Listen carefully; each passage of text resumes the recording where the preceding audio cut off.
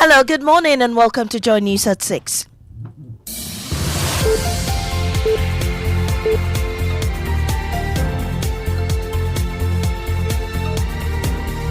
The news is live on Joy 99.7 FM and hits 103.9 FM in Accra.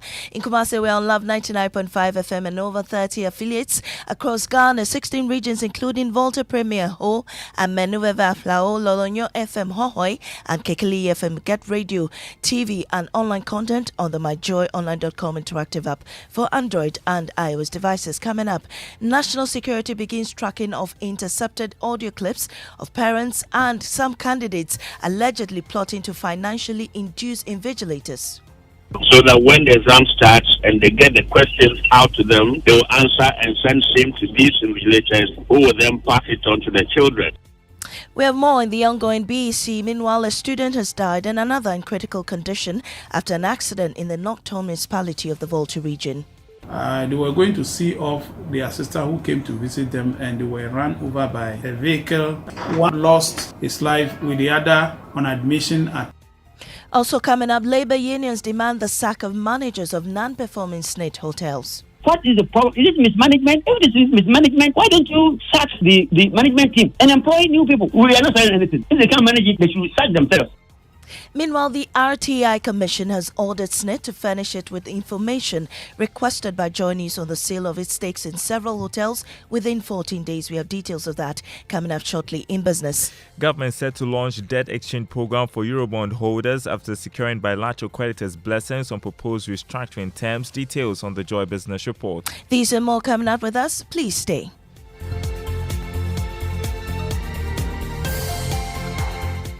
This morning, national security is tracking intercepted audio clips of parents and some candidates allegedly plotting to financially induce invigilators to aid them in the ongoing BCE. More than 500,000 pupils are sitting for the exams which started yesterday, and already 5 teachers have been arrested for malpractices. National security is collaborating with the examination body WAEC to get to the bottom of the issue. John Kapi is head of Public Affairs. Monitoring some audios that were intercepted where they have made the children contribute some money apparently to be given to the exams officer in the district and then also to the invigilators who are going to be actually in the classroom, so that when the exam starts and they get the questions out to them, they will answer and send same to these invigilators who will then pass it on to the children. So we have been able to zone in on the people, and our investigative teams are working on it probably to accost them.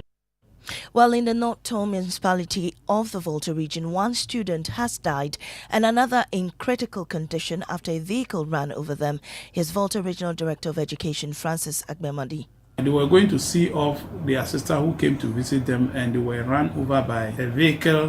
One lost his life with the other on admission at Akuse Hospital. We heard from the district director that one candidate also had a fractured hand and as a result is also unable to write. Away from the BEC, labor unions are asking the board of SNIT to sack all managers of their non-performing hotels. The scheme has been mounting a fresh defense of its decision to sell off 60% of its shares in 4 top hotels, including Labadi Beach Hotel, despite public opposition. It revealed it had pumped more than 200 million cedis in a desperate attempt to save the hotels. Director General of SNIT, Kojo Bosompim Osafumafo, says some of the hotels still didn't make profits after that. Consistent losses by almost all of our hotels. I know you are aware that Labadi does make a profit, but the returns are below par. They haven't paid us any dividends, with the exception of Labadi.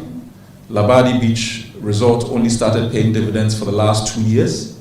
They haven't from inception. We've been called in to fund capital expenditure and maintenance expenditure and even SNIT contributions of the workers. In fact, a group of the hotels cannot even afford their auditors' fees. And so accounts since 2018 haven't been audited. But the General Secretary of the Ghana Federation of Labour, Abraham Kumsin, is asking SNIT to sack managers of these non-performing hotels instead of disposing of the hotels. If it is mismanagement, what is the problem? Alice Hotel, just about a year ago, they have established the branch in Kamaye. Go and see the facility there. Look at ex-President Kufuor's hotel. So what is the problem? I don't know. What is the problem? Is it mismanagement? If it is mismanagement, why don't you sack the management team and employ new people? Well, still on SNIT, the Right to Information Commission has directed SNIT to furnish it with information requested by Joy News within a 14-day period. Joy News lodged an official appeal with the RTI Commission against SNIT for their refusal to grant a right to information request regarding the sale of its stakes in several hotels. The move by the Commission is in response to the appeal.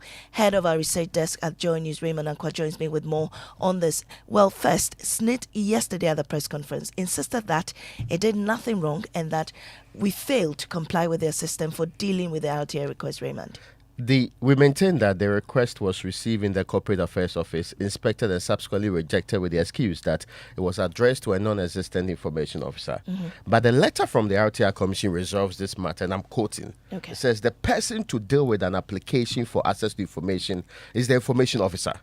It proceeds to say that Section 19 of the RTI Act states that an application to access information shall be dealt with by the information officer of the public administration. The applicant, therefore, and this is what the RTI Commission is saying, the applicant, therefore, did not err when he applied to the information officer in the letter dated 20th May 2024. And as such, his application shouldn't have been rejected. This is what the Commission is saying. Okay, so what exactly is the Commission asking SNIT to do? The letter from the Commission states, and I quote, pursuant to the above-mentioned provisions, the Commission hereby directs SNIT to furnish it with the information requested by the applicant, that's it is Joy News, with the exception of minutes of the board meetings within 14 days upon receipt of this letter. Do we know if they've received this letter?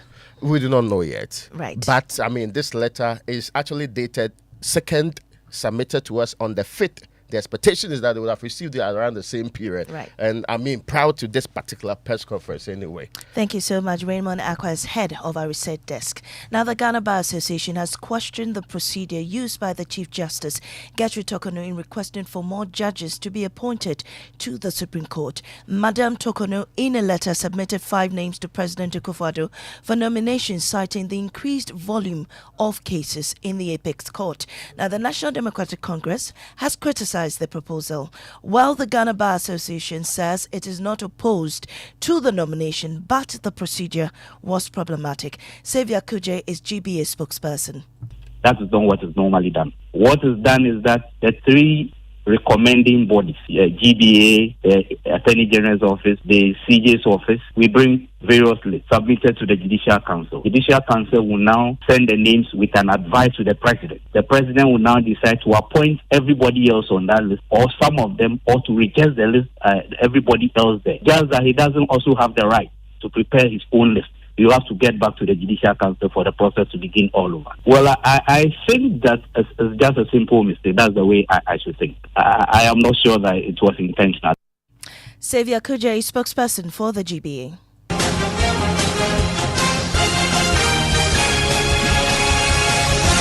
Now, in election headquarters, brought to you by Petrosol Clean Fuel in full quantity, the Chartered Institute of Management Accountants and AICPA together as the Association of International Certified Professional Accountants, the German Ozone Medical Center and Chopbox Technologies and Youth Bridge Foundation.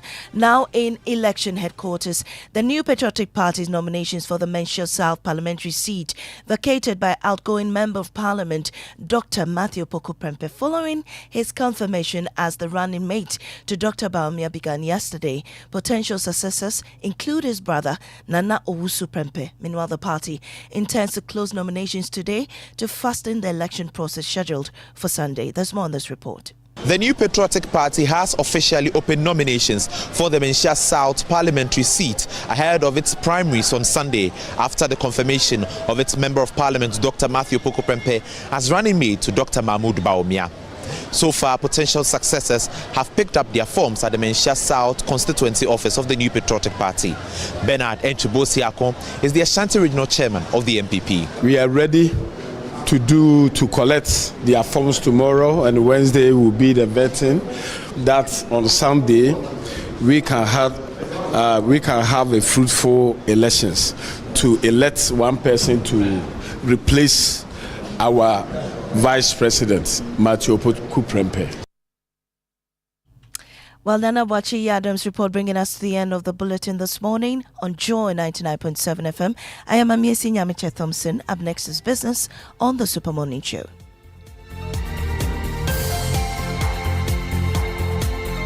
Jopana. Go. Ugomi. Now what time will you come back where I don't hear the sound of your car? Why you buy new car? No, I don't change my car. It be the same ride. It be the fuel way I change. Way one shouts it. Ever since I started using the all-new Excellium Premium Fuel, fortified with 3-in-1 action. Oh, Joe, now my car they run like electric car. No, it's so. This is the type of fuel where they want to. Because now engine they cost. Where they want for way if I buy it, it go protect my engine. And with the small way I buy, I go drive, sir.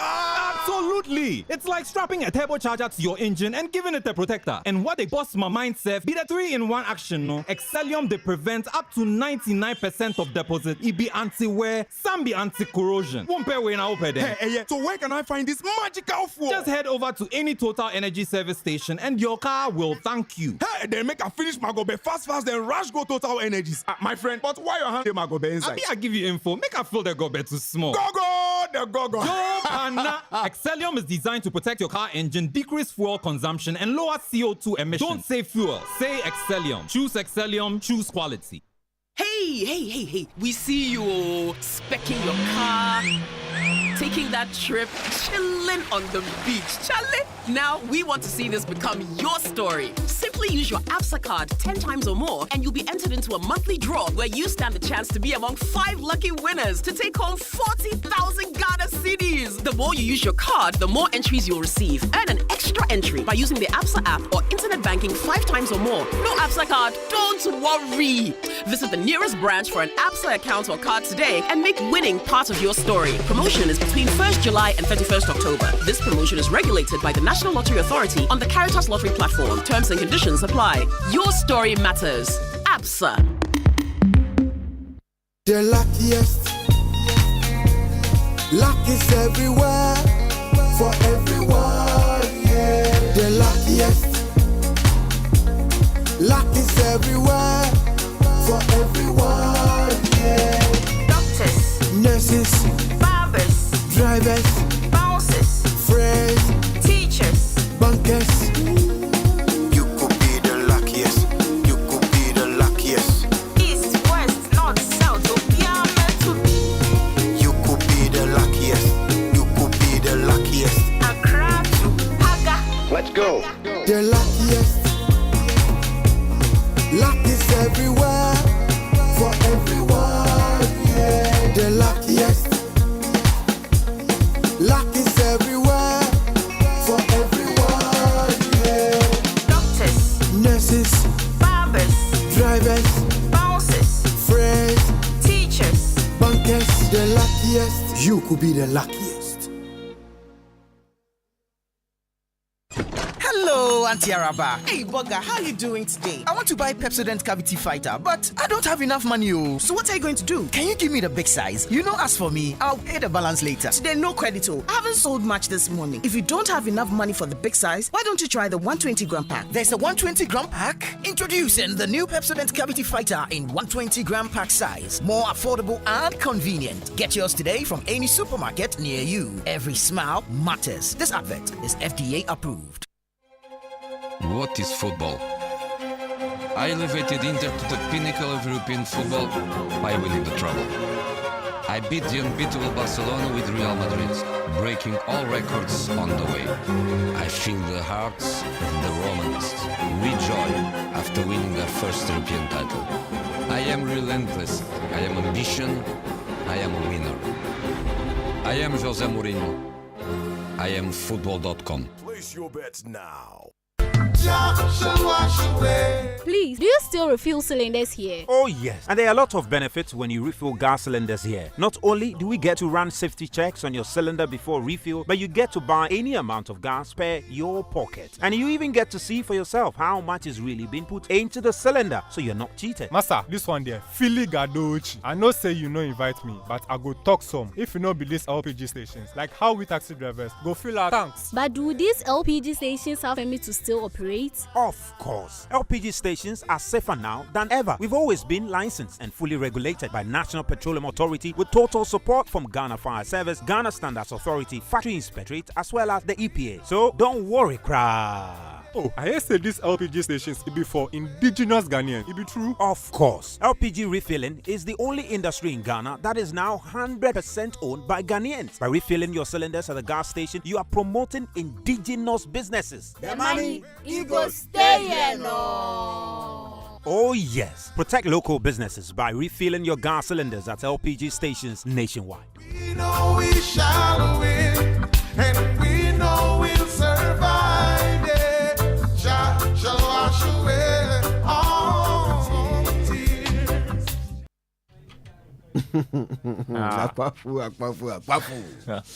How you doing? I'm good. You? I'm all right. Have you ever been to an emergency room in Ghana? No, I haven't. You're lucky. I haven't at all. A lot of the things that should never befall a Ghanaian have never befallen you. Thank God. Sorry. Look, so you've never had to call an ambulance, right? No, I haven't had to. Today I was just checking the number when I heard you were going to discuss this. Yeah. Apparently it's what is it 122? Is it? Have you dialed it? I haven't tried. Maybe I should. Should I tell you what happened 112? What's it? 112. Yeah. Should I tell you what happened to me? Tell me. Well, I mean, it wasn't to me. I had a house guest who was suddenly taken ill. Now, you know my little sister is a doctor, right? Mm-hmm. So, I mean, first I called an ambulance. It was unfortunate. This was the one day that my car was being serviced. So I was at home without a vehicle, and this person fell ill, and so I couldn't drive them to the hospital. I live 500 meters away from a hospital, by the way. Okay. 500 meters away from a hospital where there is an ambulance. Mm-hmm. I called 112. Oh, it was a joke. They told me they will get back to me. So they didn't even confirm that an ambulance is on its way. They said someone will get back to me. Nobody got back to me. An emergency? Yeah. So I called my sister. I said, look, I mean, let me try and use the who you know approach. Yeah. Apparently it works in Ghana. My sister made a bunch of calls. An ambulance arrived at my house 1 hour. 1 hour. Later. To transport the person 500 meters to the hospital. What if you didn't know anybody? But it was, I mean, how many hours would it take to get? Actually, knowing somebody didn't help. Because if it was the kind of emergency that this person was not going to survive, and it was an asthma attack, a very intense asthma attack. Wow. So if no, I mean, the person would have died. That's true. And it would not have mattered that I know a doctor. It would not have mattered. Yes. And when we got there, by the way, because there was no blood gushing out of the patient's body, they sat her in a chair somewhere in the back of the room. And it took another hour before she saw a doctor. It's incredible. Emergency. Emergency. Now, look, I say this because the problem with our emergency services is a great leveler. It levels all of us. All of us. One of the greatest medical minds in this country died during COVID because we couldn't get medicine to him fast enough. You remember? They were flying some medication in. He died. That is what will happen to you in Ghana, regardless of how rich you are. They just will not get to you fast enough. But why? The question is why? What's wrong with the system? Why After is it? So many years. Oh, Charlie. So many years. We can't figure this one out too. We need to, though. We need to. Because it might be your daughter, your son, your mother, somebody you care about, or you. Yeah. It could happen to anyone. So we need to figure it out. This one is not just a money issue. It's a thinking problem. You know, a bit of logistics, a bit of planning, a bit of technology. And we have others we can learn from, other countries that are doing so well. This is a problem that has been solved across the globe. We are the only ones who can figure it out. Anyway, that's a top priority too. In all things, give thanks. So let's give thanks to Total Energies. Total, we go the extra mile for you. And Absa Bank Ghana Limited, your story matters. They are the ones who bring us the 6 a.m. news every morning. For the Joy Business Report, which is about to kick off right now, barring any emergencies, we are thankful to Omni Basic Bank at your service. Fingers crossed.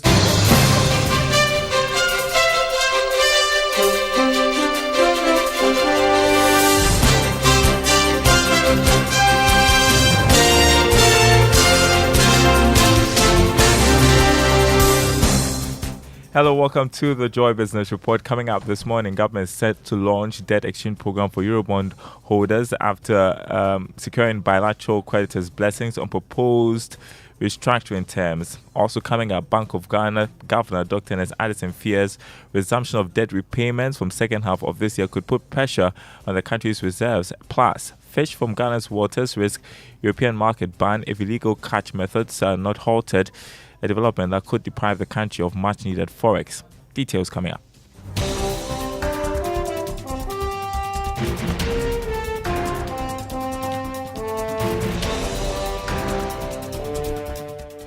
Thanks for being with us, everyone. My name is Daryl Kwao. Hello to our friends listening from Koforidon on KTU Radio. Government will, in the coming days, launch its debt exchange program for Eurobond holders. This was after the bilateral creditors approved terms for restructuring Eurobond debts. Here's Georgia for details. Joy Business is learning the necessary documentations are being worked on through the committee that has been appointed to handle the process. Government sources maintain that following the blessings secured from the official creditor committee, the proposals that the country has put forward can now be finalized for these bondholders. Government, based on the work that it has done so far, believes that all the Eurobond holders will accept the country's offer when it comes to how government wants to restructure the $13.1 billion debt. The Finance Ministry is also making some progress when it comes to restructuring the debts owed the commercial bilateral creditors. Some market analysts believe that the development may go a long way to slow down significantly the cedi's rate of depreciation against the US dollar. Georgia Phil with that report. Now, the Bank of Ghana Governor Dr. Ernest Addison is worried that resumption of debt repayment to creditors could put pressure on the country's reserves. Government could start meeting some of its debt obligations from the second half of this year after concluding negotiations with external creditors. The country's reserves is said to have reached more than $6 billion for the first half of the year. Bank of Ghana Governor Dr. Addison has maintained that the situation calls for innovative measures to deal with the challenge. Depending on what happens in the second half of the year.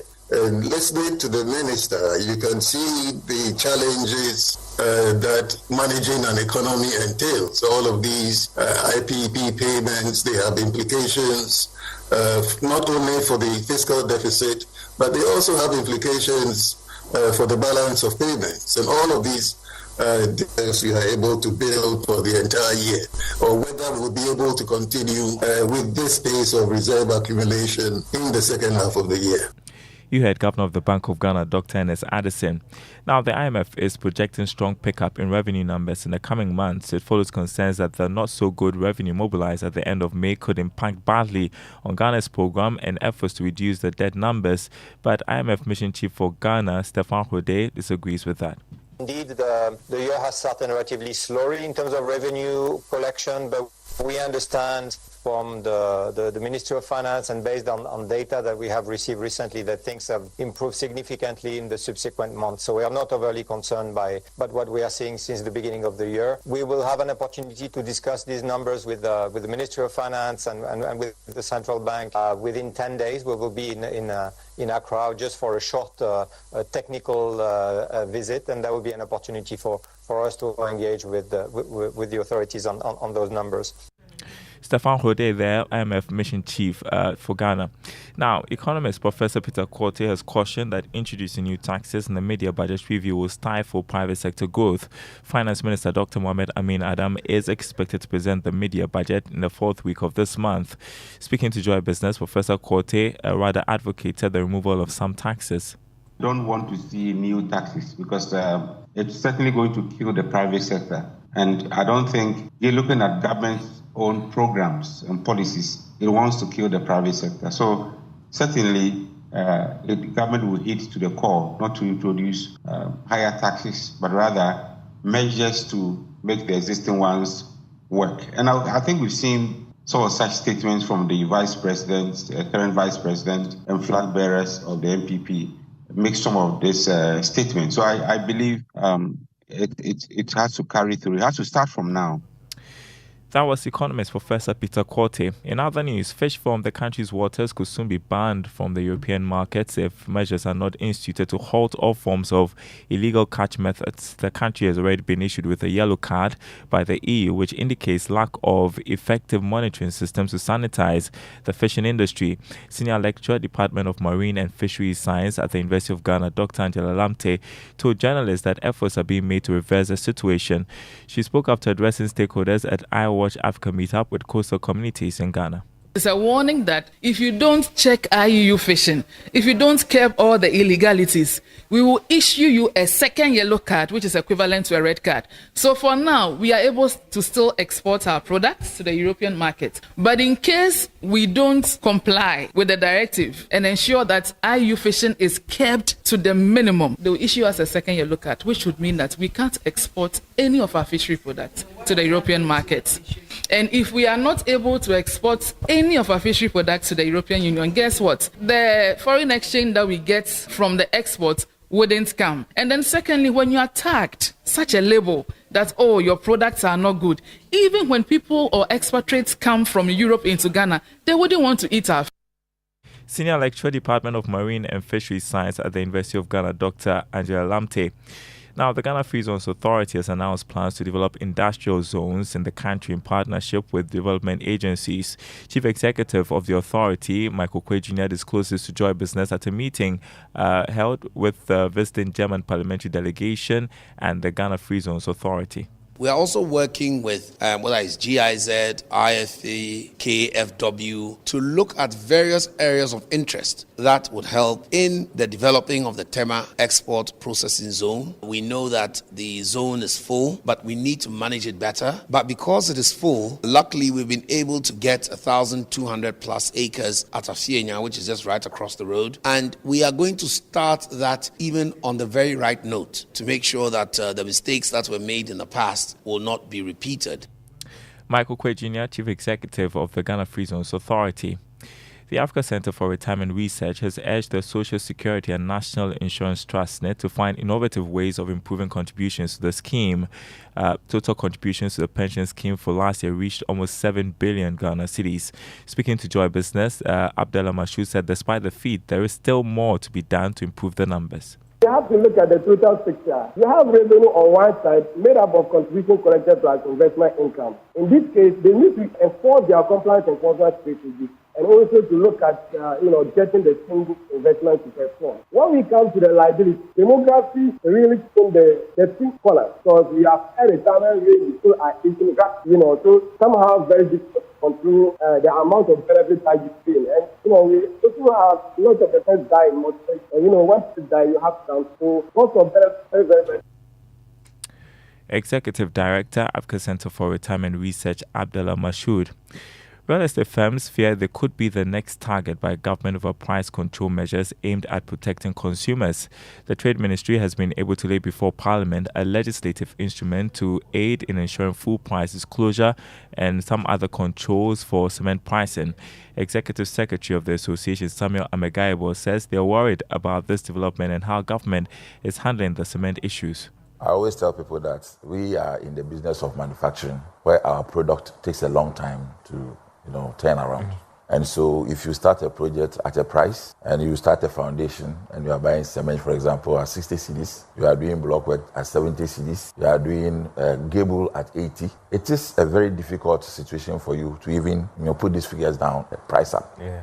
And so what we have been able to cushion ourselves with most of the time has been indexing our prices to the dollar, which also government doesn't, Bank of Ghana has a whole... Tomorrow, government will be coming at you in terms of... There's a law already, okay. Except that government itself is also quoting houses in dollars. Okay. I'm sure that's why they are quite worried right now. So it is a problem. Executive Secretary of the Ghana Real Estate Developers Association, Samuel Amegaibo. Now, on today's edition of Investor Eye, we speak to Zakaria Haruna Baba, who is Senior Manager in charge of Risk Management Department at the Securities and Exchange Commission. He wants investors never to invest with a firm unless they have proof that the firm is licensed by a regulator of the financial market.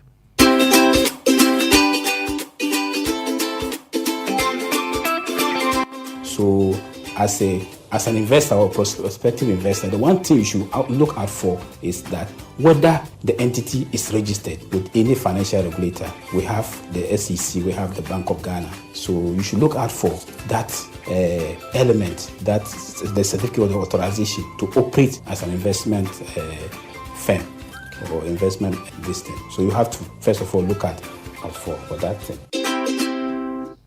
Alrighty, make a date on Thursday for another episode of Investor Eye. Before we go, a look at the markets for you this morning. On the commodity market, crude oil open trading at $85 a barrel. Gold increased by $7, selling at $2,366 an ounce. Cocoa lost $145, open trading at $7,705 a ton.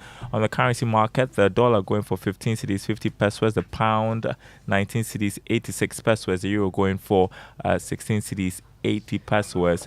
There is more news on our website, myjoyonline.com/business. My name is Darryl Kwal. Thanks for listening. And thankfully, there was no emergency. Back to you. Yes, we made it. We made it. We made it. Without any emergencies. Hallelujah.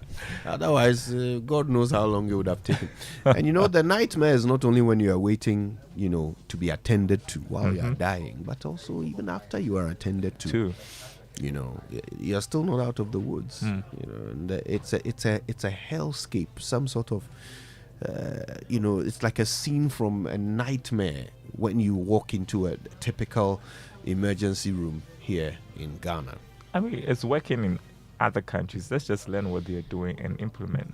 You would think that would be such an easy thing, wouldn't you? It should be. Well, it's part of what we'll discuss today. We'll try and do some comparison. We'll try and understand how things are done elsewhere and what the block is, what the impediment is, the reason why we seem unable to do the same. Because not all of these problems require money to solve. Some of them just require a little bit of logistics, planning, decision making. Yeah. Some of it requires money. Let's not, pretend. We have, how many ambulances for a population of 30 million? How many of them? I don't know. We bought a bunch of them, right? It's about 300 or so. But apparently half of them are not working. Well, we'll find out the truth today because we'll be speaking to the ambulance service as well. All right. But, it's all... Look, this conversation is not to shame anyone. This one is not about blame. No. Yeah. At this point, we are far beyond that. This conversation is about solutions. It's about saving life. Yeah. Right? Yeah. The saving your child's life. It could happen to anyone. Yes. Anyone. Can you predict whether or not you're going to be in a car accident? You can't tell. But if you were, and you were incapacitated, can't speak for yourself, can't help yourself, will the system help you? How many days ago was it that a woman was found dead in the bush after she survived a car accident, was in a hospital, a trauma center, no less, but apparently had suffered some psychological effects and couldn't speak. So they couldn't identify her, identify her relatives or anyone to come, pay her bills. She was found wrapped up in hospital sheets, dead in the bush where somebody put her. Terrible. Charlie, pray no emergency ever befalls you in this country.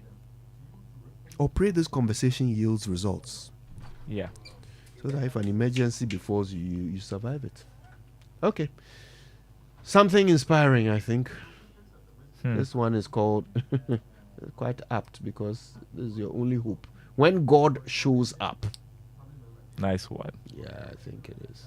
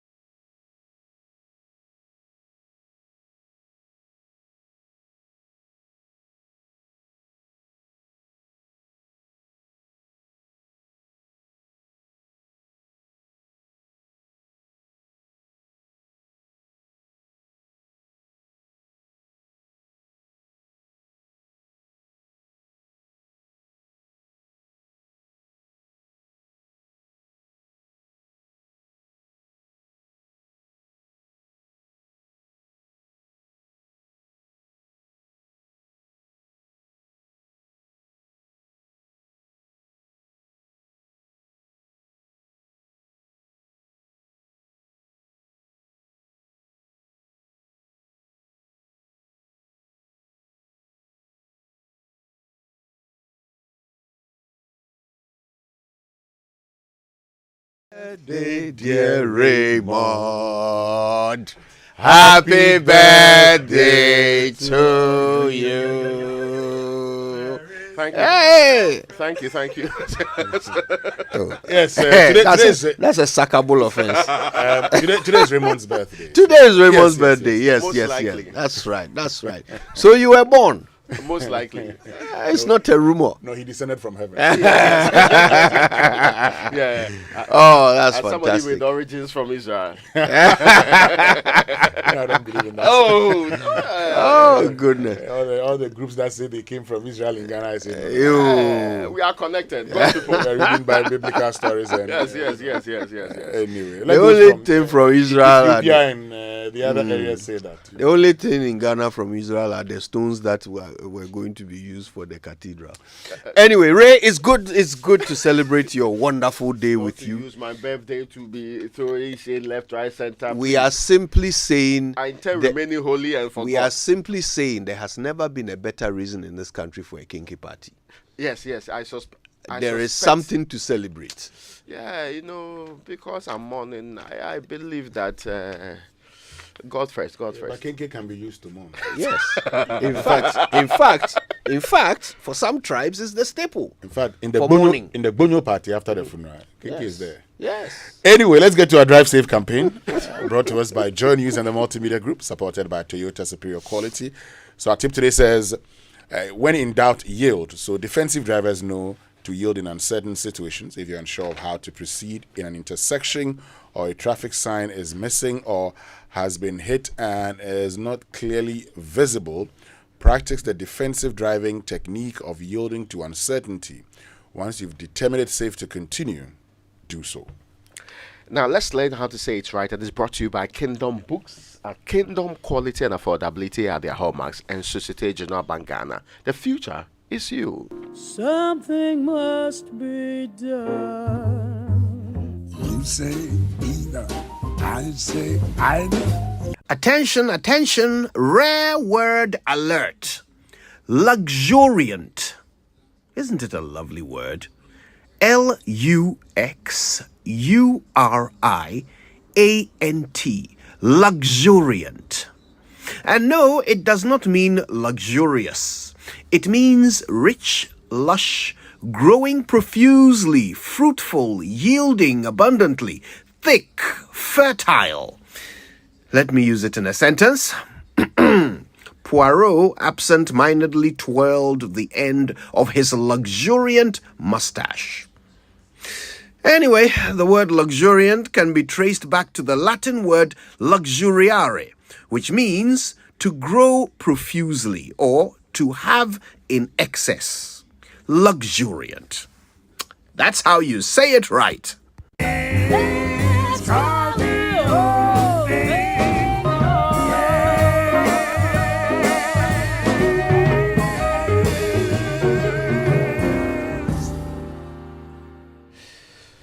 Yeah, that's how you say it right.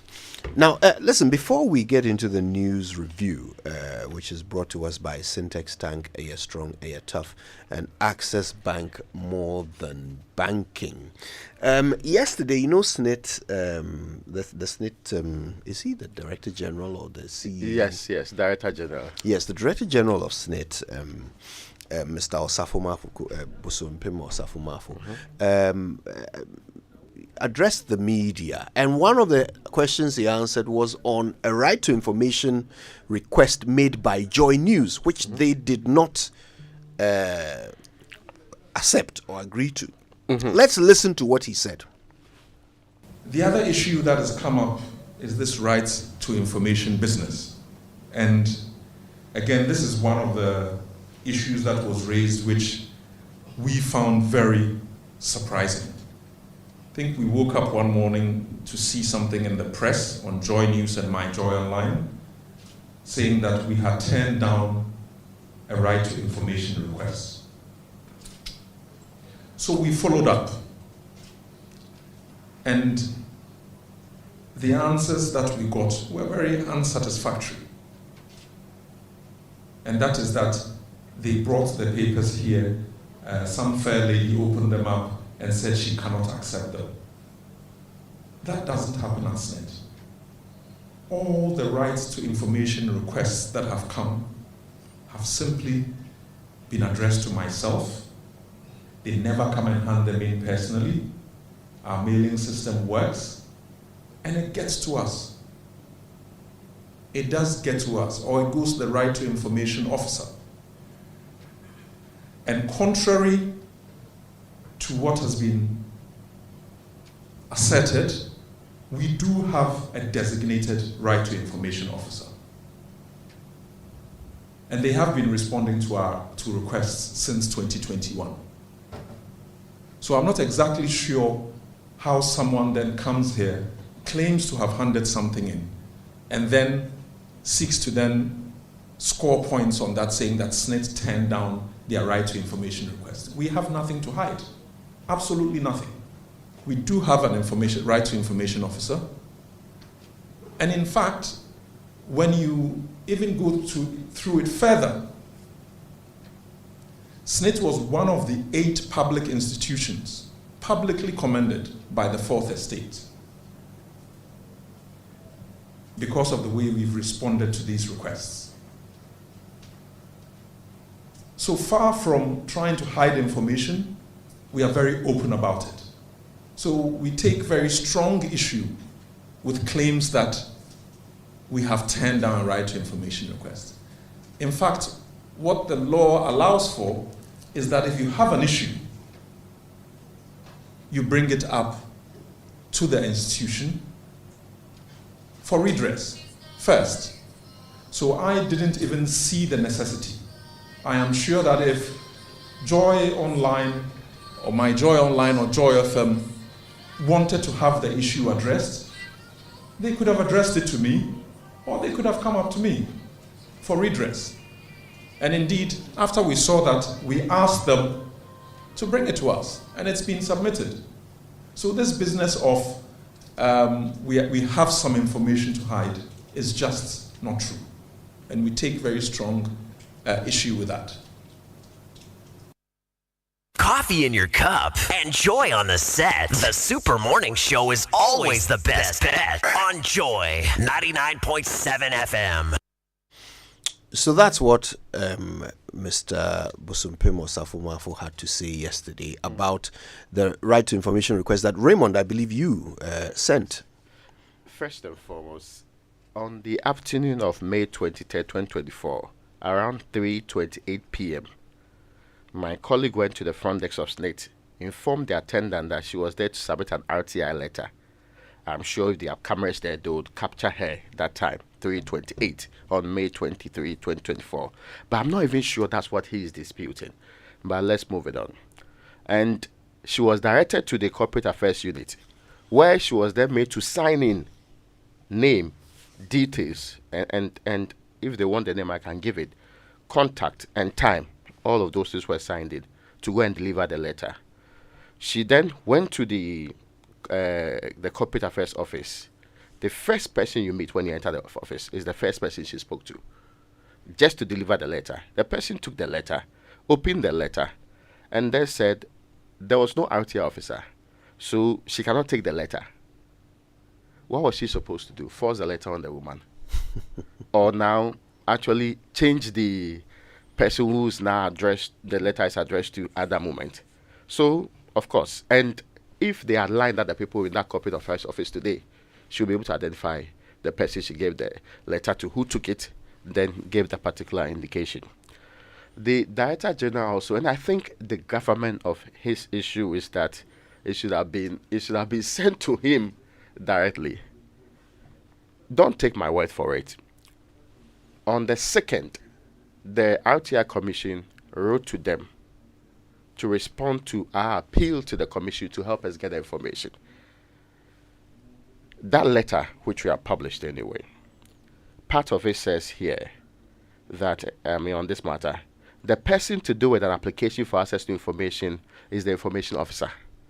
Section 19 of the RTI Act states that an application to access information shall be dealt with by the information officer of the public institution. The applicant, this is the commission saying, RTI Commission, the applicant, that is Joy News, therefore did not err when he applied to the information officer in the letter dated 20th of May 2024, and as such his application should not have been rejected. I am convinced that this letter dated 2nd, we saw it and even an email sent on it on the 5th. SNIT would have received a similar letter. So Mr. Safmaf was well aware of this before going to say that they have a system where you have to send a letter to the Director General. But I'm a little bit confused. The law has specified how these things should be processed by state institutions, by public offices. In fact, right? You know what you even have to do? Assuming I address it to the wrong person, what you do is take it, because it's the same institution, and give it to the right person. You are even veering off the facts. The facts are that you addressed it to the right person. Yes. So I don't even want to talk about what should have happened if you addressed it to the wrong person, because you didn't. You addressed it to the right person. You went to the office, you handed it over to them, and they, according to the man himself, they seem to have a system that is contrary to the law. And I do not know why, and it's not the only institution that comes up with some of these claims. I do not know why, and I've seen, we have written to heads of units before, the reason why we don't do that. And they have necessarily directed us elsewhere. Now, secondly, on the appeal process, they quoted a section. They said, we should have complied with Section 31, which says, except as otherwise provided in this Act, a person aggrieved by a decision of the information officer of a public institution may submit an application for internal review of that decision to the head of the public institution. How could we be aggrieved by the decision of an information officer they say was non-existent and that we couldn't give a letter to? We could not hand a letter to the person. You are saying that if you agree by that person's decision, we should repeat that. And in any case, as I read to you the section, the RTI Commission did not find that your procedure for appeal is what should be complied with. Is the reason why they said we were right in indicating to the... And Kojo, let's not even belabor the point. They sent somebody here to come for the letter.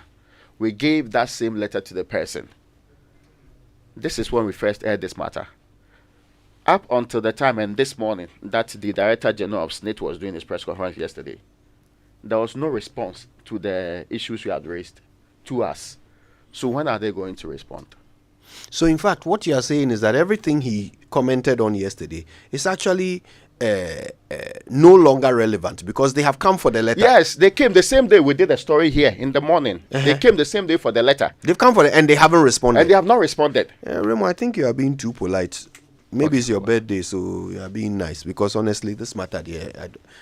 Okay. So hopefully they'll find time to respond. Not through press conferences. The mode is that you write back to us or send it via mail. I nowadays check my mail consistently to see whether there is a most important update on it. Mr. Osafo, please, you know the law. If you don't know the law, let somebody explain it to you and then obey it. We beg you.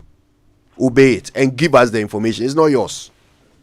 Give us the information. Well, there's more on SNIT though. The Chronicle is reporting sale of Lapam, Labadi and others. SNIT rejects Rock City's terms of payment.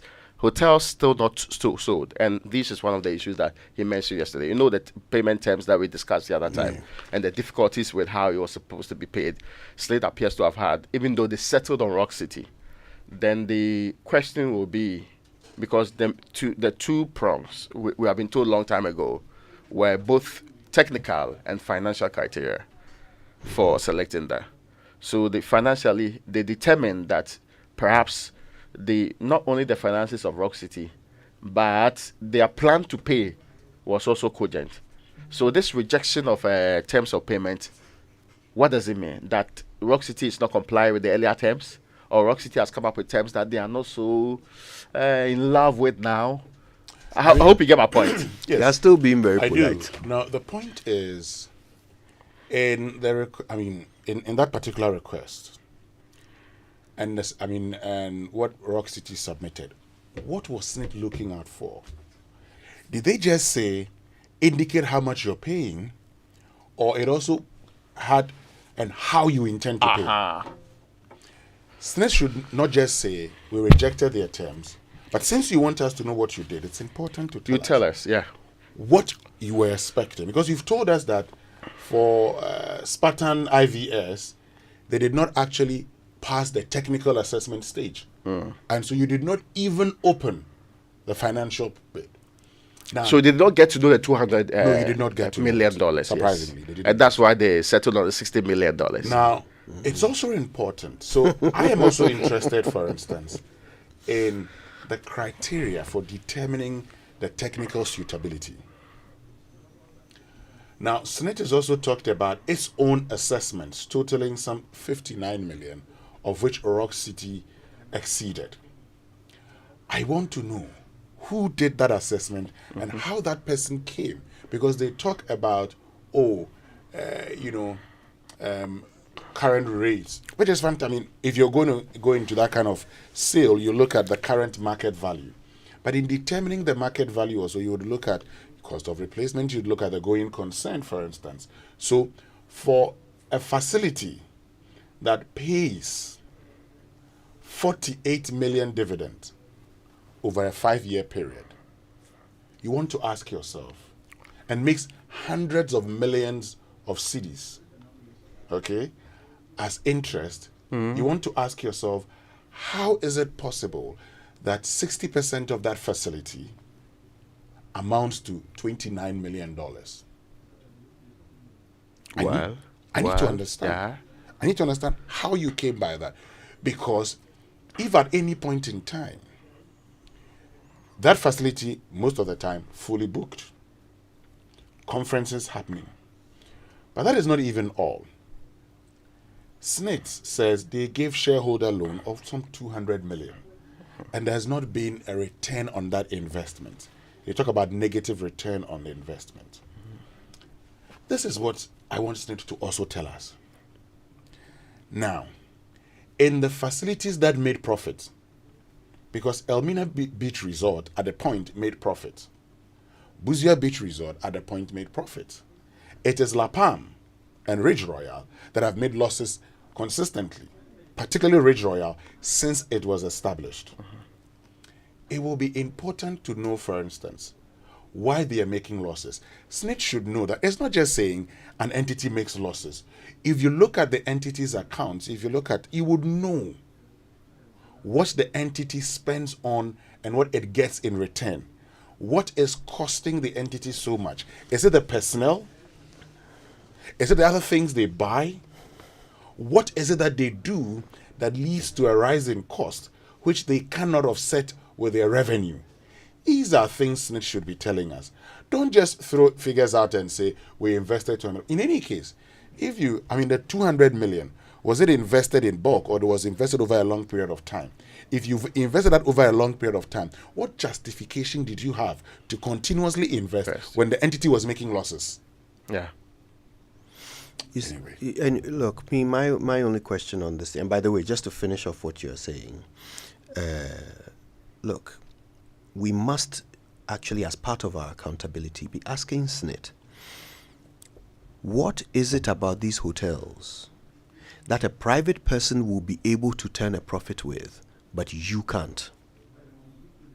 I think fundamentally, before you convince us that you must sell them, you must explain the thing that a private person will be able to do for these hotels to turn a profit that you, SNIT, cannot do. Let us understand. But the last thing, please. I have a concern over the timeline of this payment plan. Okay, so they've just rejected it, right? That's the latest thing in the process. They've rejected the payment plan of Rock City. Okay, so let me understand. They put out a bid. Rock City applied. Their bid was successful. They accepted Rock City's bid. But that bid did not come with the payment plan. The payment plan came later. They then saw the payment plan and said, no, this is not good enough. But you remember that when Brian Achampong and Samuel Okudzeto Ablakwa were on this show, Samuel Okudzeto Ablakwa put it to Brian Achampong that he is understood to have made a payment plan. He is understood to have bought the hotels under a payment plan, which suggests that he will be owner of the hotel and be paying.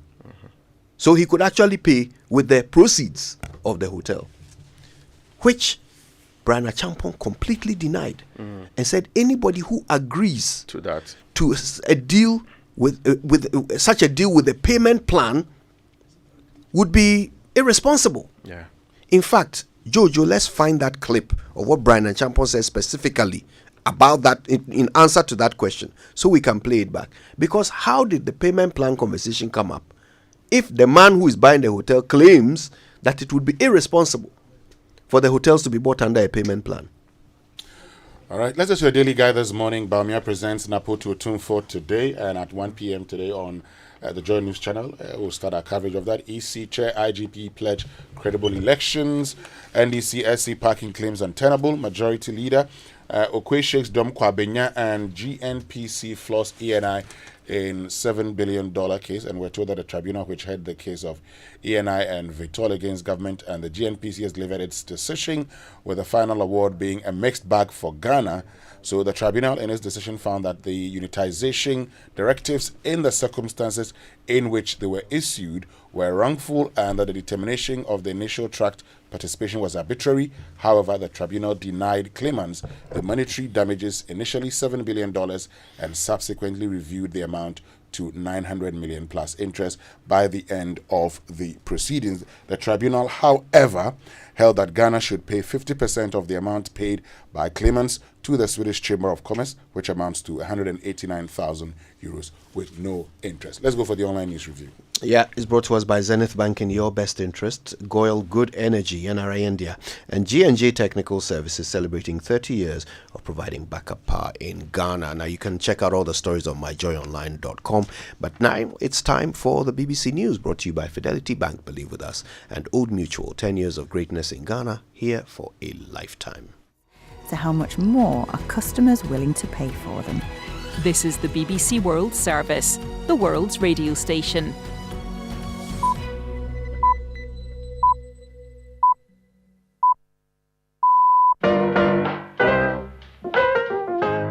I'm Myra Anubi, and today on People Fixing the World from the BBC World Service, we're talking about mental health and finding out about different ways to get people the help they need. We'll go to the US to hear how one state is responding to emergency calls related to mental health. I looked in and they didn't look very professional. But by the time I got to his apartment, they had him talking like they were best friends. And later, we head over to Denmark to find out about a surprising prescription. As a person that doesn't really sing that much, I was like, oh no, this is gonna be scary, but it's a really enjoyable and surprisingly fun experience. So let's talk about ideas helping people with mental health conditions on People Fixing the World right after the BBC News.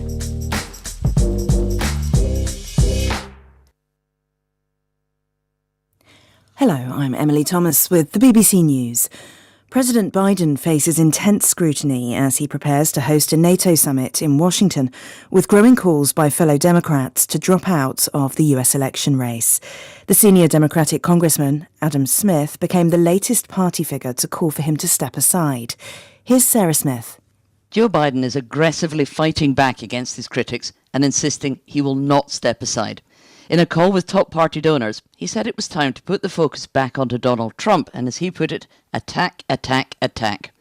Mr. Biden has many allies in his party who publicly say that they do support him staying in the race, but the list of Democrats expressing their doubts is getting longer. Mr. Biden insists he will not be pushed aside by the party's elites, wealthy donors or the press. But for his strategy to work, he needs to convince the wider electorate that he really is up to the job. Russian officials said a fire had broken out at a power substation in the Rostov region bordering Ukraine after overnight drone attacks. The regional governor wrote on Telegram that Russian air defense systems had intercepted a number of Ukrainian drones. Earlier, the UN Secretary-General condemned Russia's missile attack on Ukraine that killed more than 40 people, including some at a children's hospital in the capital. James Waterhouse is in Kiev. Strikes like this don't influence the battlefield, if at all. But what they do is put Ukraine's own resources under stretch in terms of air defences and ammunition, and they also put the population under pressure. And I think in cities like Kiev, you're not going to see that resolve weakened in any stretch, but it may well be beyond their control if Russia continues to engage in this war of attrition. Australia's Cyber Intelligence Agency has warned that state-backed Chinese hackers are repeatedly exploiting vulnerabilities in Australia and across the Asia-Pacific region. With more details, here's Phil Mercer. Australia's Cyber Intelligence Agency is accusing a group called APT40 of widespread hacking on behalf of a branch of China's Ministry of State Security. It says they look to plunder information by infiltrating old and forgotten computers that were still connected to sensitive networks. Australia's allegations are supported by several of its allies, including the United States, Germany and Japan. They appear to be an escalation of international efforts to deter Beijing's cyber espionage activities. Officials in China say an investigation's been launched following outrage on Chinese social media over reports that fuel tanker trucks that transport toxic chemicals are also being used to carry cooking oil and other products. The Beijing News quotes a driver as saying the practice is so widespread that it's considered an open secret. BBC News. Japanese media say prosecutors have decided not to pursue the Prime Minister, Fumio Kishida, over a political funding scandal that blew up last year. A number of senior governing Liberal Democratic Party members and others are also not now facing indictment over the controversy. They include the party's current and former Secretary-Generals. The government in Rwanda has issued a statement following the scrapping of the deportation agreement it had with the previous government in Britain. In its statement, Kigali made it clear it had fully upheld its side of the agreement. The deal, struck to address a crisis of irregular migration to Britain, would have seen thousands of asylum seekers removed to the East African country. China's biggest electric car maker, BYD, is continuing to expand abroad, reaching a deal to build a $1 billion manufacturing plant in Turkey. It's expected to turn out 150,000 cars annually. Here's our business reporter, David Waddell. BYD's new plant will have the capacity to produce 150,000 vehicles every year, so says Turkey's state news agency. The project will create 5,000 jobs and starts production in just over 2 years' time.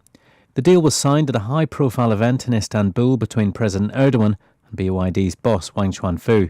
BYD has been reaching hard into Western markets, but was landed last week with a high additional tariff on the vehicles it ships from China to the European Union.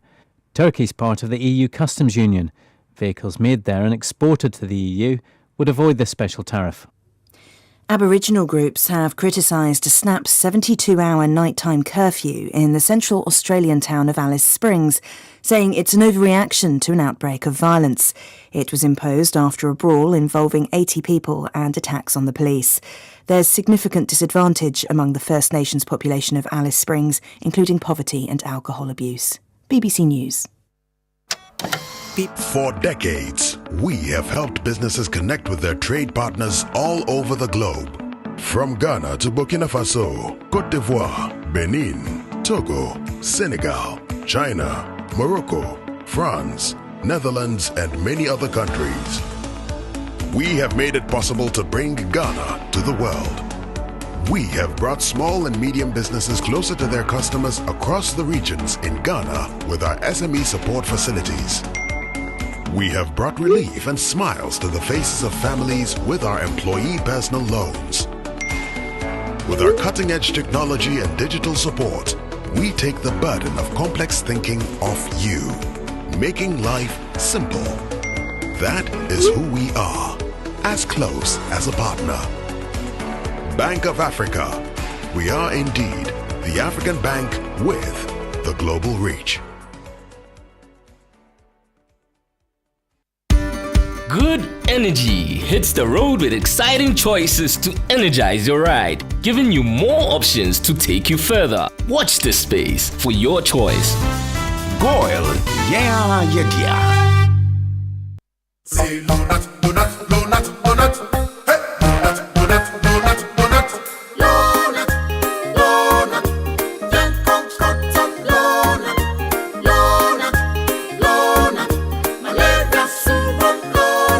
Everybody follow not sa malaria. A 3D till no not now. Oh, malaria chill. Oh, popo. What do you mean?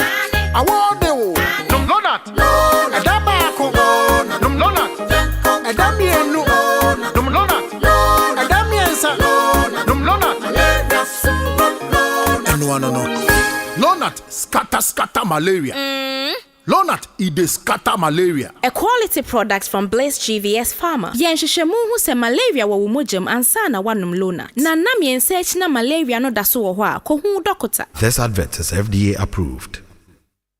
Beautiful people, we are live in town, soaking in the excitement about the partnership between Access Bank and PABS, revolutionizing the way people move money across Africa. Let's hear directly from those reaping the benefits. It's a relief. Anytime I send money back home, my family receives exactly what I send them, instantly. I'm studying in Ghana, but originally from Nigeria. With this service, my parents send my school and hostel fees directly, and they do it with so much ease. I run a fashion business. Let me tell you, sending and receiving money across Africa without those annoying forex fees has really cut down our operational costs. Benefit from instant payments across Africa with zero foreign exchange hassle. Visit our website www.ghana.accessbankplc.com or call our toll free on 0800 00 4400 for all your cross-border payments. Pass it with Access Bank. Access Bank, more than banking.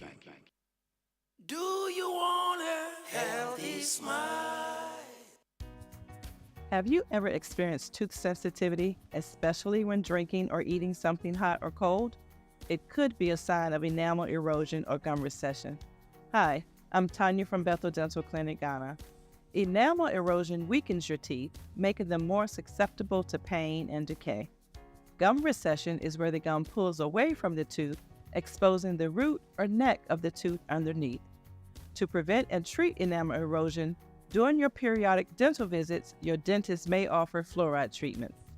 Fluoride is a mineral that strengthens the teeth and is often prescribed to apply it after every professional cleaning by your dental hygienist.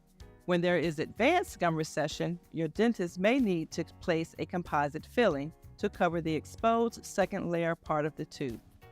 These treatments help reduce sensitivity, preserving your smile, health, and comfort.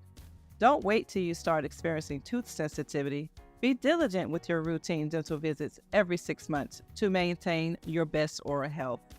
These visits enable your dental professional to keep an eye on your gum and tooth enamel so that any signs that show a risk of tooth sensitivity are detected early. This way, you can eat and drink your hot and cold food and beverages without any problems. Bethel Dental Clinic, empowering you with knowledge for better oral health.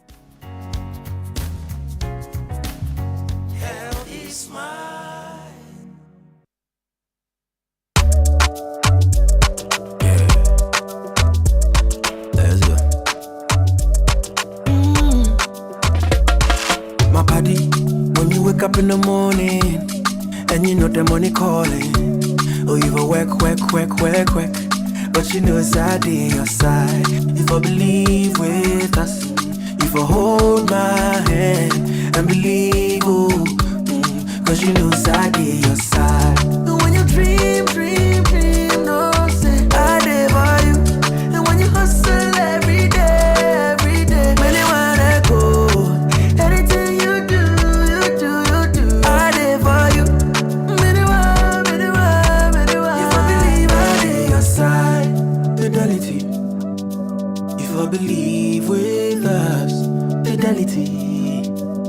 If I know I live your side, fidelity.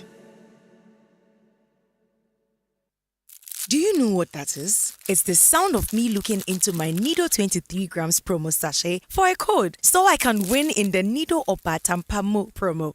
Become one of the 3 lucky winners of a fully paid family getaway in Nido's Opatampamo promo. Look inside your Nido 23 grams promo sachet for a code. Dial *380*11# and follow the prompts for a chance to win big. This advert is FDA approved.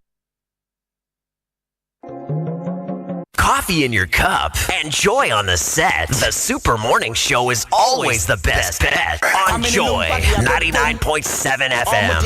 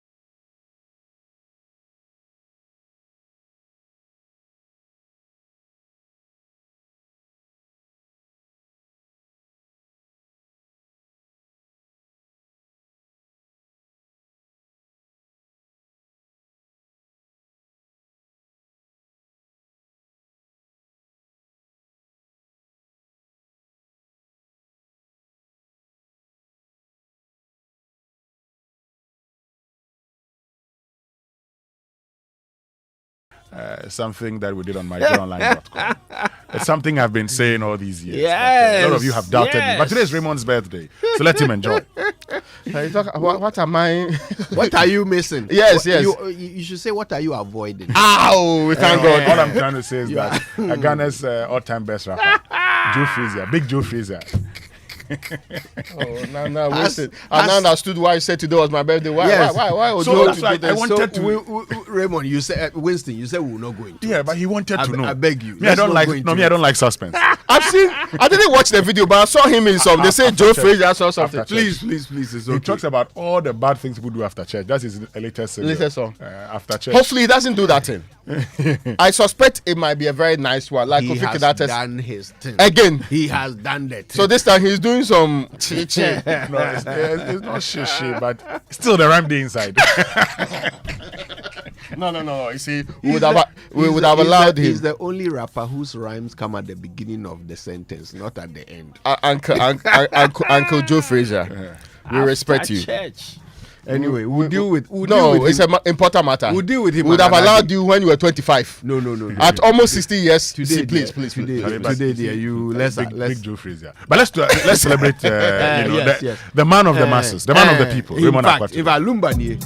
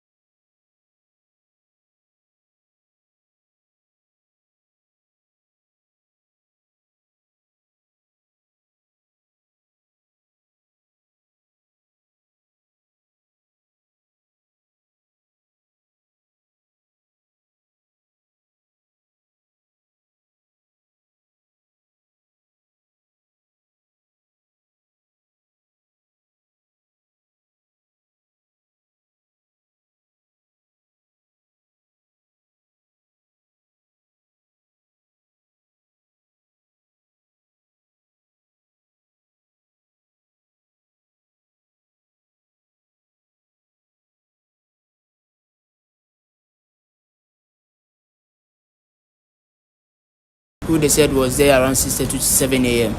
So when Cuba, the injury that the person was having was in the head. So I was thinking she would be attended very early, but she was asked to join a queue, even though she was seriously shaking and everything. So I think around 10 to 11 there she collapsed, and I don't know if she died or because she wasn't breathing and she wasn't moving. My own son was not feeling well, so I took him to a hospital near where I stay. So in fact, they said they have to transfer to 37. So the hospital, they tried to call ambulance service. Myself, I'm a staff from that, so I know I have their contact, so I also called them. And in fact, where are you? This is the problem. Where can we locate you? About almost an hour. So finally, I have to forget about them.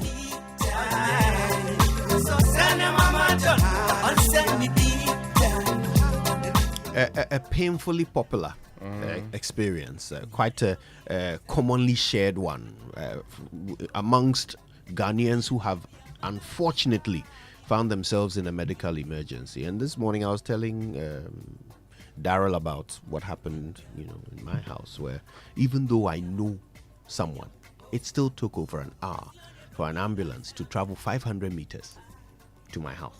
Yeah, that's problematic. Look, Kojo, in 2018, on Easter Sunday, at the time I was at the Media Journal, and we're having a program. So this guy, they were at Jekiti, Easter around Jekiti. So I got there, and some of the guys were involved in an accident. So this guy was rushed to the VRA hospital. And at VRA hospital, the decision was taken that he be sent to Accra because I think he had a broken neck or something. Oh, goodness. He had to be transferred to Accra. Look, we started looking for an ambulance. At that point, we were told that, okay, the ambulance was going to come in, but we had to pay for the fuel. This is not hearsay. I was there. So that's why I'm giving you the date. I was there. I was there. Now, the ambulance guy said we had to pay for the fuel. And so a lot of back and forth. We spoke to group CEO and everybody. They came in. And I mean, apart from that, we had to actually look for a bed in Accra. It's your job. The one requesting the ambulance guys actually insisted that we make sure that we had a place where he was going to be sent to. Because they've had instances where they've sent people to facilities. They get to the facilities and they're told there's no bed. So we should make sure. On that Sunday, the group CEO at the time, Pele Swamensa, had to go round, had to make calls. Finally, the guy was brought to 37, where he was admitted. Ambulance service asked, and the ambulance was actually coming from Kufuridia. Hey. Yes, to Akosombo. Well, now, well, I mean, it's no surprise for a population of 30 million. If we have less than 300 ambulances, then Obifi Kufuridia. But why so? I just keep asking myself, why are we even having this conversation in the first place? The idea of emergency care is that at that point, you need every second matters. 6 months ago, I was going to share the story on our page. There was a massive debate in the UK Parliament over whether or not it's conscionable for ambulance response to exceed 15 minutes. They said it was not an evolved society's response. Jesus. They said it was backward.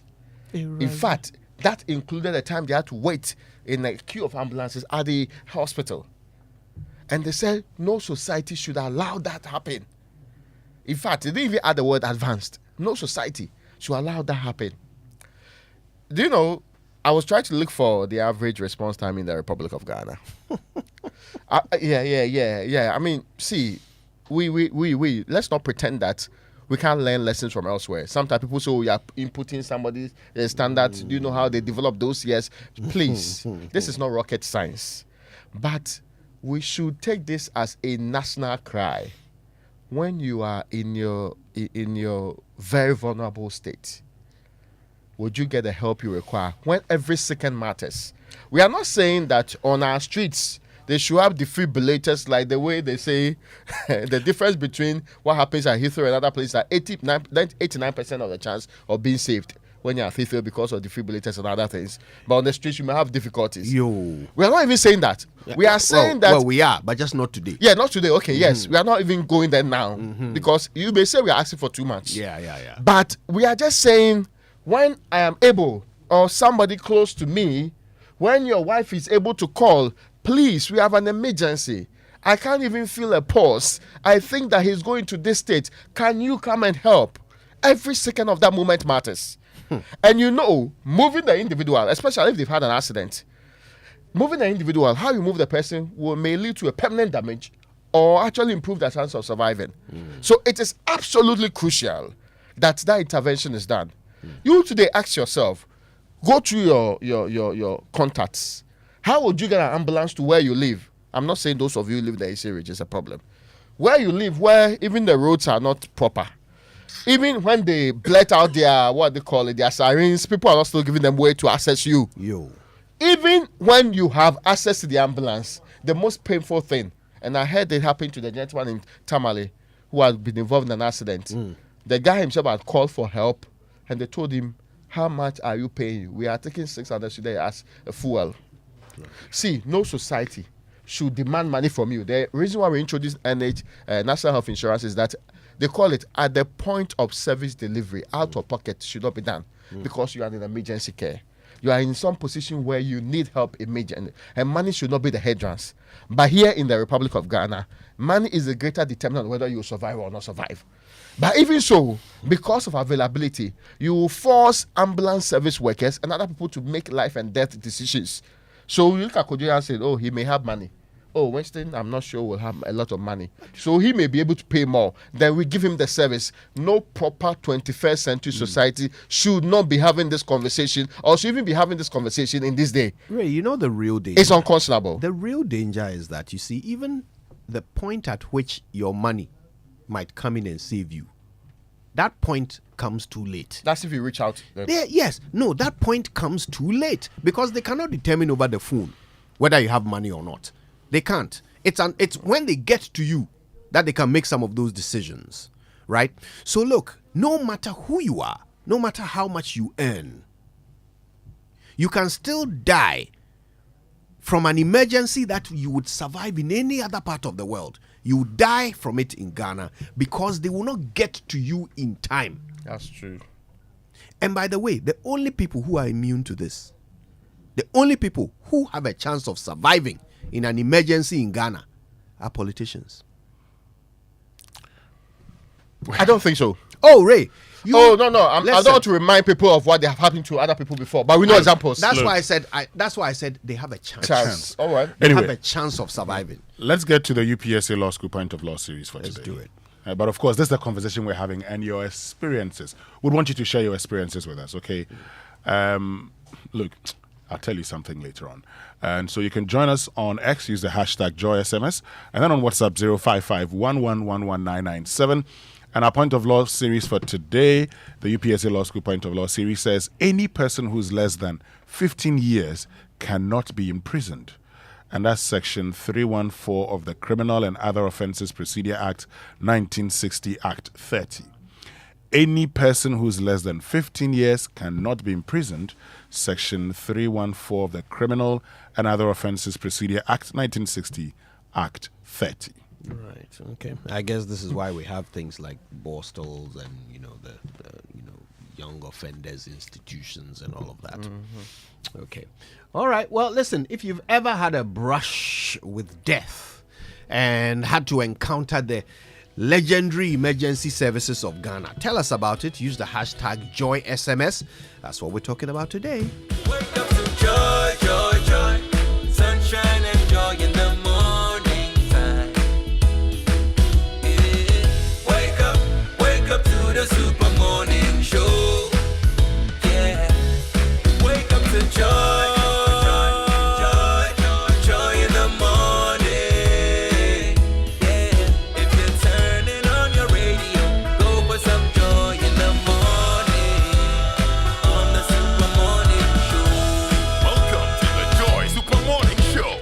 Raymond, happy birthday. How do you respond? Thank you. Now, do you know what I was going to say? You would have been sad, cry. It happens to you once. Yeah. You don't know. Yeah, that's the first thing I said to you. Anyway, you are a man of the masses. Yes, so you are sharing your birthday with the masses. Yes. Yeah, speaking of which, Professor Peter Quarty says I should wish you a happy birthday. He says he would have bought you a cake, but you say you are mourning, so... Oh, but Kenke would do for him. I'm going to buy him Kenke actually. Oh, the masses have disagreed with Kenke. What do the masses agree with? Yeah, Kenke party. What do the masses agree with? Anyway, speak now or forever hold your peace. Silent. The masses believe that all forms of donation should be directed to the leprosarium, and that is where true need is required today. Yes. You should know that I'm always a man of the people. So we won't eat kengi. Yes. Anyway, which bank in Ghana is always at your service? Omni Basic. Yeah. Which bank is ready to assist you with their 24-hour state-of-the-art contact center? Omni Basic. Which bank in Ghana is the fastest growing corporate bank and bank of the year 2023?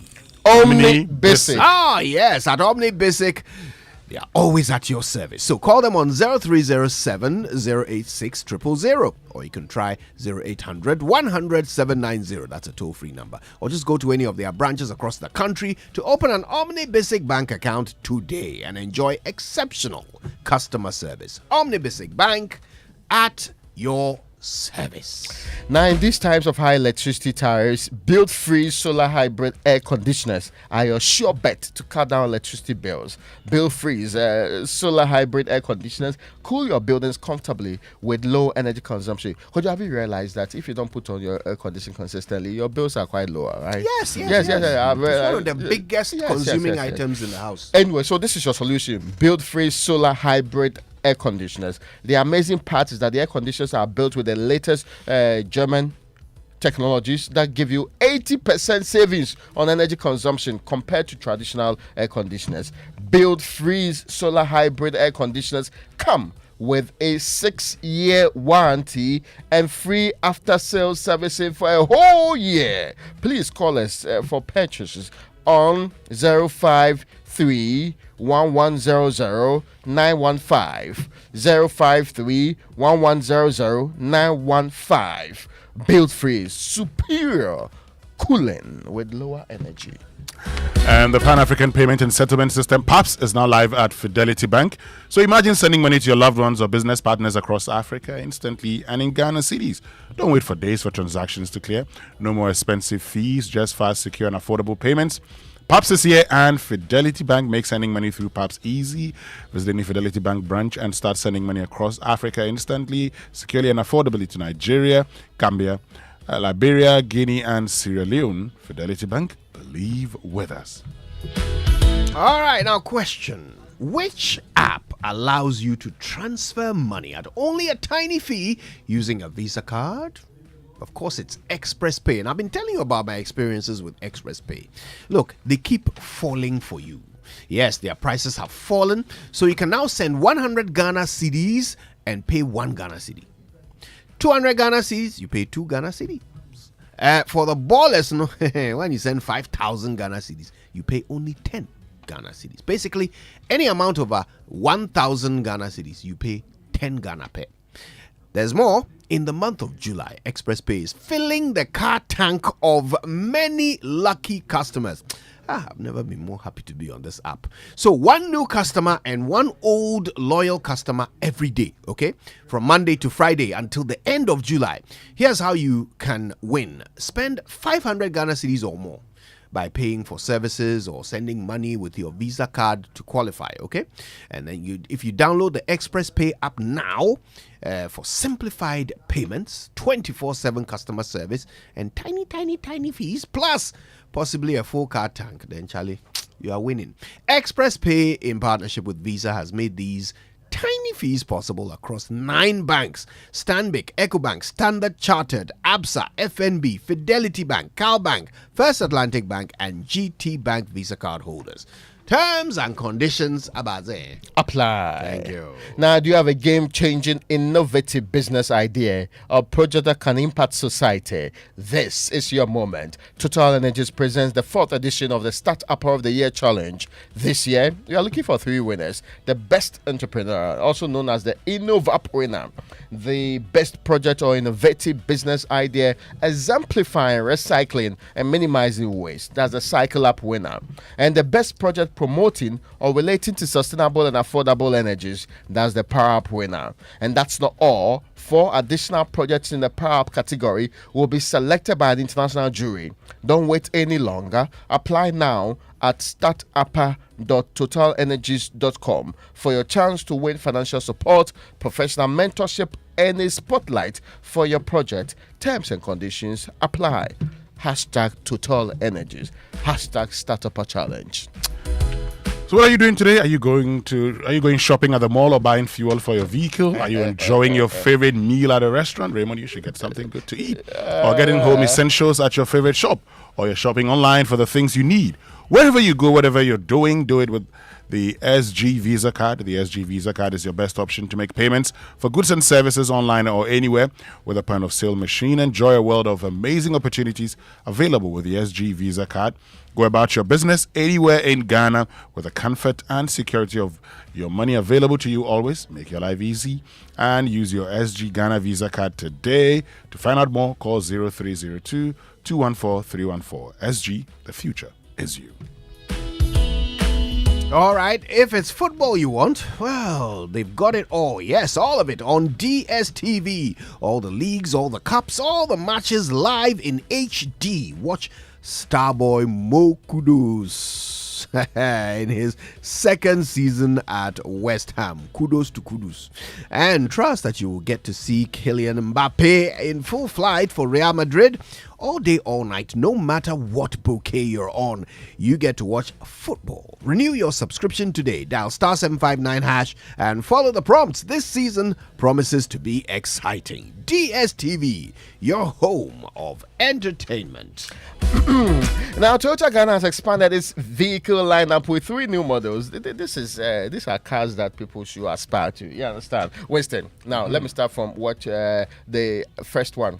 Introducing the all-new Toyota Vitz. This is a stylish, highly fuel-efficient A-segment passenger car with a compact design suitable for urban travel. Now, for safety, it has a wireless door lock, an ultra-modern anti-theft system, and an ISOFIX child-resistant system. Let me move it up a little bit for you, Winston. The Toyota Urban Cruiser. You see that cruiser? Yeah. The C-segment crossover SUV features a robust design, advanced technology like a 3-spoke urethane steering wheel and a 4.2-inch TFT, a touchscreen audio display with a USB, Apple CarPlay, Android audio connectivity. Also, I now present to you, ladies and gentlemen, the new and luxurious Toyota Land Cruiser 250 Prado. Wow. Have you seen it?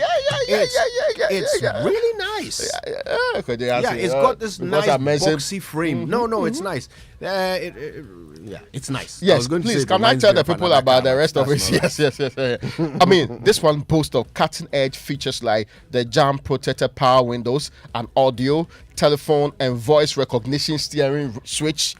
Let me repeat that. Audio, telephone and voice recognition steering switch, a UV cut sun and moon roof, an ultra modern immobilizer, unmatched off-road capabilities, and a strong presence inviting you to embrace adventure and luxury like never before. This is what you give to the man of the masses during these times. This is what you give for the service of the masses, for and on behalf of the people.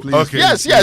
We all agree to that. You agree, right? I agree. Yes. If I want one. Inviting you to embrace adventure and luxury like never before. These 3 new additions to the Toyota range aim to provide the best value for your peace of mind. Let me lower your microphone small before you blow it. So motoring and also uphold Toyota Ghana's commitment to offering the best vehicle purchase and ownership experience, whether navigating the city, embarking on an adventure, or asserting luxury. Toyota Ghana has a vehicle to meet your needs. You need to visit the branches of Toyota Ghana now. Accra, Tema, Kumasi, Takoradi, Takwa, and Tamale, or call 0302-910-204 for the unique Toyota experience of having to just buy and say, hey, I'm sending it to Joy FM. That gentleman, give him one, okay? Toyota, superior quality. So let's help you check your dream location off your bucket list. Make your travel dreams a reality with Access Bank. Aviation and hospitality desk is designed with you in mind. Let's help you book and pay for your ticket and secure travel insurance. Whether it's a tropical escape or a visit to a family, Access Bank has you covered. Avoid the hassle. Book your next flight with Emirates, South African Airways, Air Peace, or Africa World Airlines through Access Bank. Our 55 branch network gives you convenience, easy payment and security. Visit our website, ghana.accessbankplc.com, or call our toll-free 0800 004400 for more information and assistance. Access Bank, more than banking. All right, well, Kingdom Books and Stationery Limited is still your #1 supplier of quality office essentials, equipment, and furniture. Prices are affordable. You can pay via Momo, and they will deliver to you in very good time once you order from kingdomstoreonline.com. If you're in Accra or Tema, you get free delivery, which is also fantastic. And, of course, you can pay across all networks. Terms and conditions do apply. At Kingdom, quality and affordability are their hallmarks. So, listen, guys, I've just learned that there is a report, put together by the Ministry of Health, the Ghana Health Service, and the WHO, the World Health Organization. It's called the Ghana Harmonized Health Facility Assessment for 2022-23. Okay, there are lots of details on it. I can't share all of them. There is just one detail that I found blood-curdling. Okay, it says here in this report that less almost half. Okay, so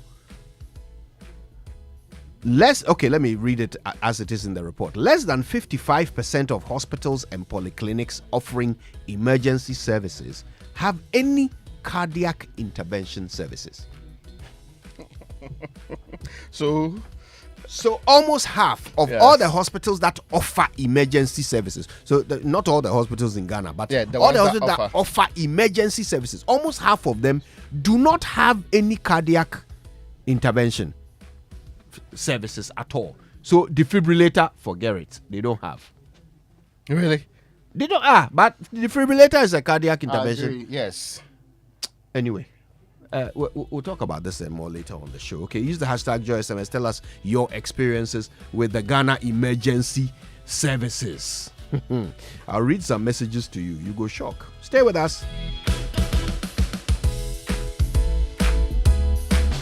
Life is a stage and we're all players, playing the supporting role. The title of my poem is Playing with rhythm. Playing the lead.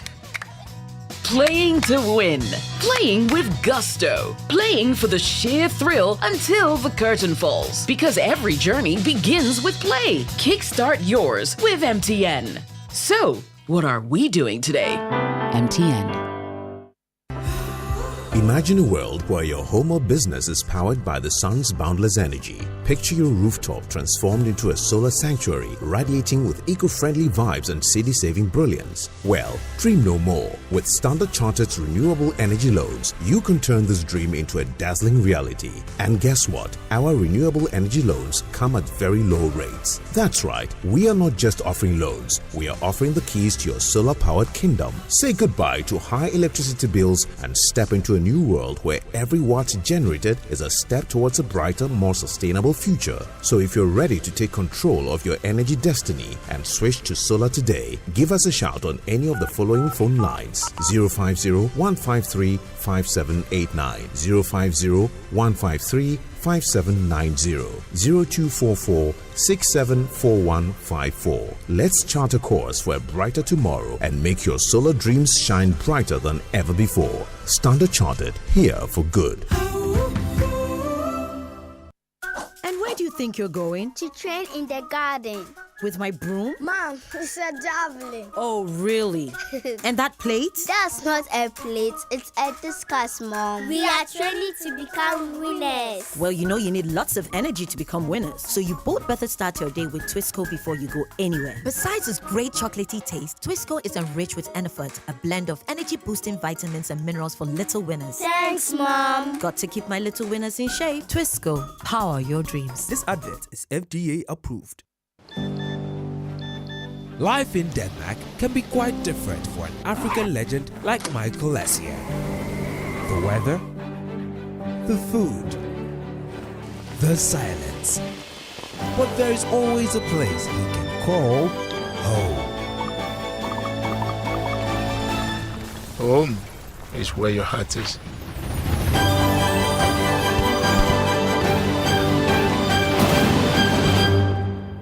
Sportybet. Play with champions.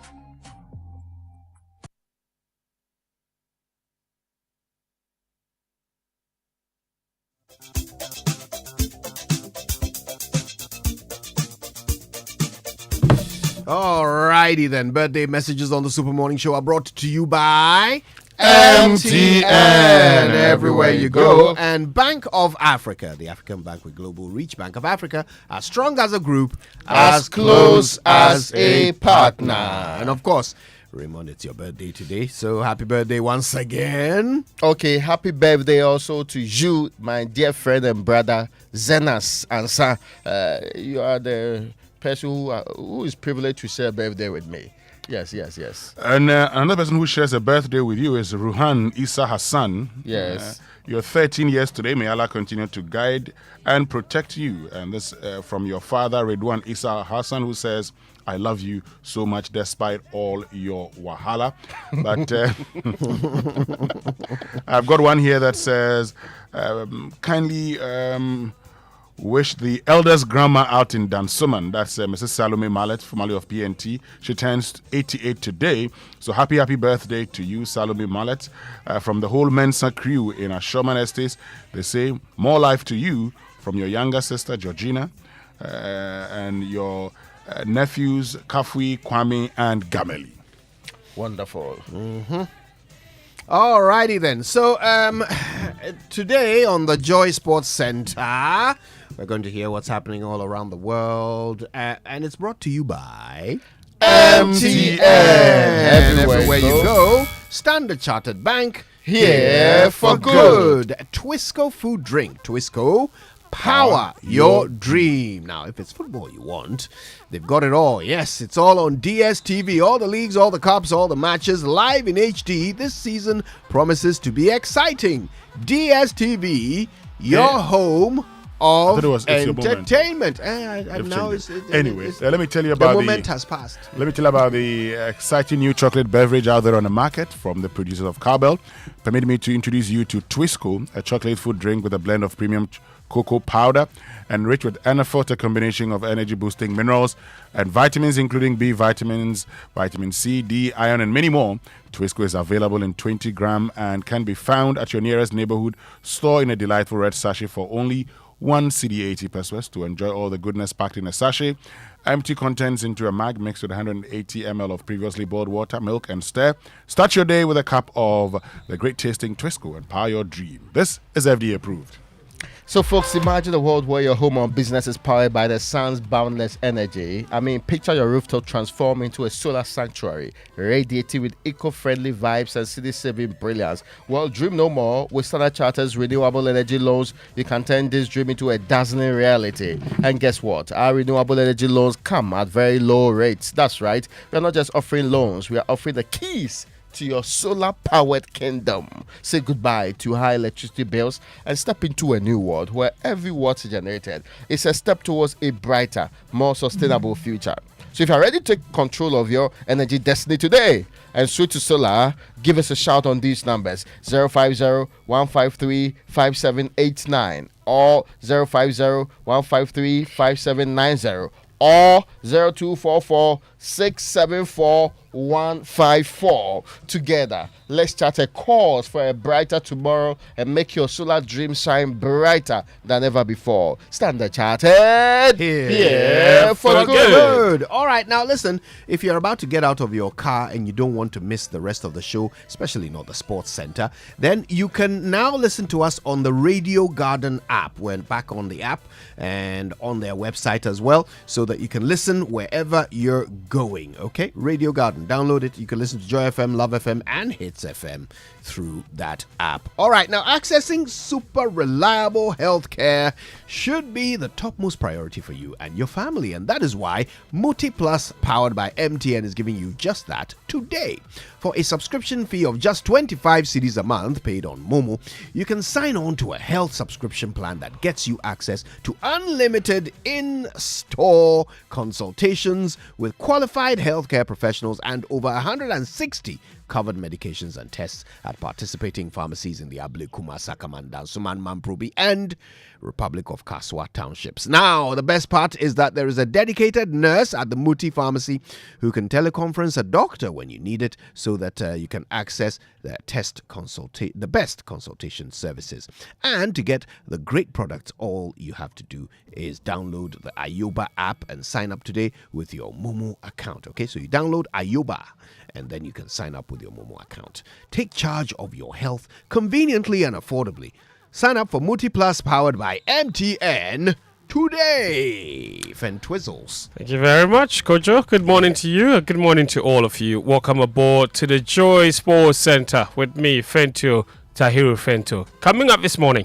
And to all those people that have chosen to disrespect the player, in this case me, have a good night. Good night, good night. Yeah, Novak Djokovic confronting a booing Wimbledon crowd after he booked a quarter-final place in the competition. That's to come in the next 10 minutes. But we'll begin here at home. And NDC flag bearer John Dramani Mahama's reluctance to commit to building a new Molding Stadium, if elected president in the 2024 elections, has divided opinions. The former president, during a media engagement on Sunday night, said it's impossible to commit to such a facility because of the current economic crisis. But some Ghanaians that we spoke to had some very interesting things to say about that. So I feel that in as much as you would want to renovate this once, you would have to get us a world-class stadium that would be able to satisfy each and every game that we play. But we forget more stadium. You see, we see the players calm down, then go take off the pitch. Where the players now don't they feel say them go play their matches, their teams. In club, them are club teams where them they play. Them they play for good top. Wave them can Ghana, maybe green grass, sand, then other things. So they're not the fit play the football where we see them go feel for Ghana. Ghana pitch there, every pitch be yawa for year. If you give them the opportunity where you say if you do one, that one there, we will support to make you do one. Some Ghanaians there. Now, the Black Queens have arrived in Tokyo. Then they did so last night ahead of their international friendly against Japan this Saturday. The friendly is to prepare the senior women's national team for the 2024 Women's Africa Cup of Nations, which has now been rescheduled to July 2025 in Morocco. The Black Queens coach Nora Haptel says the postponement of the tournament is an opportunity for her to monitor more players. The WAFCON is postponed to next July in Morocco, so we needed to reschedule a bit our planning. First of all, we play now Japan. They're beside Spain, maybe the best ball possession team, because I said we want to have a measurement with the top of the world to see where are our strengths, what can we deliver on this level and what we still need to work on. Then we're going to have plenty of friendly games, October, December. We want to use all the FIFA windows to make a good preparation. It's also good now the time to screen more players. That's the Black Queens head coach Nora Haptel. Now, former Asante Kotoko management member Jose Usibempa is urging former Black Stars coach Kwesi Appiah to step down from his role as a GFA Executive Council member amid concerns of conflict of interest after Ghana was paired against Sudan in Group F of the 2025 Africa Cup of Nations qualifiers. Appiah is also the head coach of Sudan's national team. So, for example, today the FA convened and said that we are playing Sudan. Let's think of how we'll be able to, one, survive and also beat them to qualify. How will Kwesi Appiah going to take part in such discussion? And then I'm hearing people that, then he has to recuse himself. Why don't you just stay away? And that is my personal advice, because see, it gets to a point, if he's not careful, the Sudanese may probably question his commitment. And so I think in his own interest, how much does he make from the FA? Is it in terms of money? What kind of reward does he make from being a member of the executive committee? In your own interest, you just resign and say that, look, I thank you for the opportunity. So that's Usibempa speaking on Love FM there. But Ibrahim Sani Dara, a former GFA communications director, disagrees. He says Kwesi Appiah must continue to stay on. Kwesi Appiah should not resign. Why? Because, number one, I don't see the issue that people have been raising. But there's always a case where people can recuse themselves from such discussions, and it should be a straightforward case. I think Kwesi Appiah being in charge of Sudan and also being in the ESCO would add a lot of good to Ghana football. An example is just there are now about 3 Sudanese players joining Kotoko, for example. It is through his ingenuity. The learning experiences he would have in Sudan, he will bring it back as a Ghanaian to impact on Ghana football. Ibrahim Sani Dara. Now, Black Stars forward Anton Semenyo has signed a contract extension with Premier League side Bournemouth, which will keep him at the club till 2029. And elsewhere, Scottish Premiership club St Johnstone have announced the signing of a Ghanaian youngster. His name is Aaron Aisel. He signed from Bichem United. St Johnstone confirmed the capture of the 18-year-old on a 3-year deal. Now, Great Olympics, they've dissolved their management and technical teams with immediate effect following their relegation from the Ghana Premier League. Olympics dropped to the Division 1 League on the final day of the season after placing 16th at the end of the season. Olympics suffered a torrid time in the ended season, picking up 44 points and finished 16th, which will see them play Division 1 football next season for the first time since 2017. As a result, the board of directors, chaired by Amakai Amatefio, decided to dissolve the management team led by Oluboy Komodo. Coach Orlando Lante and his technical team have also been affected by the dissolution. In the interim, lawyer Kwame Techi, who is the Controller General of the Ghana Immigration Service, has been appointed alongside Kujo Fiano and Oluboy Komodo to oversee the club. The board says it will announce a permanent team for the two departments in due course. There is also an assurance that all necessary steps will be taken to restore Great Olympics back to the Premiership. And that's a Joy Sports Desk report read to you by Mubarak Haruna. Now, the Euro 2024 semi-final competition kicks off today with Spain taking on France at the Allianz Arena. That match is at 7 p.m. Spain midfielder Rodri, he says their past 3 Euro wins will inspire them to work harder to reach the final.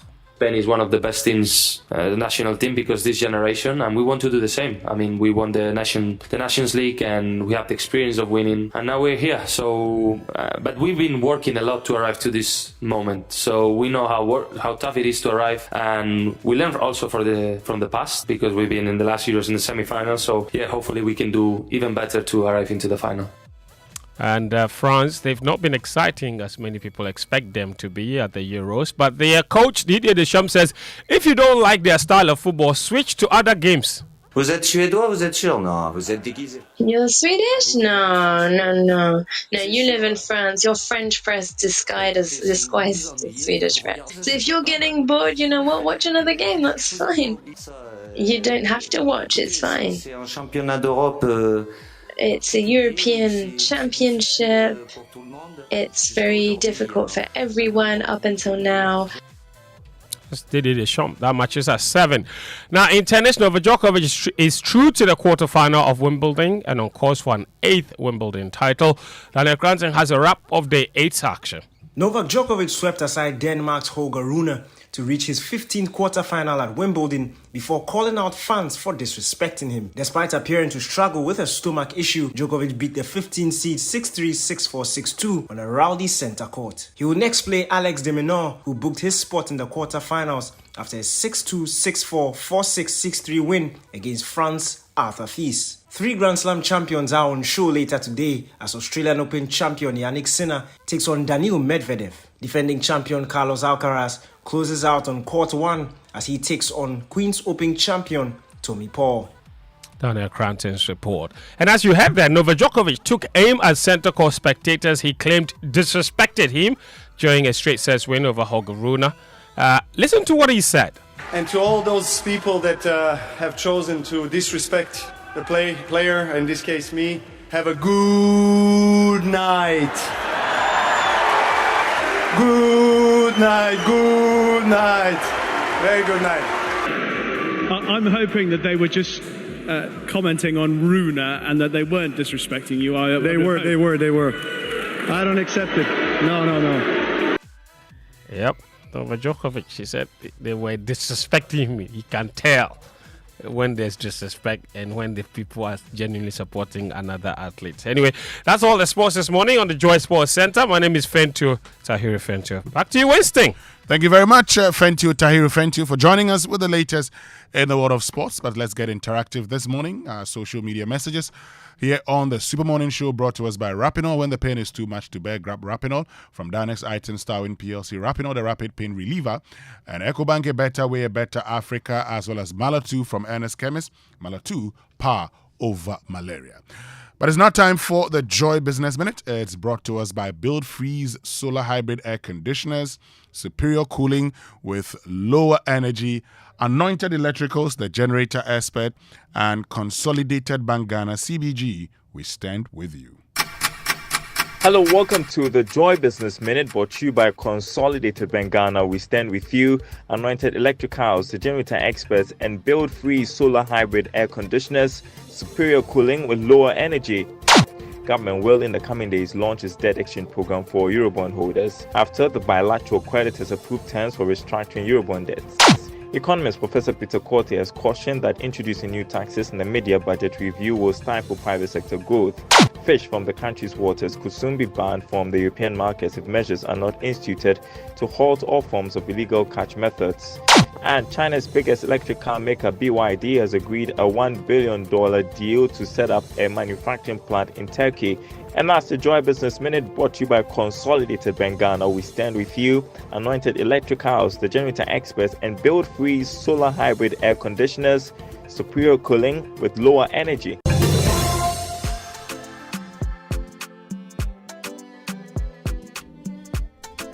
And Anointed Engineering Services Limited is into the sales of ultra-silent generators from 5 kVA to 2,500 kVA, and they undertake maintenance and repairs of all kinds of diesel generators, and also stock genuine spare parts of all kinds for various generators, and also do generator rentals. They have branches nationwide, and you can locate their latest branches in Amrahia Frames Oil on the main Adentan Dodowa Road, East Legon Lagos Avenue Road opposite Tomrick Hotel, in Tema, the Tema General Hospital Road, Community 9, just after the overhead, and Kaswa off the Wager Kaswa Road near Simaf Cement Depot, and at Odoko, where they have their head office, number 77, Anointed House of the Odoko Malam Road. Call them on 0243 480 334. This is the year to stop singing and talking about shopping and enjoying life and just do it. Because EcoBank has over 1 million Ghana cedis worth of cash and prizes in the EcoBank Million Gang promo for you and over 7,000 others across Ghana. Winners will be rewarded bi-weekly, and you can be one of them, winning up to 10,000 Ghana cedis. There will also be 3 monthly draws, and all you have to do is to deposit cash in multiples of 500 Ghana cedis into your EcoBank account at your nearest branch, EcoBank Express Point, or via EcoBank Mobile to stand a chance of winning. Other prizes include fuel vouchers, shopping vouchers, airtime, and many more. Promo runs from now till the 31st of July 2024. It's your time to chop life. Remember, every 500 Ghana cedis deposit earns you an entry into the EcoBank Million Gang draw. A better way to enjoy life, a better way, better Africa. EcoBank, the Pan-African Bank. Stay with us. We'll be right back after these messages here on the Super Morning Show.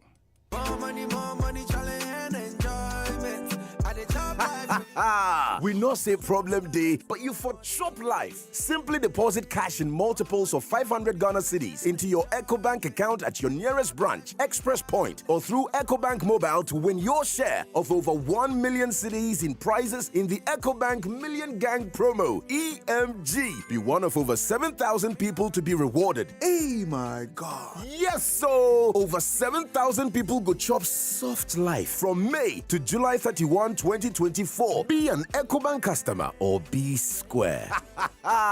Remember, every 500 Ghana cedi deposit earns you a point for the EcoBank Million Gang today, EMG. Deposit today and win your share of 1.2 million in cash and prizes. A better way to enjoy life. A better way. A better Africa. EcoBank, the Pan-African Bank. This promo is regulated by the NLA on the Caritas Lottery platform.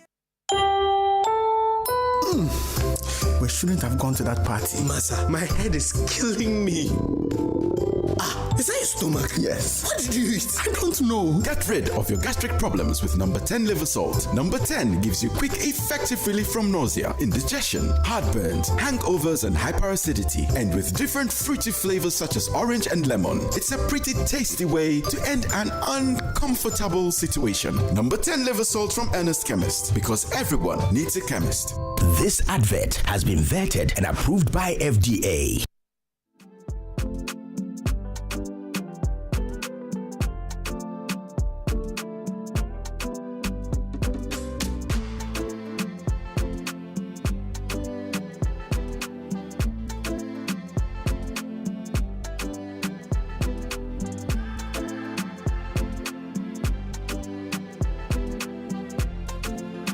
Right, so welcome back and thank you very much. And this morning on Big Story is brought to us by Telecel Connecting Energies, latest from your partner for life, and Equity Health Insurance here for you.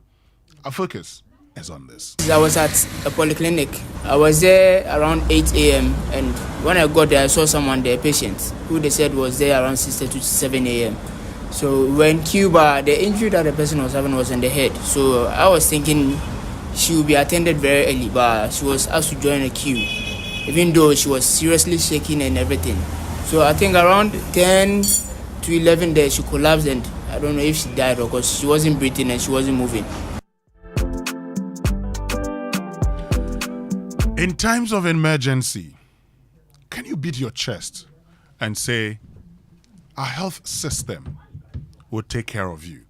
Bearing in mind that this is a country where overall 32% of facilities have access to emergency transport system for patients.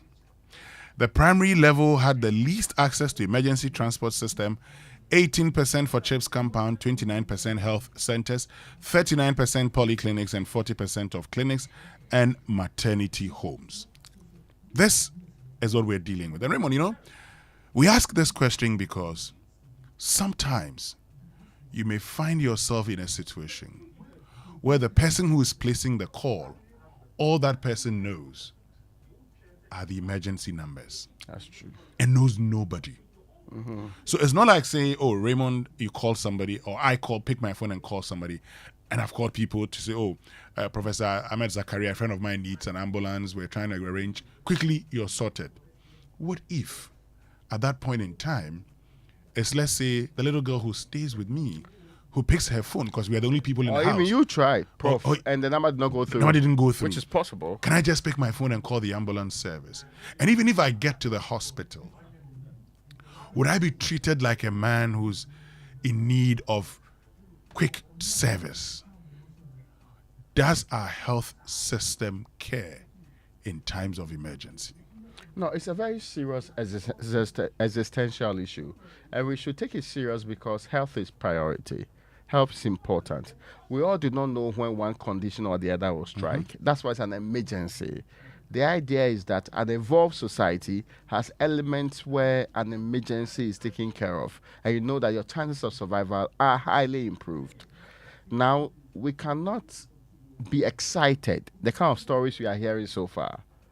Maybe there are some very extraordinary stories you have not heard, but the kind of stories we are hearing so far, they are not stories that send a signal that, oh, we've made massive progress as a people. Mm-hmm. Listen, if we cannot guarantee ourselves that when still in times of trouble, you don't need to cough out any amount of money. And this is real. Even if you reach out to these people, some of them say, oh, I don't have fuel. So if you agree to pay the money, or when they arrive at your house, those seconds matter too. Mm-hmm. Yes. Sometimes even when they arrive at a hospital to pick you to another hospital for a specific care, that's also another problem. So we need to revisit this conversation because we need to improve the quality of life we're having in this country. We can have 4,000 elections in this country where we will spend a lot of money on that. We can give all the money to the Electoral Commission to give us elections and let us survive. But if you have a health system that does not guarantee a basic level of quality for people, that undermines your entire system. It means that from the executive president to, and see, I don't want to go to some of these things, but we've had examples. We've had communication.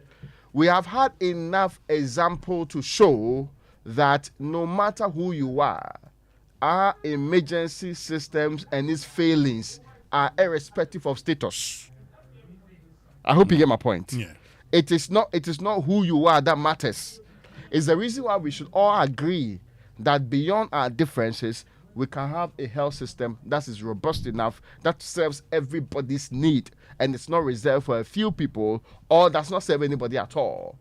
Because we have seen so many indications, we have seen so many times where powerful people could not get an emergency care early enough, where powerful people could not reach a facility with the right services early enough, and they ended up dying. When it happens, all that we tell ourselves is that, let's say never again. Mm-hmm. But it looks like we wait for the next incident to happen before we repeat never again. Because we do not count how many people are dying without the publicity around it. Yeah. I hope you get that. Sure. I mean, so many people are going through a very terrible system, not providing the results that we want, and yet it happens and the family will go and bury their own. They'll quietly keep it within them, frustrated, depressed, and all of that. It tells them how terrible this country is, yet we don't fix it. Because our priorities sometimes are on the wrong pedal. Mm-hmm. So we need to rethink. If we cannot fix anything at all in this country, we should be able to fix our health system so that we can guarantee that you will live to a certain age. so that avoidable deaths will not happen. We're not saying that people will not die. Because by this one, you know that if we had an ambulance arriving early, or if we had a service in the hospital that allowed you to get a bed quickly and get a doctor available quickly, we could have saved your life. Or if your primary healthcare system worked, we could have anticipated and predicted and prevented you from getting into the emergency in the first place. So we need to understand that when we have reached as a country, our goals should not be always being excited. And we know in this country, we are all excited. Oh, there's election coming. This one's electing. This one's recruiting. This one's doing. But those things, they are means to an end. The end is improving the quality and the lives of the people. And the examples of the improvement in the quality of the lives of people is making sure that when I need healthcare, I will get the healthcare. It's almost like saying you have bought a brand new car, like I was talking about all the wonderful cars earlier that it will be sensible for people to give me as birthday gift. As I was talking about that previously, we still disagree. For the masses. Mm-hmm. Oh, yes, you deserve one. For the masses. You deserve one. And on behalf of the masses. Mm-hmm. But when you get that, you have a wonderful car, then there is no service station for it. Your car breaks down on the highway on your way to Kumasi, no service station for a very long time. What do you feel? That you're exposed, you have no alternative, and that you feel that there is danger coming. It's the same thing with your health.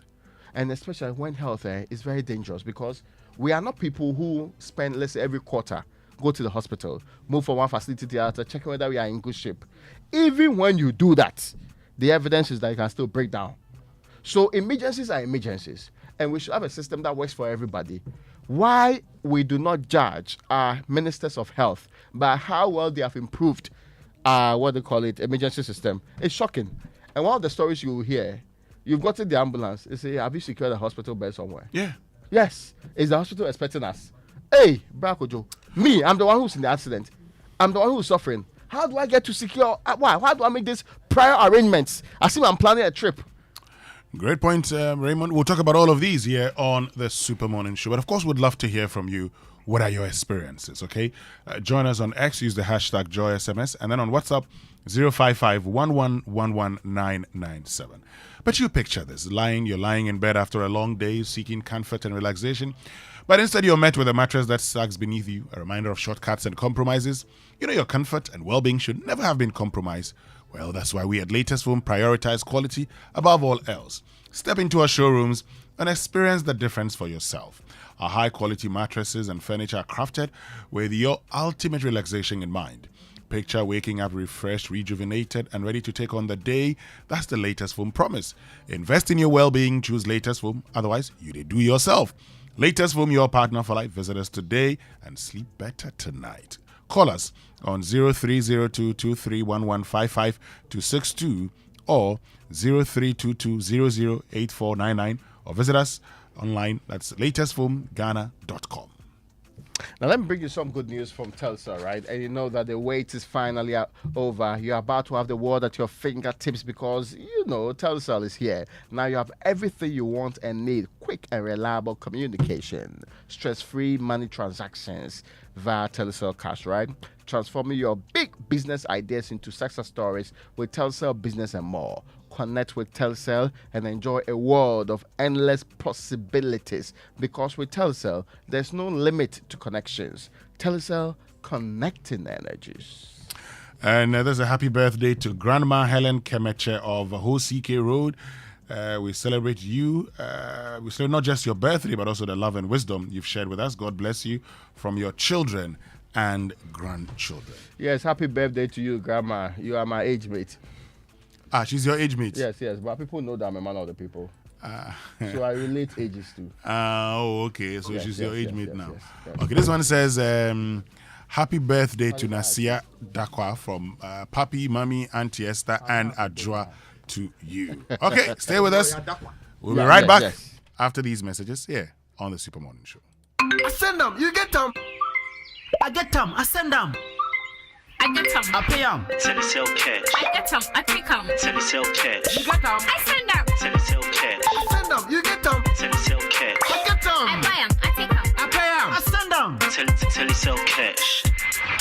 Telecel Cash. Experience the ultimate convenience of sending money on Telecel Cash. Sending money from Telecel Cash to Telecel Cash is free. You can also make payments to merchants on all networks. Enjoy best value and total security with Telecel Cash. Telecel, connecting energies.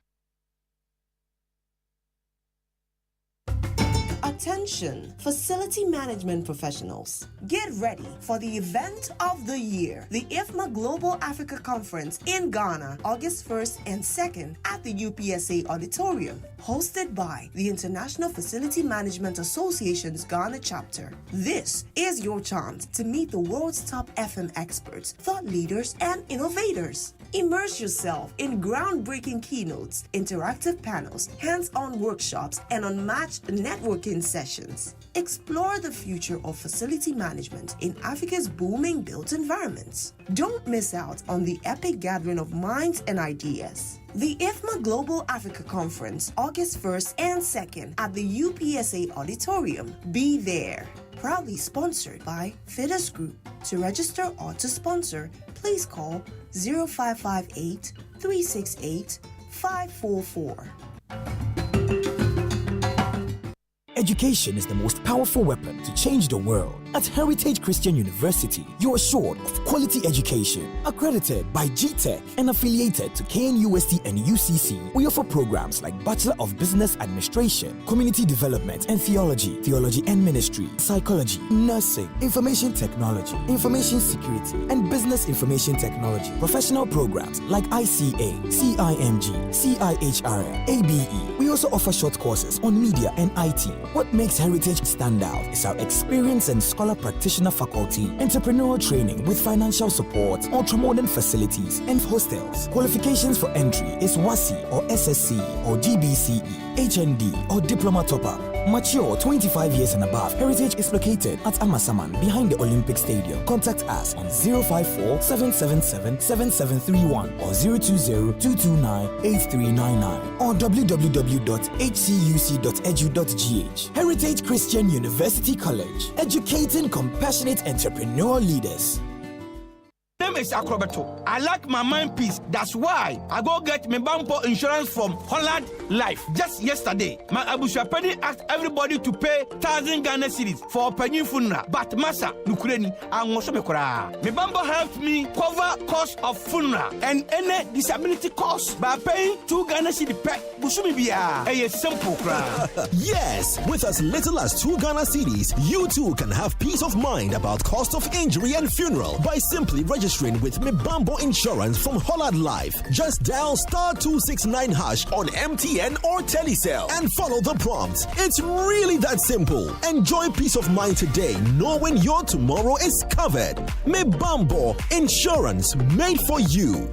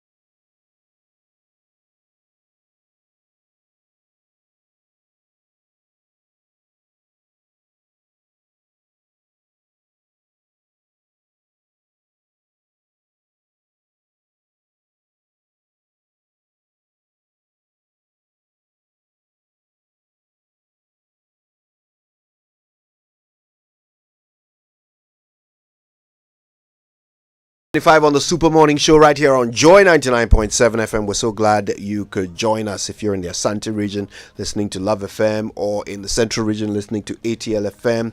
We're glad that you're part of this conversation. What matters to you matters to us, and that's why today we're talking about Ghana's emergency services. In fact, will they save you in an emergency? We need to have a holistic conversation about this because we could all find ourselves in a position where the difference between us living and dying is down to just how well trained medical personnel are, just how quickly they respond to your call, just how available a bed might be, just how reliable some technological system might be. These basic little things that are taken for granted in other parts of the world are absolute variables in whether or not you live or die in Ghana, and we want to talk about it. So stay with us now.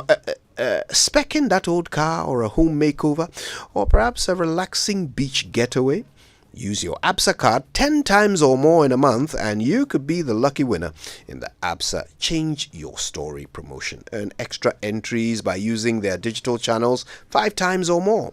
From now until the end of October, 5 lucky winners will take away 40,000 Ghana cedis each every month to change their stories. For more information, go to an ABSA branch today. This promotion is regulated by the National Lottery Authority on the Caritas Lottery platform. Your story matters.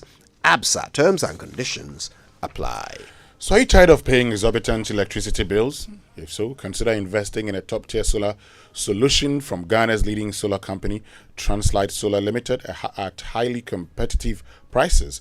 With Translight Solar Systems, you can reduce your electricity cost and escape doomsday permanently. Solar power is no longer just a backup for ECG, but a viable everyday energy source. Install a system from Translight Solar and enjoy uninterrupted power supply. Visit us at 98 Boundary Road, East Legon, between ARS and the American House. You can also visit our website, translightsolar.com, or call us on 0504 249 229 or 0206 5425 0206 542454 for early bird deals. Everywhere there's sunlight, there's Translight. Now, the new order of retirement is here. Now you can retire on your own terms with a guaranteed monthly income for the rest of your life. Yeah.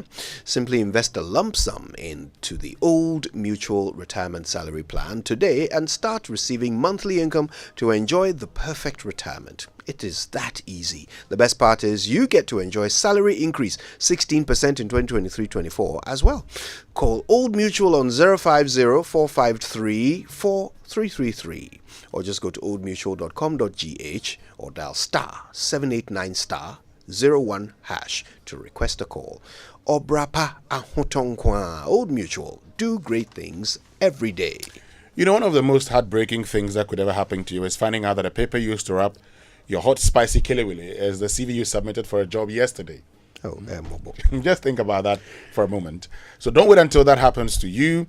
ALX, Africa's leading tech training provider, has a range of tech courses to help us get the X factor and get ahead in this competitive world of work. Whether you're a full-time employee, a housewife who's looking forward to rejoining the workforce, or a fresh out of high school graduate, there's a place for you at ALX. You can take any of their 6 to 12-month tech courses in AWS Cloud Computing, Salesforce Administration, Data Analytics, Data Science, Front-End Web Development, and Back-End Web Development. The choice is yours. Just search ALX Ghana online to apply. Your future self will thank you. Apply today. ALX, do hard things. All right, listen. We'll be talking to a few people about this all-important topic. Dr. Foster Ansong Brijan is Acting Director of Operations for the National Ambulance Service. He's got lots of information to educate us with. Kwame Sapon-Asidu will also be joining us, no stranger to our show. Of course, he's with CDD, and he's also a pharmacist. He's in the UK, and he'll be joining us via Zoom. All right. Now, first of all, let's situate this conversation. It's a question you've heard Winston ask on the show before. I mean, if you were ever beset by an emergency and you couldn't speak, you couldn't move, you were incapacitated, would Ghana's emergency system save your life? So we went out and asked people to tell us their experiences of Ghana's emergency services. Listen to this. My own son was not feeling well, so I took him to a hospital near where I stay. So, in fact, they said they have to transfer the 37. So the hospital, they tried to call ambulance service. Myself, I'm a staff from NADU, so I know I have their contact, so I also called. And in fact, where are you? This is the problem. Where can we locate you? About almost an hour. So finally, I have to forget about them and then pick a taxi. So I pick a taxi to 37. So later, I even reported to the case to the ambulance service. But it's like nothing. You report and you don't see anything. So I just forget about the whole thing. In fact, when we reach there, they try to find out how did we get to the hospital. So in fact, I put this same statement to them. I told them that this is what happened. But finally, we took a taxi. So after 37, their treatment, their services, everything is excellent. Day in, day out, I keep hearing people talk about how they were treated shabbily. When you go there, and especially you don't have money, and you are not known, you don't know anybody, you are almost left to your fate, and you have to find your way around and all that. So I think that we can do better than what we are doing today. And some of the nurses and health professionals, it's like when you talk about these inefficiencies, then they become offended. They feel you are attacking their profession or something. But I think we are all looking for the best for all of us.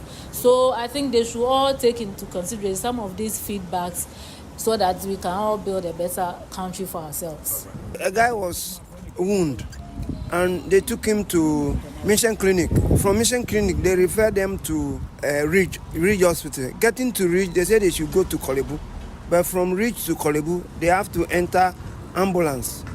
And they asked them to pay petrol to Kolebu. They gave the money, but they reached the Kolebu and they didn't buy any petrol. So we don't know where the money... The guy was treated and he came home. I witnessed I was at a polyclinic at an area which I don't want to mention the area's name. I was there around 8 a.m. and when I got there, I saw someone there, a patient, who they said was there around 6 to 7 a.m. So when Cuba, the injury that the person was having was on the head. So I was thinking she would be attended very early, but she was asked to join a queue, even though she was seriously shaking and everything. So I think around 10 to 11 there, she collapsed and I don't know if she died or because she wasn't breathing and she wasn't moving. So I think with the emergency system at the polyclinic is very bad. When you are really sick and you get there, if you don't take care, you die. That is the experience I had. Take money for a fool, yet you don't buy the fool. So in this case, meaning that that's how they treat people, which is not right. Ambulance, you don't have any right to demand full money from patient who is dying. You understand? So those are the things that we need to address. I want you to say, if death comes for me tonight, girl, I want you to know that I love you. And no matter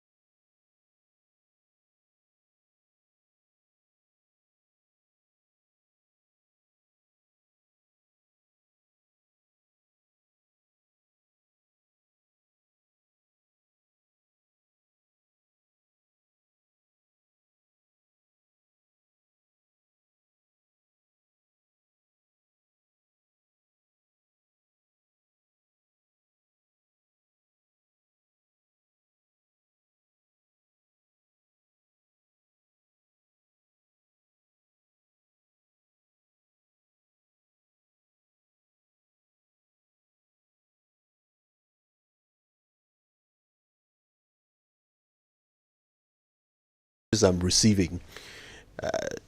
Terrifying. Hey, so listen, this is a message sent to me by a doctor who is a specialist in emergency care. Okay. He says, while my uncle was having a cardiac arrest some time back, a nurse was busy WhatsApping in a hospital right here in the heart of Accra when the patient was right in front of her. It had to take me to shout at her to get her out of her queenly seat. What do you do if you are sick? You go to the hospital. At the OPD, another sick person falls unconscious, and a nurse starts screaming to the sick people, "Obimbro," and standing to look at the unconscious patient. So this person is obviously an expert in emergency medicine, and he says that one of the biggest problems is that hospital staff are not adequately trained to handle emergencies. This is just one of the many issues. Look, Kojo, and you're right. This is just one of the many issues. There are many people who have gone to hospitals, in taxis, when they should be in ambulances. But let's say they even got to the hospital.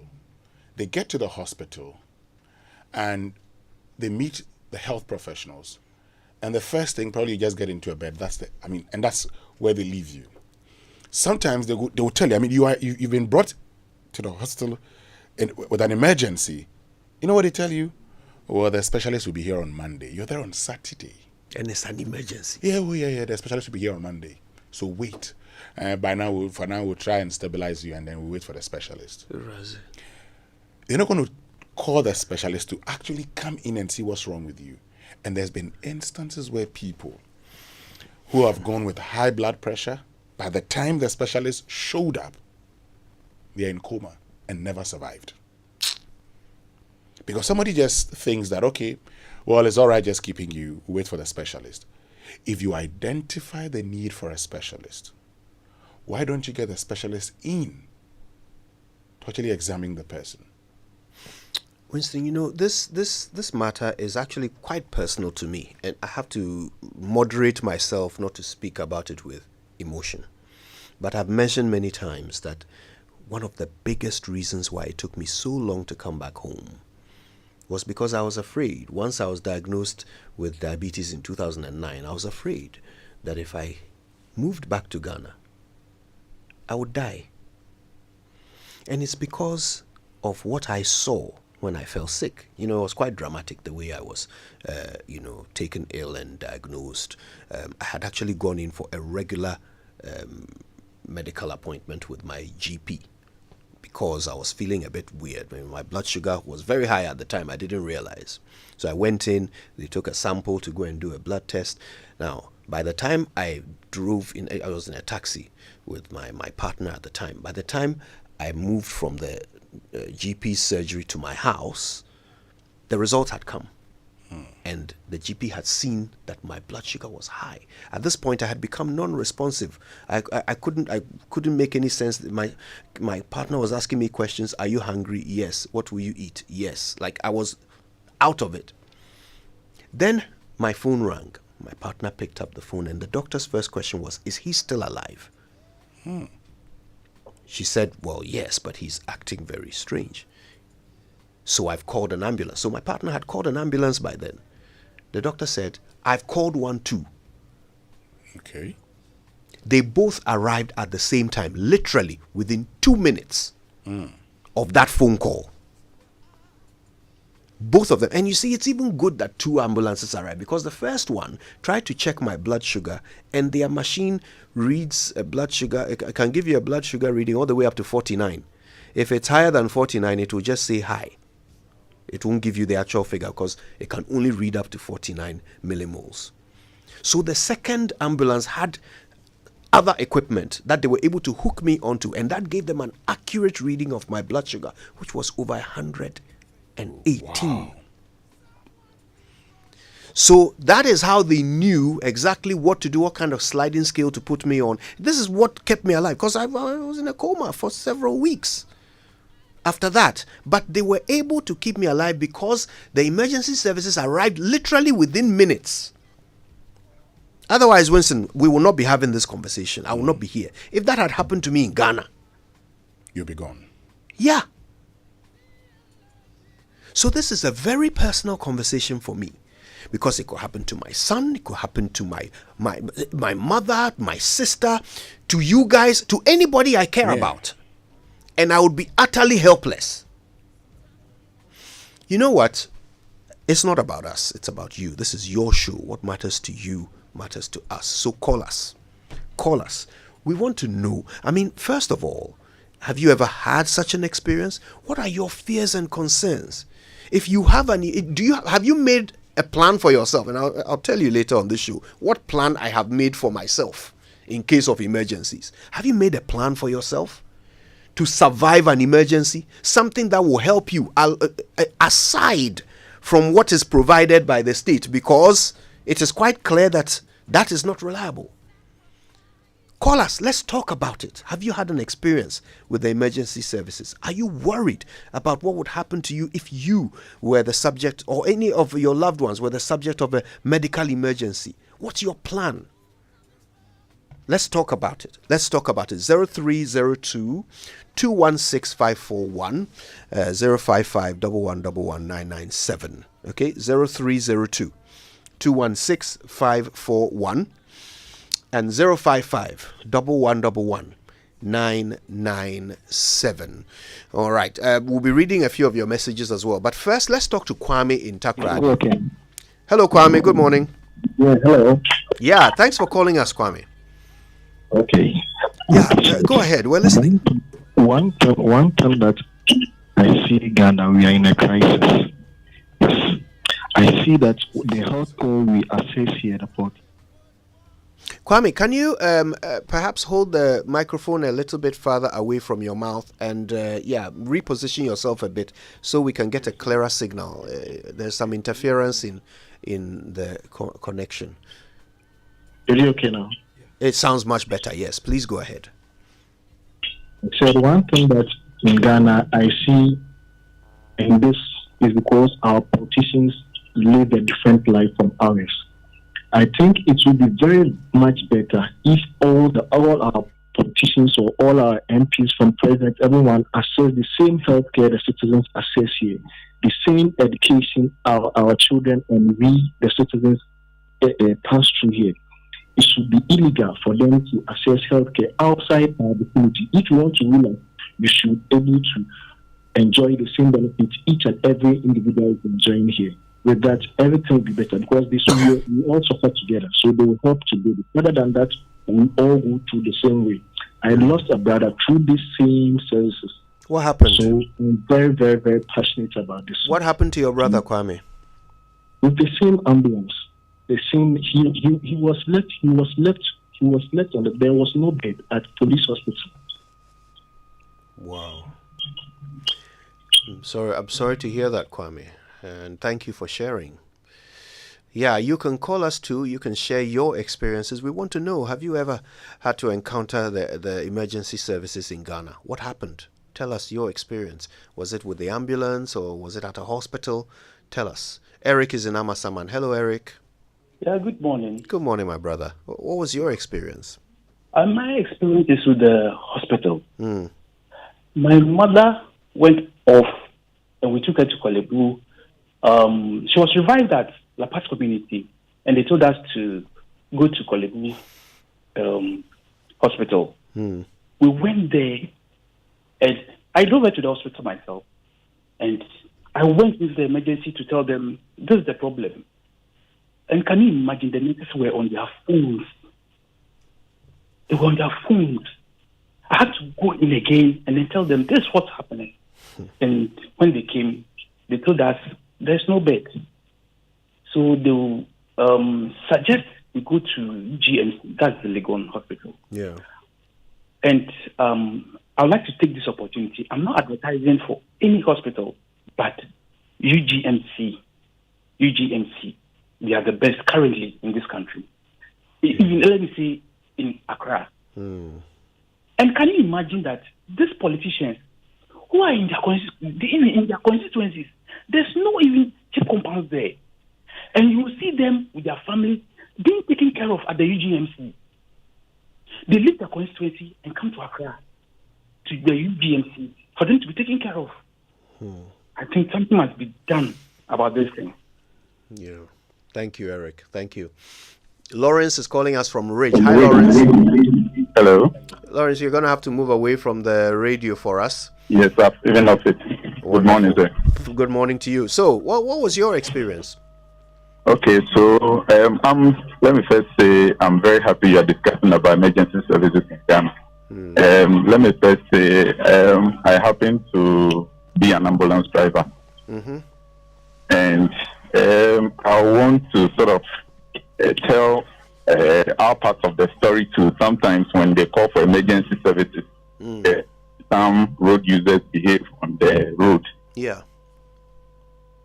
Sometimes you pick an emergency case, going to a health facility, and you'll be sounding your siren, and the drivers will not be giving you access.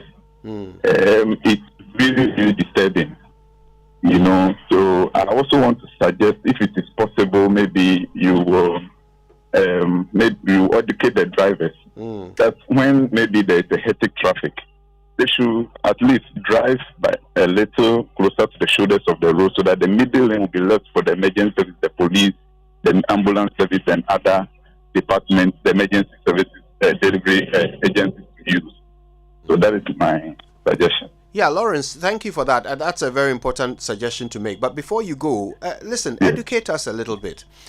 This thing with fuel, where every time, someone calls for an ambulance, almost every time someone calls for an ambulance, they are told to provide fuel. What's that about? Let me say that it depends the department you are working at. For my hospital, I work for a private hospital, and we make sure that we are always running on a full tank. So it's not then that the emergency comes that we will come and ask you for fuel. There is a charge after we safely deliver the sick person or whatever to the health facility. The family comes and we settle our difference. So, but talking about maybe the National Ambulance Service and some of the departments, let me say this. I've been meeting some of them, and seriously, sometimes the fuel system is a big problem for them. And one of the most difficult things is maybe calling an ambulance and they don't have fuel. What about if they shot in the middle of the road and that place there wouldn't be any car to come and rescue, or there wouldn't be another ambulance to come and rescue the patient? So it is also a call on the government to make sure that even if they will have to fuel these national ambulance services from the constituencies, because I realize they are being stationed at the various constituencies. So if they can use some of the thermal common funds to be fueling it, it will help. Because sincerely, sometimes when you call, they will tell you, okay, they have given them fuel by the week, but somebody will call for emergency, and maybe because of the errands, coming, they can spend that fuel within 2 days. But maybe they are looking at it like this fuel can sustain them for maybe a week. Right. So you talk about errands. They use the ambulances for errands.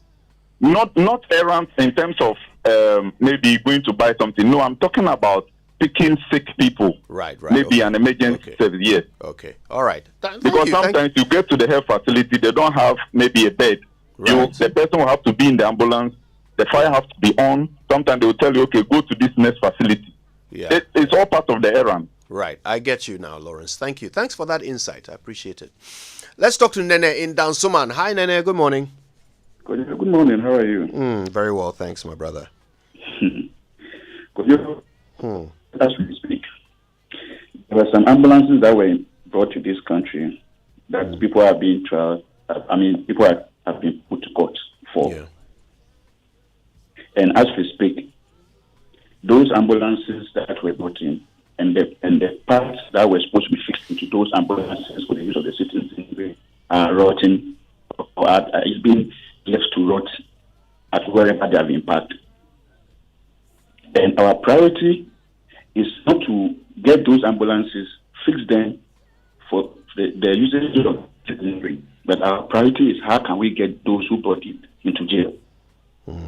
Meanwhile, as we speak, there are hospitals that do not even have one functioning ambulance. As we speak, those ambulances that were brought in with our money have been left to rot. The parts that were supposed to be fixed into those ambulances were brought in to be fixed. They are at the port rotting out. Our priority is to how we put those who brought those ambulances into this country into jail. Not our priority is not how we will bring those ambulances to the usage of the citizenry. I keep saying, the problem of this is with the citizens. Until we attack and hold people with position accountable, we will always be. Oh, I think we're losing you. The signal is poor, Nene. Sorry about that. But I think we got the general thrust of what Nene was saying. Thank you for sharing, okay? We're going to North Legon now. Here's Ben. Hi, Ben. Good morning. It's Ken. Could you? Oh, Ken. Yes, thank you for the correction, Ken. Thanks for calling us. So, talk to us. We're listening. Could you, I'll start by saying our authorities are wicked. They don't care. My reason for saying this situation that you're talking about, a couple of years ago, a partner of mine who's an expat was in the country. He got sick within the course of the day, and then he requested for an ambulance. It never came. Wow. So this got us thinking, and then we got in contact with a supplier or a software engineer in South Africa. We developed a software that can handle emergency services effectively. From a click of a button from your mobile phone, you can get an ambulance to come to where you are, and it's live tracking. We sent a proposal to the National Ambulance Service, and to date, there has been no response. We've gone ahead to try and partner with other local emergency service providers, and it has become a difficult header. One of them has actually made a very good stride. I don't want to mention the name, but they've done very good strides. But the header is that when they try securing funding, because of this same LGBTQ, they are not getting funding. So this whole project has stalled for over 4 years. Meanwhile, somebody is receiving salary to make sure that this service is effective. He goes to bed every day and wakes up. People are dying every day, and he doesn't care. He doesn't see the need of it, and that really hurts me. I don't know how we can work this, but we need people who have the heart to make things good. It's high time we do that. Thank you, Ben. Thank you very much for sharing. All right. Bishop is in Asante Mampong. Hi, Bishop. Good morning. Good morning to you. Anytime I want to talk about some of these emergency issues, I try to control my emotions. At times, we should also talk to our health professionals. Their attitude, their professionality. They should know that they are dealing with human lives, and any little time they waste can cause the death of the fellow or lead to some form of disability or incapacitation. I am a victim.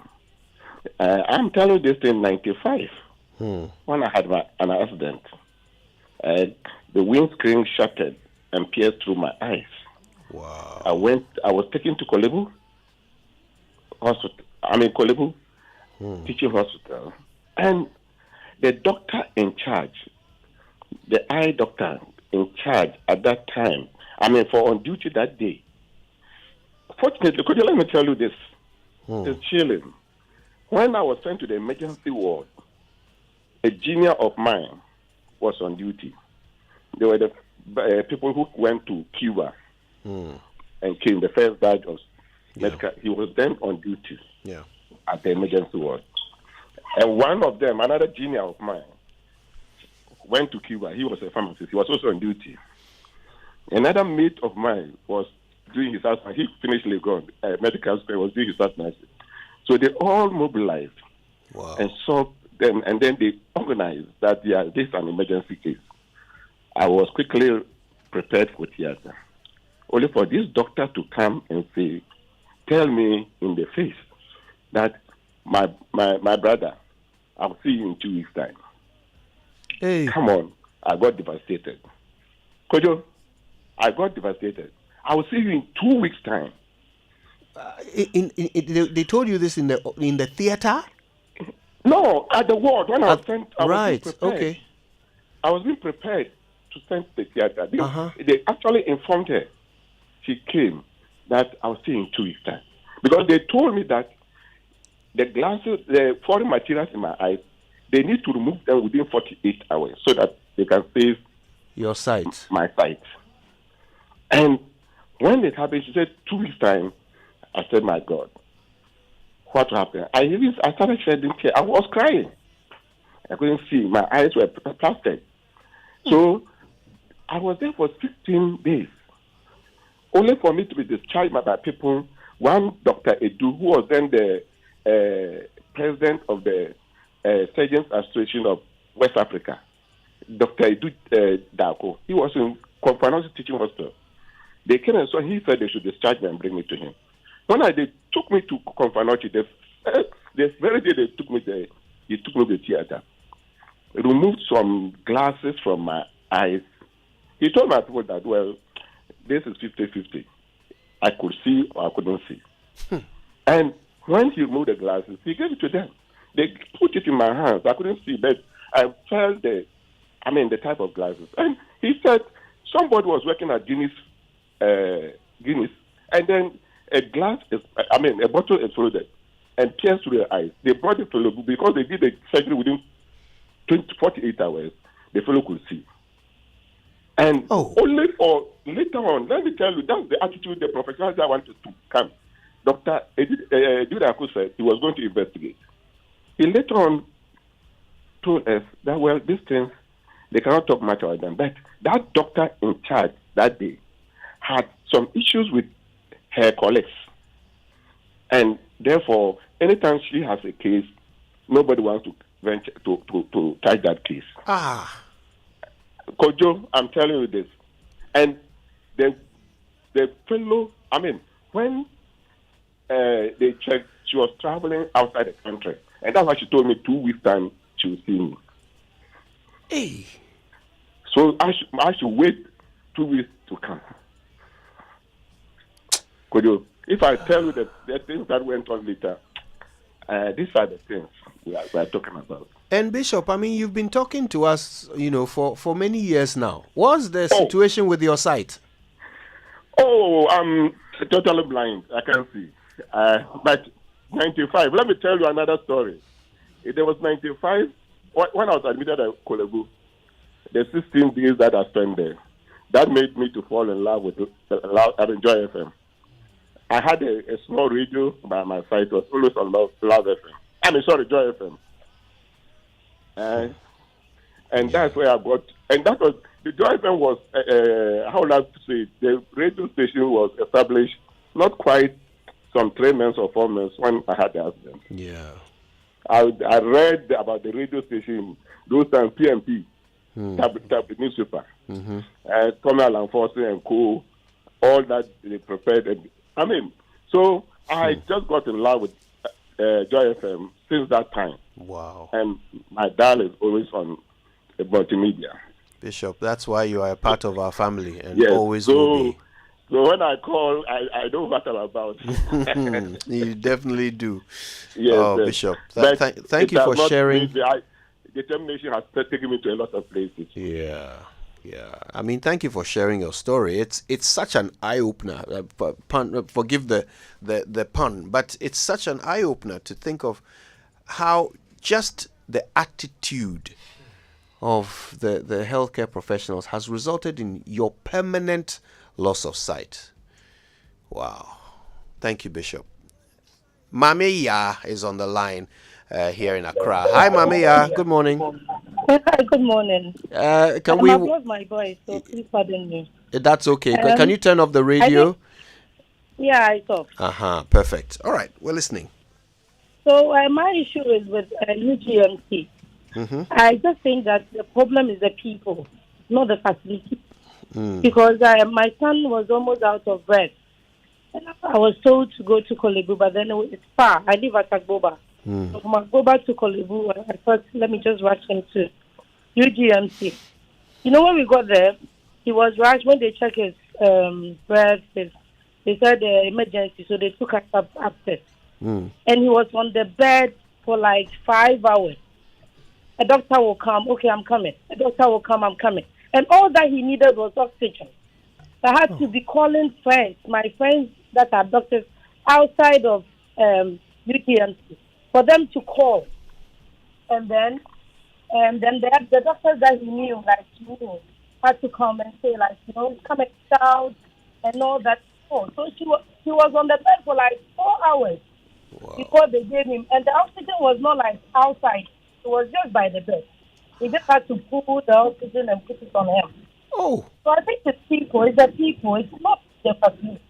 You don't know what the love your neighbor has to solve it. Because if you know and you know somebody's going to die, you won't come and stand there at him and go and come back later and just be loitering around like that. So I think it's the people. Thank you for that, Mamia. Hey, if that was my child, I would be losing my mind. Okay, let's go to Japan. Winston, your stomping grounds. Abu is on the line. Hi, Abu. Good morning. Hello. Good morning. Yes, sir. Yes. Like somebody said, sometimes when you go to the hospital, they should understand that that is the last place you want to come. So the moment you come there for a reason. I don't understand when you go to the hospital and this child is shivering and you have to sit down for a long time before now they will attend to you. And like somebody talk about the professionalism as well. I think some of them don't really understand. Because when I took my wife, I'm not a medical doctor. I'm not a professional. I only suspected that she's pregnant because of the way she vomited and all that. So I brought her for you, the professional, to confirm my suspicion. Then you are now forcing me to confirm she's pregnant. What thermometer do I have to check that she's pregnant? I suspected. That's why I bring her to you, the professional, to confirm my suspicion. And now you are telling me to confirm whether she's pregnant or not. Until a senior colleague came. And sometimes when you want to get annoyed, go to the hospital. There are people who also sit at the OPD there. Then you think I'm nuisance. I'm causing trouble. Meanwhile, support me and tell the person that you are the professional. So confirm his suspicion. What thermometer do you give me to check on her? And you think this is what people do. Even if you are in a trotro and the driver is driving somehow, and you want to tell the driver, "Our driver, be careful." Then instead of them to help you to talk to the driver, they think you are a nuisance. What is wrong with our orientation? Sometimes when you talk about the ambulance, I was watching, Cheaters, this program on GSTV. 2 women are fighting on their husband. When he got violence and they call ambulance, like you said, 2 ambulance came right there and then. 2 ambulance. Sometimes we don't take human life serious in this country. Thank you. Thank you, Abu. Thanks for that. Wow. Goodness, and you can imagine his frustration. Salifu is in Koforidia. Hi, Salifu. Good morning. Hi, Kojo. Good morning to you. How are you and your team? Yes, thanks for calling. Kojo, at times when I hear of you people, then I become sad. What is happening into our country? For so many years, Kojo, the attitude of our health workers, don't they know that it's a calling? If you are working in the hospital, saving lives, it's a calling. So they should change their attitude. The way they recruit our nurses, because there is no work, everybody can just wake up and say, "I want to be a nurse." Kojo, they should be serious about the recruitment. Kojo, because of all these things, let's punish NDC and MPP.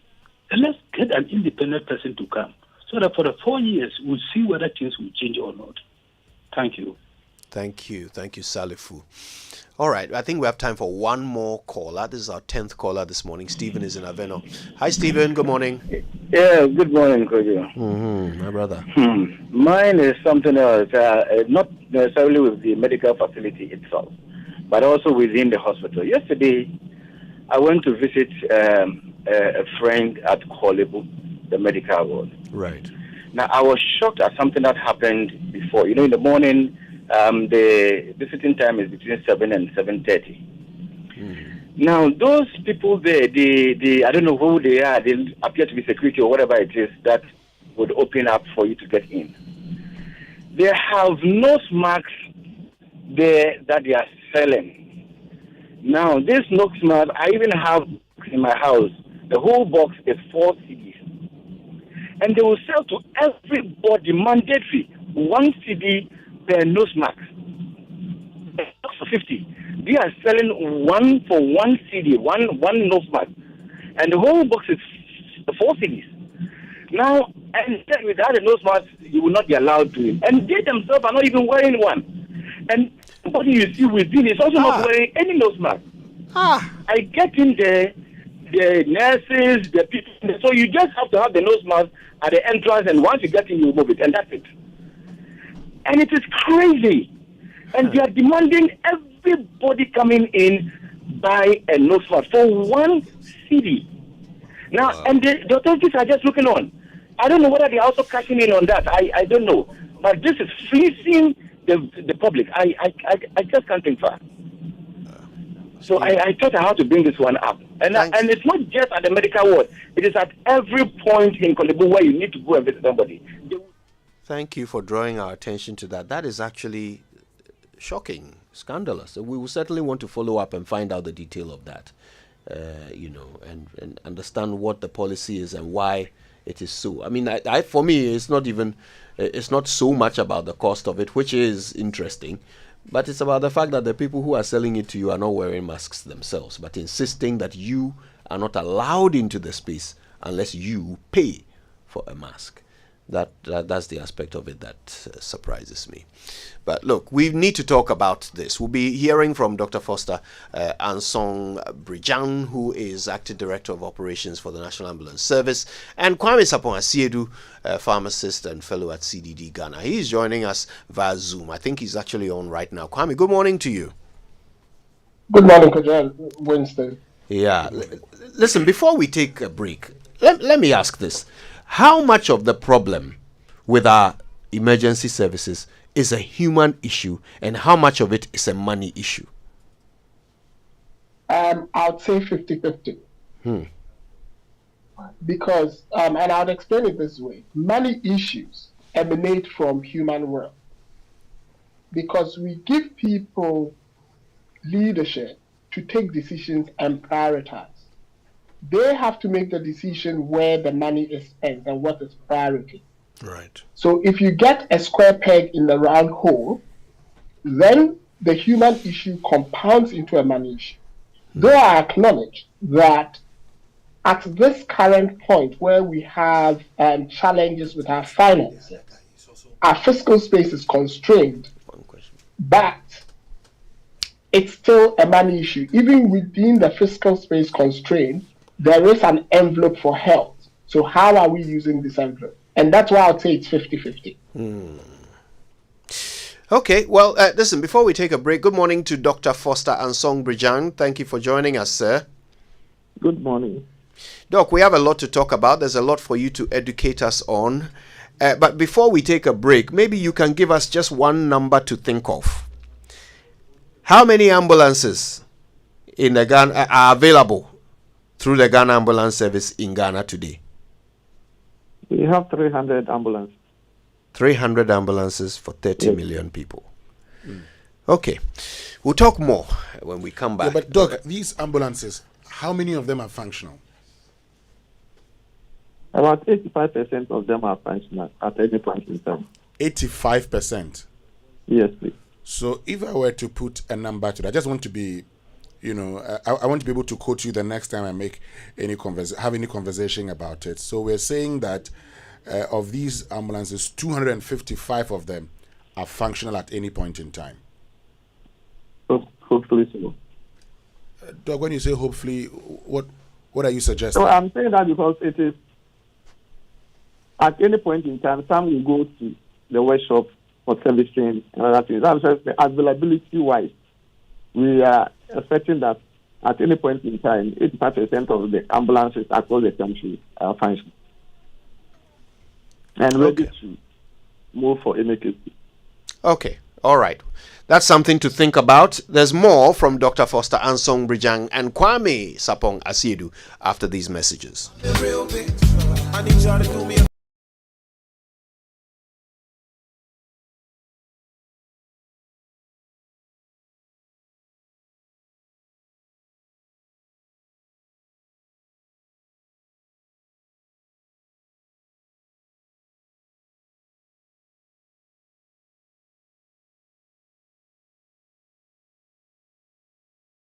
In partnership with the National Theatre and Joy FM, Roverman Productions presents an original play by Uncle Ebo White, Takeover. Kebab, my boy. Papa. How are you doing today? It is a battle, Papa. You don't mean because it. As the Bible says, the spirit is willing, but the flesh is weak. Really? And if the flesh was weak in the time of Jesus when there was no infusable social media, slave queens and side chicks, Jesus Christ. you can imagine how weaker it is today. But no fears because we have your covering, Papa. You and Misapplied Bible Quotations. Takeover shows on the 5th, 6th, 7th, 12th, 13th and 14th of July 2024. Venue, National Theatre. Fridays at 7 p.m. Saturdays at 4 and 8 p.m. and Sundays at 1, 4 and 8 p.m. Rate 200 Ghana cedis. Buy your tickets by the Cover Shot code *365*535# and at all regular outlets. Sponsors Gino Tomato Mix and GCB Bank. Roverman Productions. Be the difference.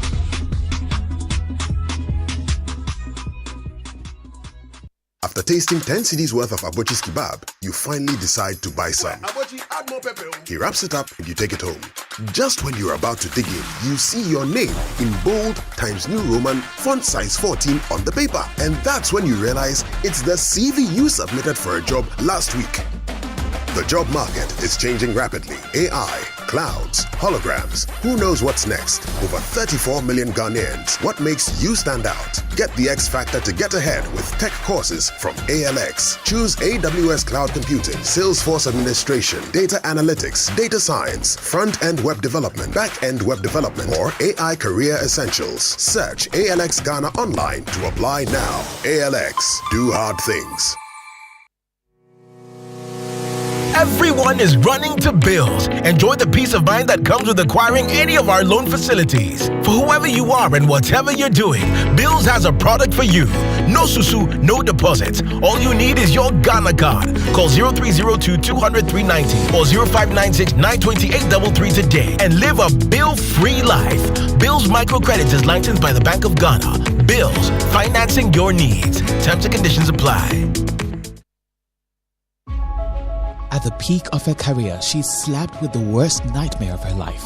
Faced with her biggest decision ever, a strange anonymous caller into a radio show hurls events into an unimaginable turn.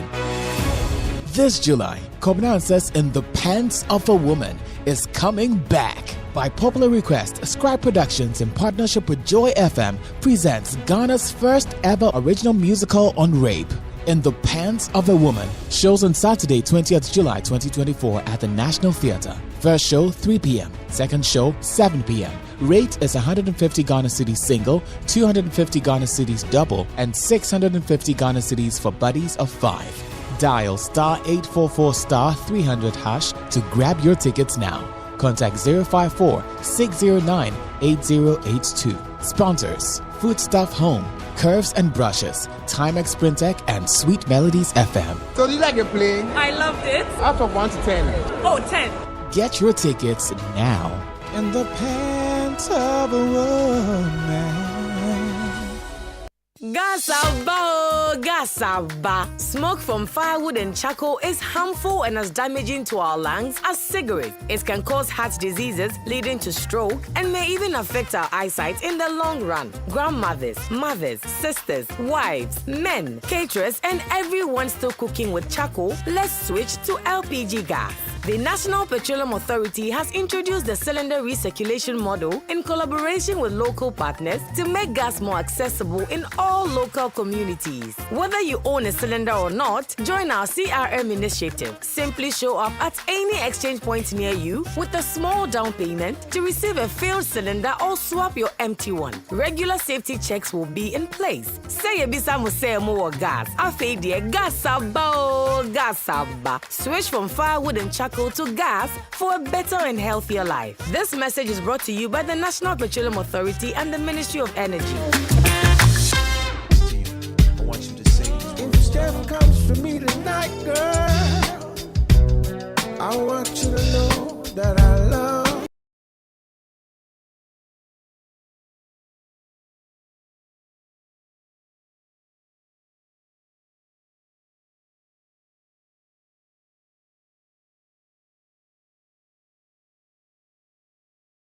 Nine on the Super Morning Show. You're welcome back. Our conversation today is about our emergency services. It's not just about ambulances, but the entire process of handling emergencies in Ghana, the entire ecosystem of emergency services. We're trying to figure it all out together, because if we don't get it to work, then we are the ones who it will kill. Dr. Foster Ansong Brijan is Acting Director of Operations for National Ambulance Service. Kwame Sapon Siedu, Pharmacist and Fellow at CDD Ghana. Once again, thank you both for making the time. We've got a lot to talk about in just a moment. But first, are you looking for some good discounts on sanitary ware and tiles? Then listen, rush to Kimo Home for their crazy summer sale with discounts up to 50% on over 200 products. Their promo ends on the 31st of July. This year, visit their showroom on Spintex Road near Manet Junction, or call 0244 334947. And stay ready for the unexpected funeral and accidental disability cost with Mibambo Life Insurance on MTN and Telecel by Holland Life, and also CRA. Because with as little as 2, 10, 25 or 50 Ghana cedis per month, you can get up to 30,000 for funeral and accidental disability costs. Just dial *269# to register on MTN or Telecel with your Ghana card number, and automatic monthly deductions will be made from your mobile money wallet. Add as many as 7 biological dependents to cover your spouse, children, grandparents, parents, and in-laws. No stress at all with a quick claims process. Get more Asumdje with Holland Life Mebambo and live your best life. It is insurance made for you. Terms and conditions apply. Okay. Let's get back to the conversation. Kwame Sapon Siedu, Dr. Foster Ansong Brijan are our guests. Dr. Ansong Brijan, before the break, you explained to us that currently, for a population of 30 million people, we have, hopefully, in your words, about 255 ambulances. I remember there was a lot of fanfare and ceremony around the purchase of some 300 ambulances a few years ago. How many ambulances have we added since the purchase of those 300?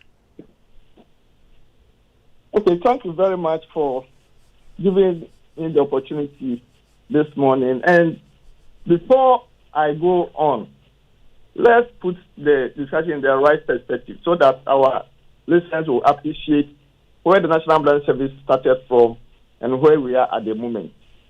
We all do know that not until 2004, there was no emergency medical service in terms of pre-hospital care in our country. And so after the unfortunate 2001 Accra Sports Stadium disaster, the National Ambulance Service was established in 2004 as a result of one of the recommendations from the Commission of Inquiry that investigated that unfortunate incident.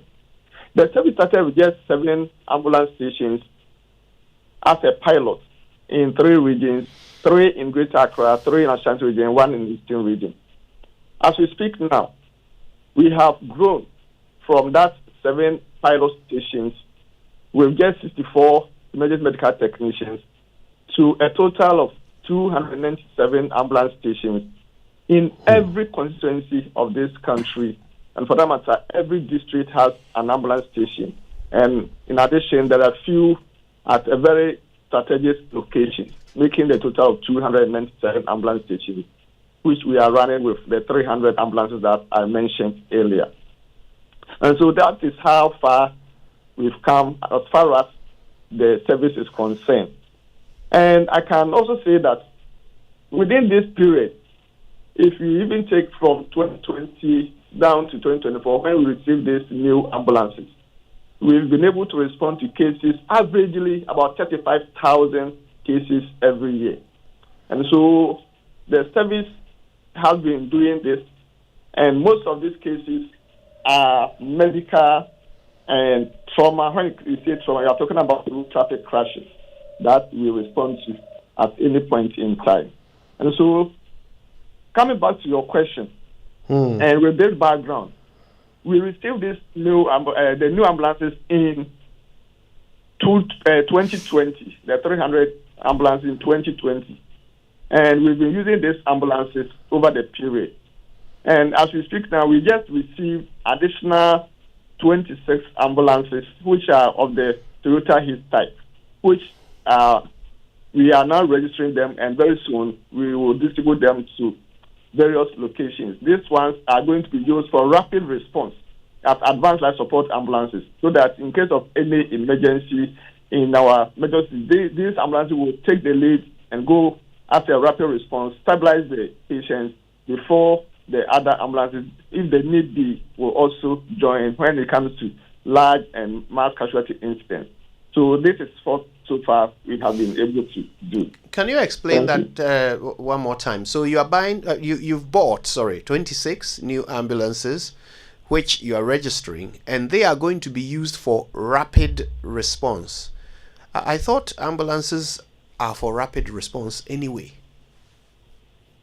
What I mean is that we are going to set them up in every region as advanced emergency medical response teams who are going to do this. Because there are cases that some of our EMCs are unable to manage because of its sophisticated nature, and so these ones are going to be tailored for where the advanced medical technologies whom we have trained are going to man, where they can do intubation and higher level of airway management will be done in those ambulances. That's what I mean. Right. Okay.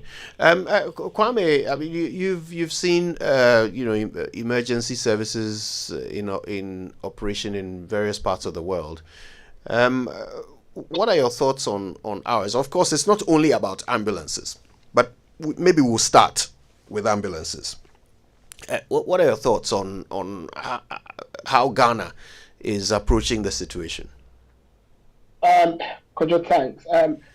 I think I would say, if you permit me, I'll park the ambulances for now, because I have been listening all through since morning. I've been listening to the concerns that people are raising. And we seem to be focusing on towards the end and have neglected the beginning of the whole problem. And what do I mean by that? Emergencies are a process. When an emergency happens, you are firefighting. So let's say you collapsed or you had a car crash or something of that sort. Do the people around you even know what to do? Because that's a lifesaver. That is a huge lifesaver. If the people around you know exactly what to do when you go into an emergency. And I ask myself, does the average Ghanaian know what to do to identify what an emergency is? Let's say someone is getting a stroke. Are we educating the citizens appropriately to identify the telltale signs and know what to do? At what point to call an ambulance? Do people know how to give CPR?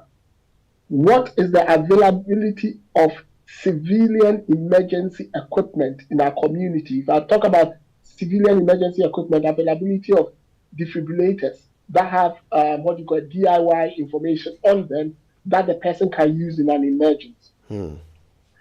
Does the person know how to communicate with the ambulance team? Give them relevant information as to exactly what is happening to you who is in an emergency. As Winston puts the question, assuming you are non-communicated. Does the person know how to communicate with the emergency team?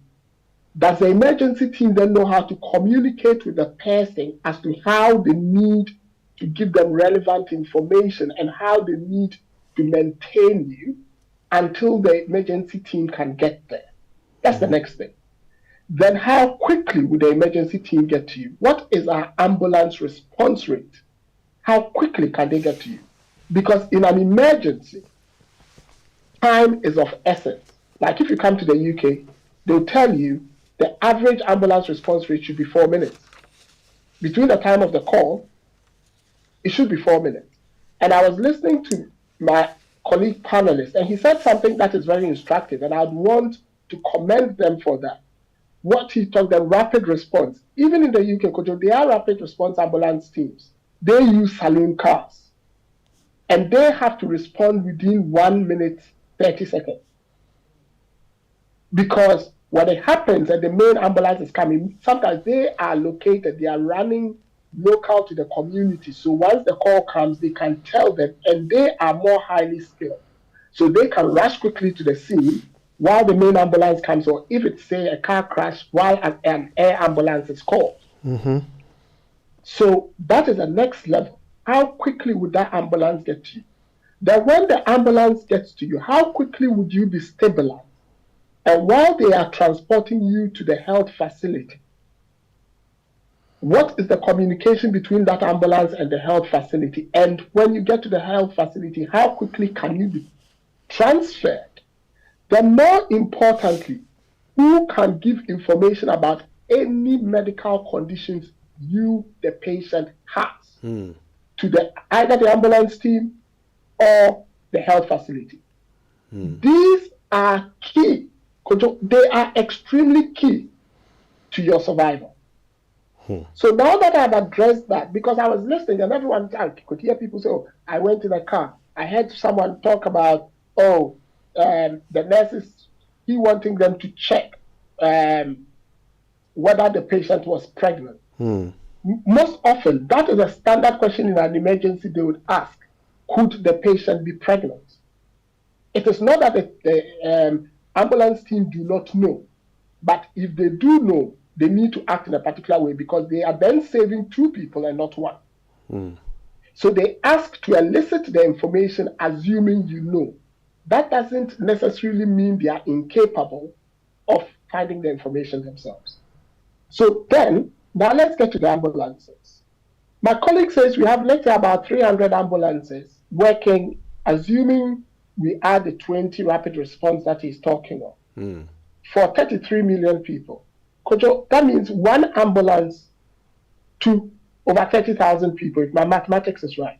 To 300. I'm sorry, to over 10,000 people, if my mathematics is right. That is a huge, tall order.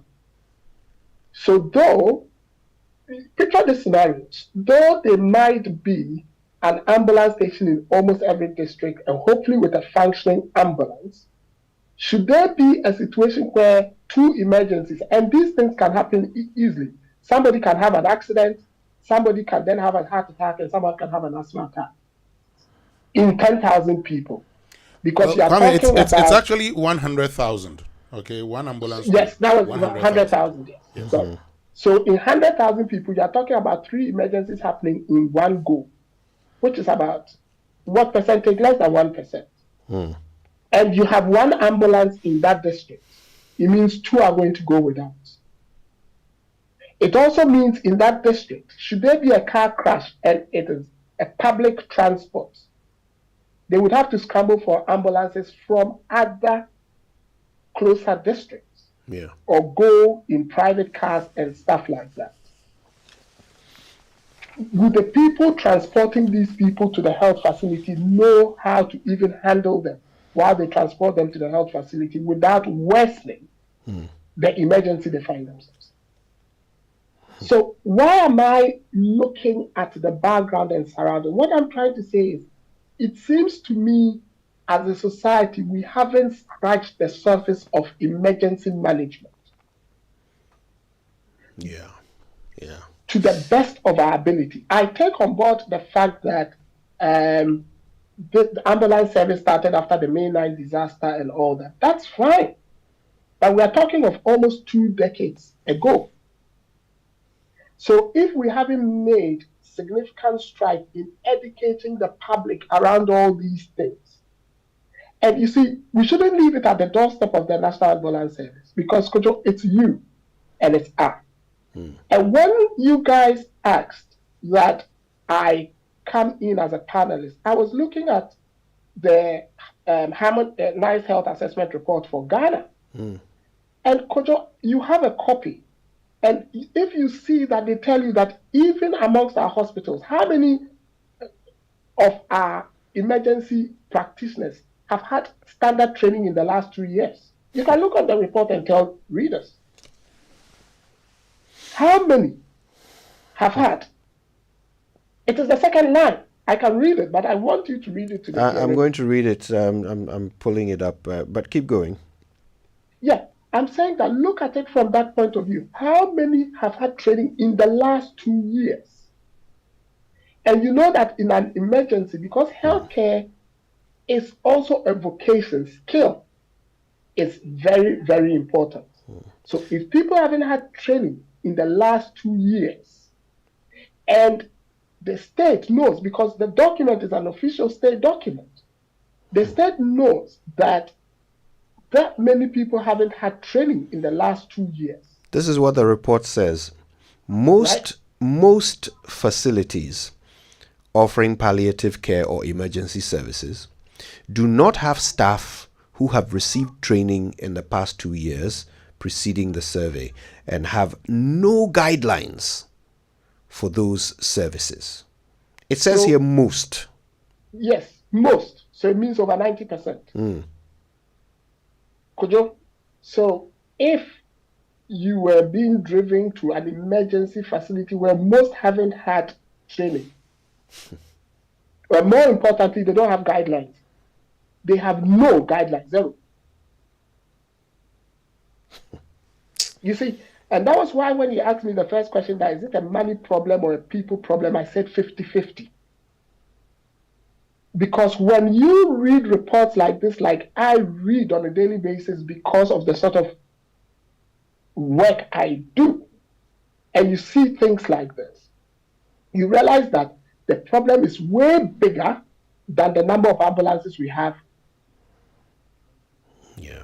It is way bigger than whether we have money, and transcends into prioritization and leadership. And that for me is where our emergency system is failing. So to answer Winston's question straight, should I collapse in an emergency and I go nil, I cannot speak, how confident am I of surviving if I were to be in Ghana? I'd say less than 5%. Based on the report, based on all these things I've said. Whoa. That's a death sentence. That's a death sentence right there. Read the snapshot of the health harmonization report. If you go further down, when you read a report that tells you that only 5% of our consultation rooms have the full complement of diagnostic equipment to make an accurate diagnosis, aka 95% do not. You see, wow. And that is why I am saying that we need to avail our minds to the fact that this is a prioritization issue. And that is why some of us were saying in 2020, when we were doing the pomp and pageantry and dancing about ambulances, was that the ambulances were a good thing, but they were not going to solve the emergency care situation. And people didn't get it. But I now get people to go and read the health harmonization report. And you see, Coach, this is what concerns me. This report has been out since July of last year. Has it even been discussed by the press? Have they taken the report and gone to forget about the likes of my co-panelists who are implementers.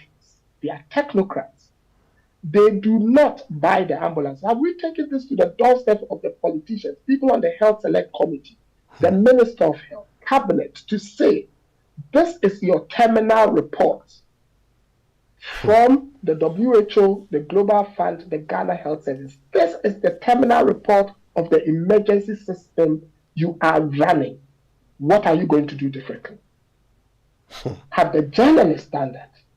Do Ghanaians even know reports like this exist? Do they know how dire the situation is when they read reports like? And for me, Kojo, that is the bigger question. Yeah. Okay, Dr. Ansong Brijan, a couple of things. First of all, could you help us with the average ambulance response time for Ghana? Thank you very much. Currently, our average response time is 22 minutes. 22 minutes. You do know that, as we've already established, that we have one ambulance per a district. And if the ambulance moves for a case within the district, some district places you will have to travel about 50 to 100 kilometers to reach your destination or where you are going to pick the patient. You also do know that the scarcity of the ambulances also makes it difficult to improve on our response time as we are looking for. But there are other factors, including the road network and also the congestion on our roads, all contributes to the response time. And so as we speak now, we are looking at 22 minutes. Some places, they can make it within 5 minutes, 10 minutes, depending on the location of the incident. Right. But other places that you have to travel longer time because of where the case is found. Now, Doc, I'm sure you heard our callers and a few of the messages we read. This recurring problem of ambulance service asking for fewer money. What's the situation with that? Why are we still facing that problem? Let me emphasize here that when it comes to emergencies, there's road traffic crash and ambulance is called. Nobody requests for any fuel to respond to such an emergency because we are always making sure that the ambulance has fuel to respond to such emergencies. If there's somebody at home, a pregnant woman in labor with complications and the ambulance is called, nobody asks for any money from such a person. So as far as our emergencies are concerned, we don't actually ask anybody to pay any money upfront before the ambulance moves, because we make sure that at least there is fuel in the ambulance to respond to such cases. The only time fuel is demanded is when you are to transport patients with over long distances from a health facility to another health facility. And you all do know that sometimes a patient is moved all the way from, let's say, Tamale to Konfanochi, a distance of over 400 or 500 kilometers.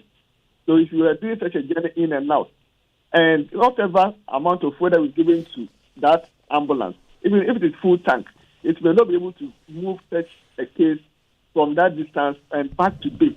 And so we make provision that such cases which are from health facility to another health facility, the relatives or the patient relatives must support the ambulance service to be able to move for that long distances. But internally running cases, those ones are done free of charge. It is only when we have to move patients for that long distance.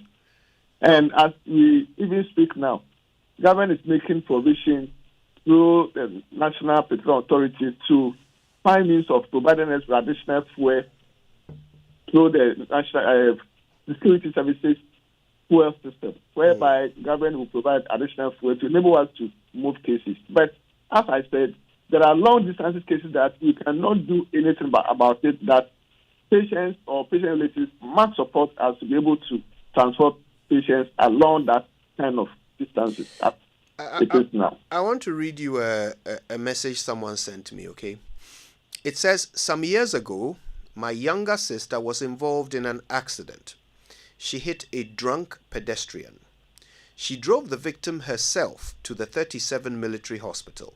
I was called from the office. I got there, and after 5 hours of examinations and x-rays, it emerged that he needed to be transferred from 37 to Kolebu or Ridge. I made contact with the doctor at Ridge and shared the x-ray shots with him. He said to bring the patient immediately. So we needed an ambulance to transport him. The ambulance was right there. First, they said they did not know the whereabouts of the driver. So he had just come, sorry, I just lost it here. Whereabouts of the driver, as he had just come in with another case. Kojo, for 2 hours we were waiting. When he finally showed up, he said he needed clearance from their boss before he would move.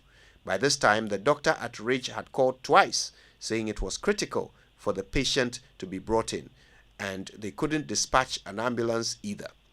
Long story short, the patient was sent to Ridge after 4 hours of waiting, right by the ambulance.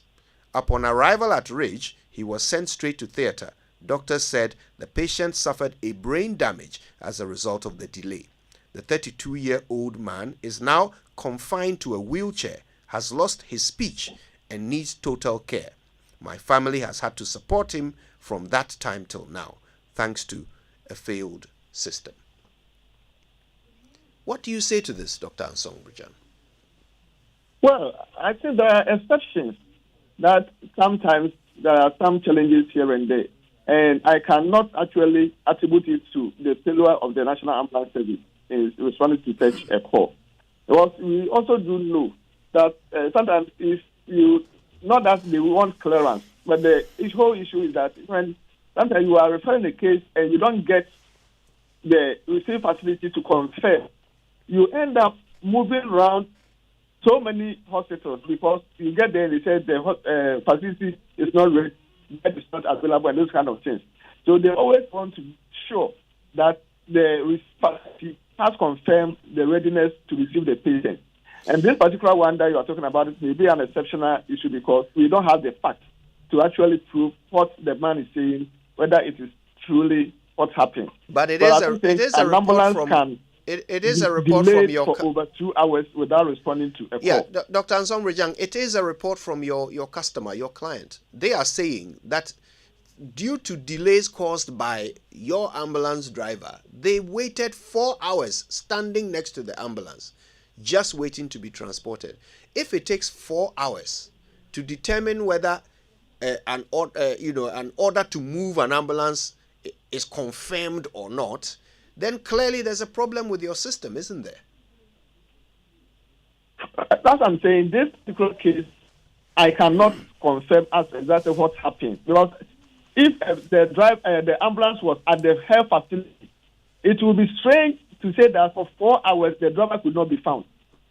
So we need to actually investigate to find exactly what happened. Well, this is the person's word that he is saying we weren't there, and it will be difficult for us to prove this. Because I cannot understand how an ambulance will be in a health facility to drop a patient there, and the driver of the ambulance cannot be found for over 4 hours. It is something that it cannot be possible. Okay. And since we don't have the facts from our end, it will be difficult for us to actually confirm or deny this particular case. Okay. Now, Dr. Ansong Brijan, you've talked about how, 85% of the 300 ambulances are working. You've talked about how you've acquired an additional 26 or so.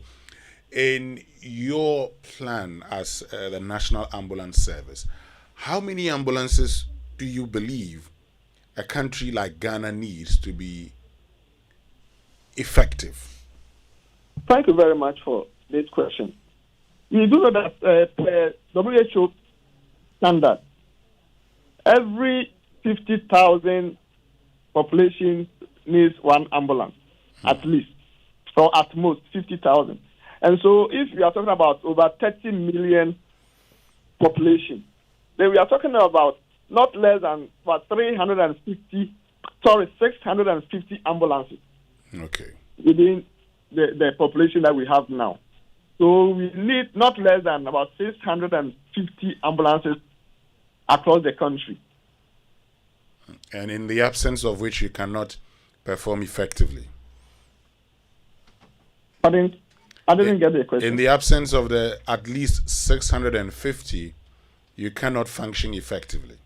What it means is that for us to be able to reach the ultimate, where our response time can be improved within the acceptable national standard of between 5 and 10 minutes, then in that case, we need to ensure that there are more ambulances stationed at various locations. We have to move to the sub-district level and even to other towns within the district. So if you have enough ambulances, then you can say that we'll be able to improve on our response time. And so to be able to function as expected, then it means the number of ambulances will need to be improved so that we will be at the various locations, be able to respond on time. And what currently we have done to even improve what we have is that the major highways, we have been able to establish ambulance stations along the major road highways so that in case of any road traffic crashes, they can respond on time. So if you take from, we have in almost all the major towns along the line, right from here, Achimota, Amasaman, in Sawam, Asuboy, Suhum, then we move on to Bunsu Junction, then to Enyinam, to Nkoko, Jaso, all the way to Kumasi. That is how we have located the ambulances, so that in case of major concerns and also a public health concern, we will be able to respond appropriately and on major rules. Let me just check this with you before I bring in Kwame Sapon-Asiedu.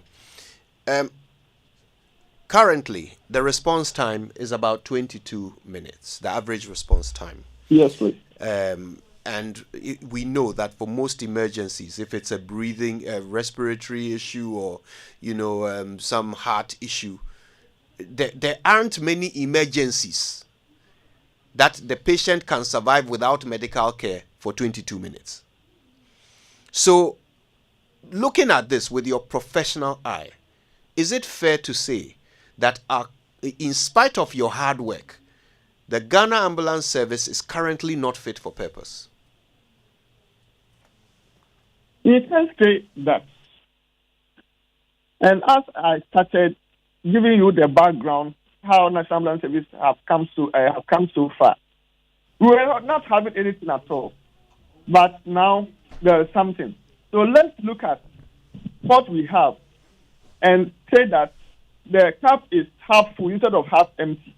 Because if anything at all, the data I have indicates that we've been able to respond to over 38,000 cases last year.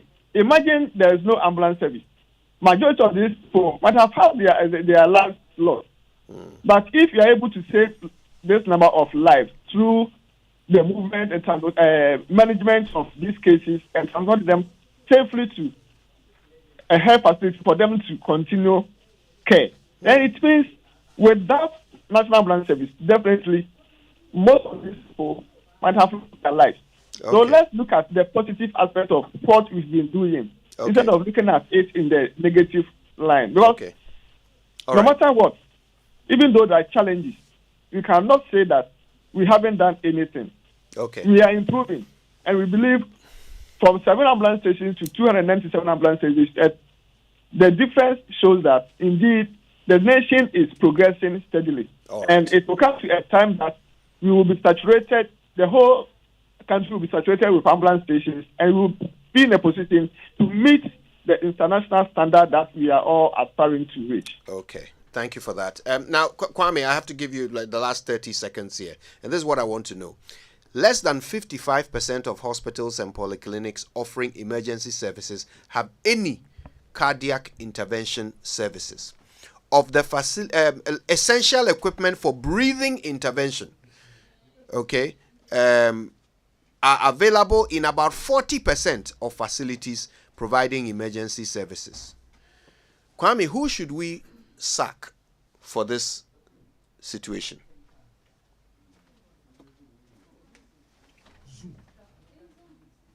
Do we still have Kwame? Yes, you have me. Could you can you hear me? Yes, we can hear you now. Yeah, I said this is down to decision making at the political level. This is not done at the ambulance service level. Because who takes the decision to spend money on behalf of you and I in Ghana? It's people in the executive. And so this goes straight to the doorstep of the Ministry of Health, the Health Select Committee, and Cabinet. But the buck stops with the President. And that is why I asked when I spoke earlier that why has a report like this not been discussed thoroughly? And why are the journalists not bringing in the politicians and all those who presided over this to answer for such a bad, outcome? I'm not one who goes by this glass half full phenomenon. There are certain basic things that need to be done. Yes, maybe we might not have enough ambulances, but what about training the staff? Is that also rocket science? So that is, if you ask who has to be sacked, the answer is we need to hold the people who take the political decision accountable for this. And this rests squarely at their doorstep. Back to the politicians once again, Kwame. This conversation is at its beginning. Like you said, there is a lot to talk about. This report alone should generate so many days of conversation if we want to improve the healthcare and emergency delivery service in this country. If we don't want our children, loved ones to die because our emergency service is not up to scratch. Thank you very much. Kwame Sapon-Asiedu is a pharmacist and fellow at CDD Ghana. Dr. Foster Ansong Brijang is acting director of operations for the National Ambulance Service. Thank you both for your time this morning. More after these. 712 hash. Luck is everywhere for everyone, yeah. Here's to the friends who dialed star 712 hash and found no regrets. To the investors who struck gold. To the health workers who diagnosed luck with precision. To the tough guy who couldn't hold back his tears. To the passionate fan who couldn't contain his joy. To the seamstress who turned her hard-earned stitches into a bundle of happiness. And now, here's to you. Your next big win is right here. Luck is everywhere for everyone. Dial star 712 hash. Now join in the luckiest winning celebration. Every 1st July 2024. Over dial star 712 hash. Now I can swap to tickets as a group, individual, and now even as a community. Now win is the car prizes are in the community draw or go for the grand draw on the 30th of November 2024. Unlock your luck with star 712 hash. Now join in the winning streak now. The luckiest star 712 hash. Luck is everywhere for everyone, yeah. The luckiest. If home is where the heart is, then let's go home, shall we? Let's go where the entertainment is, where the passion is, where the laughter is. And sometimes, even the tears too. Let's go where we feel safe enough to share our opinions. And send tweets. Where we do that embarrassing little dance to our favorite song. Let's go home where the love, the care, and the joy live. There's no place like home. Connect your home to super fast internet with affordable data bundles from MTN Home. Visit broadband.mtn.com.gh or your My MTN app to sign up today. MTN. All right, well, listen, let's finish strong. Let me remind you that Roveman Productions, in partnership with the National Theatre, presents an original Uncle Ibo White play titled Takeover. There is total panic and chaos when Apostle Gideon returns from surgery. His daughter Mary sparks uproar on social media with explicit videos, while within his own church, two of his subordinates orchestrate a takeover. How will he reclaim her tarnished reputation and confront the wolves disguised as sheep within his flock? Takeover intricately weaves a tale of greed, integrity, and the unwavering love of a father for his wayward child. The play is on the 5th, 6th, 7th, 12th, 13th, and 14th of July this year, and showtimes are Friday, one show only at 7 p.m., Saturdays, 2 shows at 4 p.m. and 8 p.m. And on Sundays, 3 shows at 1 p.m., 4 p.m. and 8 p.m. Venue is the National Theatre. 200 Ghana cedis will get you in. You can buy via Korba short code *365 *535 hash. If you want to know more, call 059-692-1960 or send a WhatsApp to 050-554-6030. You can also follow them on social media at Roverman Productions, proudly sponsored by Gino Tomato Mix and GCB Bank Limited. Communications partner is M Notify and Logistic Movers. Buy your tickets now. Roverman Productions, be the difference. So let's go off the overpriced land, home ownership and furnishing deals. Get the best deals for all your housing needs at one place. Visit the EcoBank Joy News Mini Fair, the Tema Metropolitan Assembly premises from this Friday the 12th to Sunday the 14th of July 2024. And the fair is open from 8 a.m. to 6 p.m. daily, and admission is free if you live around Tema, Spinters Road, Boom, Community 25, Dawenya, Pram, Chopoli, and Dawa. Then don't miss this fair, the EcoBank Journeys Habitat Fair. Get a house, make it a home. The EcoBank Journeys Habitat Fair is in partnership with EcoBank, the Pan-African Bank, and powered by the Plant City Extension Project from Citizen Habitats Rent to Own, and sponsored by Elegant Homes, Safety and Home Solutions, GJ Technical Services, DPS Pipes, Global Lighting, Superlock, Everlast UPVC Windows and Doors, Syntex Tank, Lesh Fortune Limited, DBS Roofing Industry, Virtual Security, Yoban Security Doors, and Clifton Homes. EcoBank Join Use Habitat Fair. Get a house, make it a home. Now, for a subscription fee of just 25 cedis a month paid on Momo, you can now sign on to Muti Plus, a health subscription plan that gets you access to unlimited in-store consultations with qualified healthcare professionals and over 160 covered medications and tests at participating pharmacies in the Ablekuma, Sakaman, Dansoman, Mamprobi, and Kaswa townships. Best part is that there is a dedicated nurse at the Muti pharmacy who can teleconference a doctor when you need it, so you can access the best consultation services. And to get this great product, all you have to do is download the Ayoba app and sign up today with your Momo account. So you download Ayoba and you sign up with Momo. Take charge of your health conveniently and affordably. Sign up for Muti Plus, powered by MTN today. Now, did you know that all the 41 LPG companies and the 800 stations across the country are 100% built and operated by indigenous Ghanaians? When you refill your cylinder with us, you support the growth of indigenous businesses and create more jobs. But that's not the only reason why you should choose us. Our LPG distribution system offers unbeatable value, allowing you to buy any amount of the product in whichever quantities you need, making it incredibly pocket-friendly. Worried about being cheated? With us, you can watch Feely as your cylinder gets filled. Plus, with weighing skills at every station, so you can double-check the weight of the quantity filled. That's trust and transparency guaranteed. Switch to LPG for your vehicle, especially if you drive a taxi.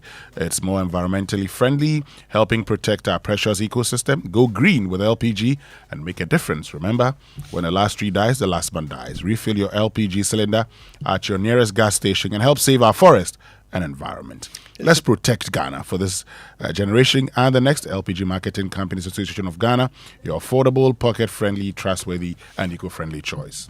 This is a good time to remind you the Multimedia Group are the official free-to-air radio broadcast rights owners of the Euro 2024. So join us for live commentary as well as some customized Euro 2024 shows on radio, TV, and digital, as well as live viewing events, all aimed at delivering unparalleled experience of the competition to all of you, our beloved audience. Okay, the Joy Sports coverage of Euro 2024 is sponsored by NASCO, Bring Home Happiness, and Heritage Christian University College, educating compassionate entrepreneurial leaders. And Heritage Christian University College is set up to provide the missing link in tertiary education through creativity and innovation. And there's a huge emphasis on entrepreneurship, technology, and practical learning with professional certification. And they are accredited by GTech. You can locate them at Amasaman behind the Olympic Sports Stadium. Their undergraduate programs include BA Psychology, BBA Accounting and Finance, BBA Logistics and Supply Chain Management, BBA Accounting with Computing, BSc Nursing, BSc Information Technology, and BSc Information Security, and Bachelor of Community Development and Theology, and many more. Master's programs are also available. Entry qualifications, WASI, ABC, GBC, HND diploma holders, mature students who are 25 years or older. Call us now on 0547 777731 or 0202-298-399. Visit our website, hcuc.edu.gh. Heritage Christian University College, educating compassionate entrepreneurial leaders. All right. Now, before we go, just remember to go to kingdomstoreonline.com for the best stationery and office essentials. You can pay via Momo and you get free delivery if you're in Accra or Tema. Terms and conditions apply. At Kingdom, quality and affordability are their hallmarks. Thank you so much for listening. It's been a pleasure to bring you the show. We're back tomorrow with more. Stay with Joy till then. My name is Kojo Youngson. I'm the morning man. Have a good one.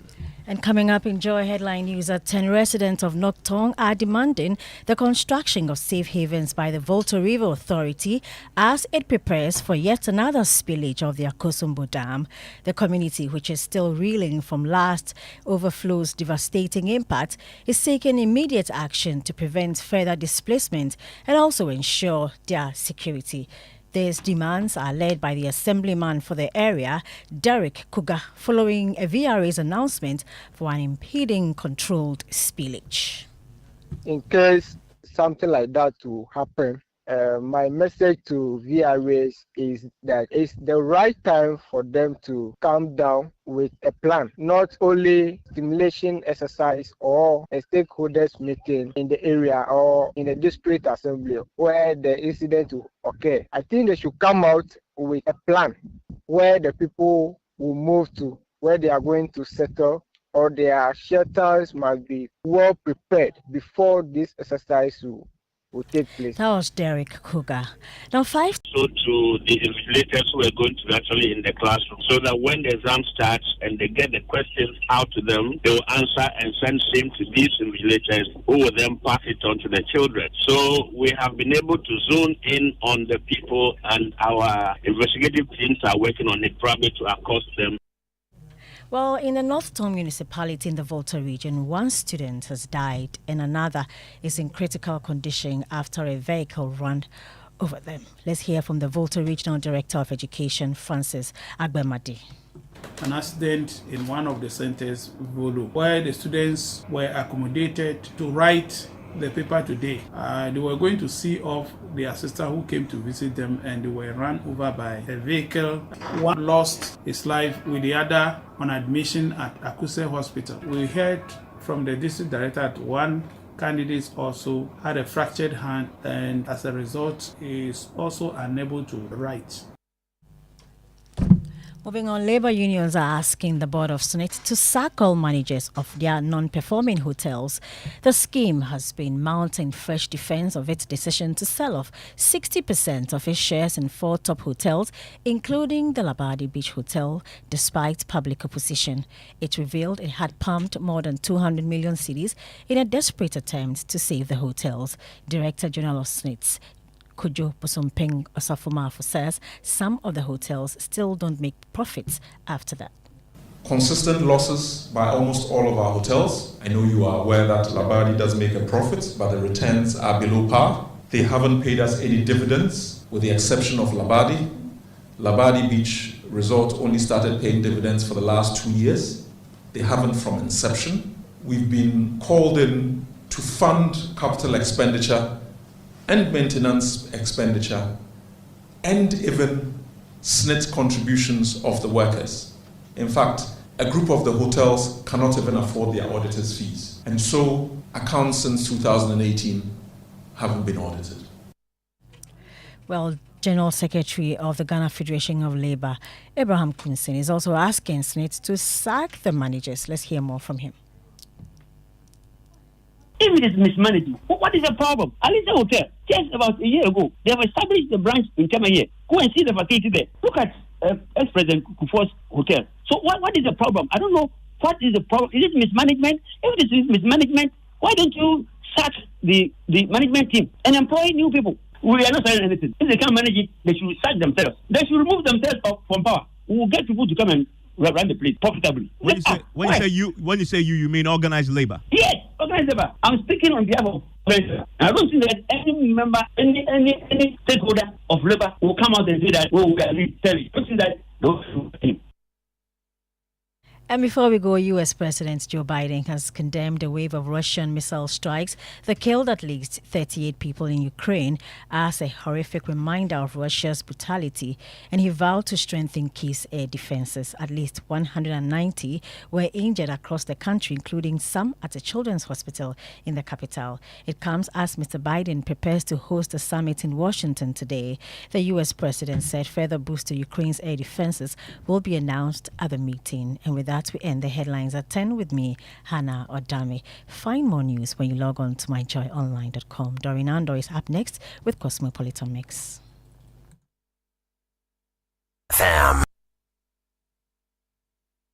The Parliament of Ghana presents the Maiden Democracy Cup match between Accra Hearts of Oak and Asante Kotoko, also featuring Parliament 11 and ex-Black Stars players led by Stephen Appiah. Date, July 17, 2024 at 3 p.m. at the Accra Sports Stadium. Rate, popular stand 20 cedis, upper and lower VIP 50 cedis, VVIP 100 cedis. Partners, Ministry of Youth and Sports, France Embassy in Ghana, GFA, Beyond the Return, Ministry of Local Government and Rural Development. Sponsors, GCB Bank, Bethel Logistics, Ghana Gas, GNPC, ADB Bank, BCM Ghana, Stellan Automotive, Goyle, NPA, Zoom Lion, Interplus, Angogoda Shante, KGL, NLA, Wembley, Shippers Authority, NHIS, Petrosol, World Vision, Azar Group. Media partners, Think Media, GTV, Asasi Radio, Oman FM, Joy FM, Adom FM, Asempar FM, Media General, Happy FM, Max TV, Max FM, City FM, Despite Media.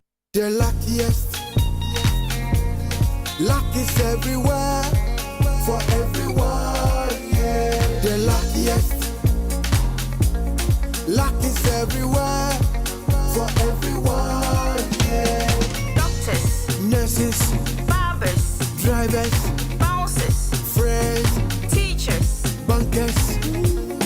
You could be the luckiest. You could be the luckiest. East, west, north, south, You could be the luckiest. You could be the luckiest. Accra to Haga. Let's go. The luckiest. Luck is everywhere, for everyone, yeah. The luckiest. Luck is everywhere, for everyone, yeah. Doctors, nurses, barbers, drivers, bouncers, friends, teachers, bankers. The luckiest. You could be the luckiest. Hey, we see you specking your car, taking that trip, chilling on the beach. Charlie, now we want to see this become your story. Simply use your ABSA card 10 times or more and you'll be entered into a monthly draw where you stand a chance to be among 5 lucky winners to take home 40,000 Ghana cedis. The more you use your card, the more entries you'll receive. Earn an extra entry by using the ABSA app or internet banking 5 times or more. No ABSA card? Don't worry. Visit the nearest branch for an ABSA account or card today and make winning part of your story. Promotion is between 1st July and 31st October. This promotion is regulated by the National Lottery Authority on the Caritas Lottery platform. Terms and conditions apply. Your story matters. ABSA.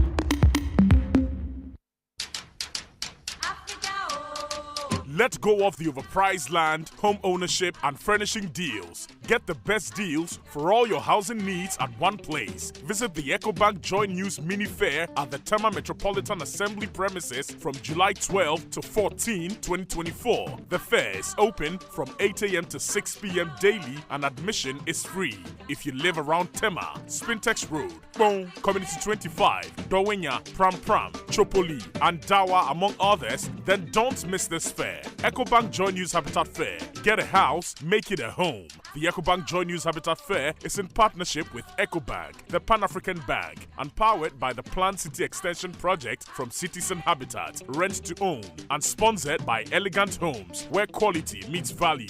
Safety and home solutions. You think of a door, we have it. G&J Technical Services. G&J, the generator people. DPS Pipes, connecting you to life. Global Lighting, your solution to quality lighting. Superlock, you deserve the best. Everlock UPVC windows and doors, the right choice for your windows and doors. Syntex Tank, Air Strong, Air Tough, Less Fortune Limited, luxuriously perfect. DBS Roofing Industry, your roof experts. Virtual security, complete security solution. Build free solar hybrid air condition, cooling for the people. Devtraco Woodlands, a master planned gated city. Yobed Security Doors, protecting lives and properties. And Clifton Homes, beautiful homes, wise investments. EcoBank Joy News Habitat Fair. Get a house, make it a home.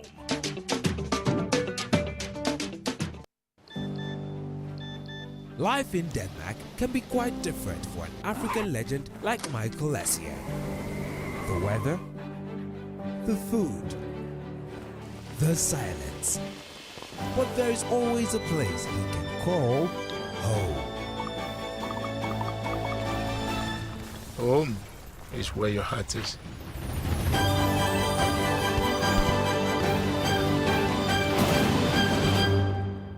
SportyBet. Play with champions.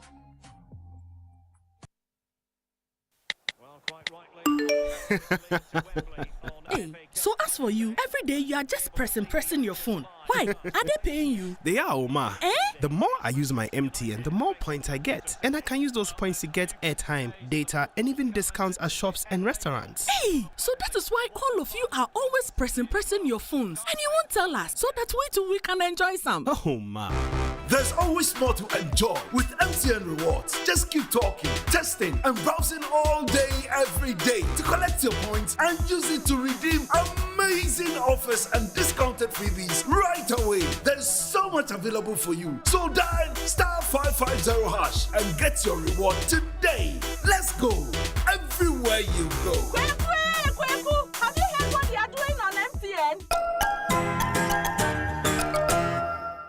Attention, all risk and compliance and audit professionals across Africa. Are you ready to tackle the challenges of governance, risk, compliance, and audit head-on? Then mark your calendars for the 7th edition of Risk Summit Africa, happening on the 24th and 25th of July 2024 at the Labadi Beach Hotel. Join us for 2 days of insightful discussions, networking opportunities, and invaluable takeaways. Whether you're a CEO, a risk compliance professional, a board member, or a mid-level executive, this summit is tailored just for you. Learn from global best practices, connect with industry experts, and discover strategies for immediate implementation.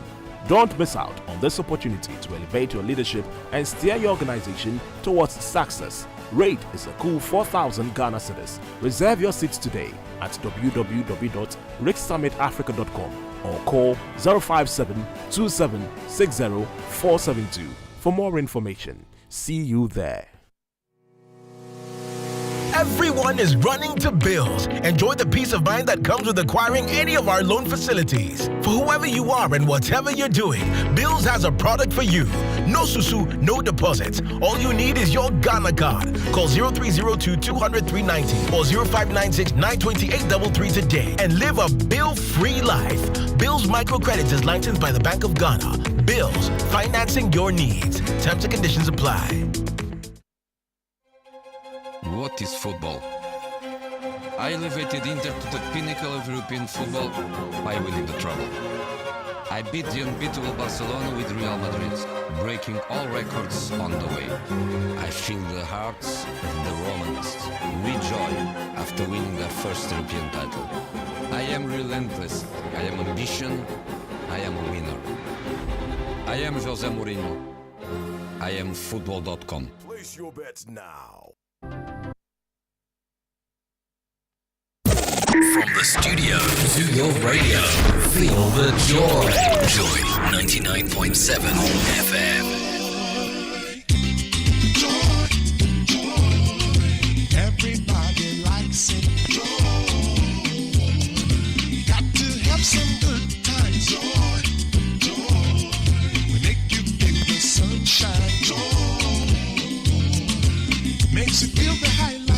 The Cosmopolitan Mix. Doreen and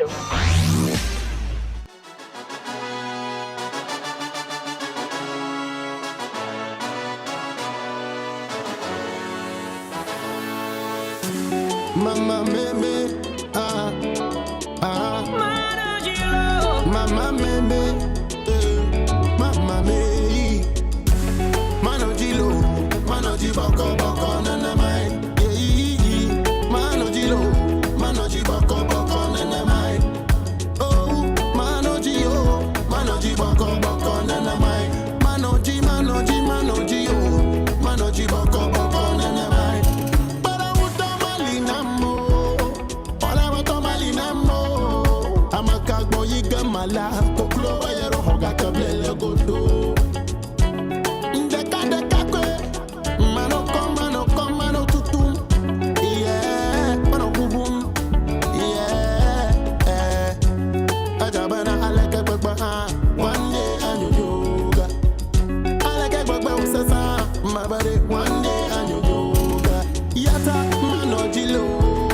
Boko boko nana mai. Mano ji boko boko nana mai.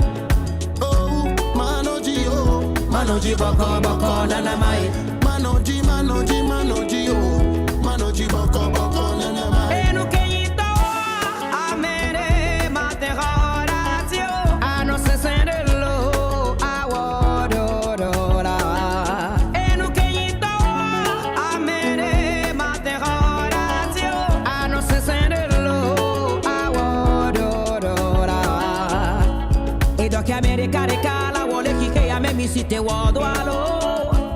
Edo che America recala vuole che a me mi siete wodwalo. Mano ji boko boko nana mai. Mano ji boko boko nana mai. Mano ji boko boko nana mai. Mano ji boko boko nana mai. Yeah, mamba na zawina so we never lose. So me have to go harder. Every day I'm winning, see me never lose. So me have to go harder. Well now, I'm on a journey. Forward I go, never returning. No, the wilderness don't scare me. Straight to the top and aiming now. Now go make no evil forces draw me out. Move like a straight line, no go roundabout. Stand confident, tall and stout. Man a military general, them a boy scout. Me tell them, mano jilo, mano jiboko boko nana mai. Mano jilo, mano jiboko boko nana mai. Enu keito amere materatio ano se sendelo awodora.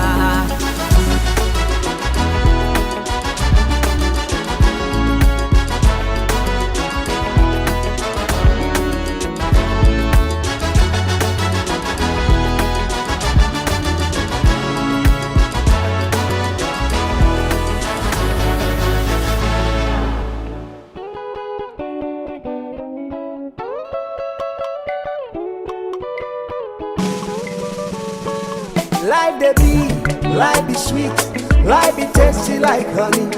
Enjoy the beautiful things today. Tomorrow go come, get back from the late. Yeni ahu beton and yeni ahu beka.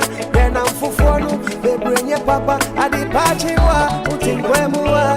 You should be giving thanks for life. If you get money, just to life. You no get money, just to life. Everything you do, just to life. My brother, just be you. Just to life. If you get money, just to life. You no get money, just to life. Everything you do, just to life. My sister, just be you, just to life.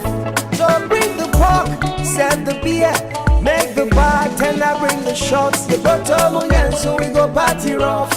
We'll be giving thanks for life. Bring the pork, set the beer, make the bartender bring the shots. The bottom again, so we go party rough.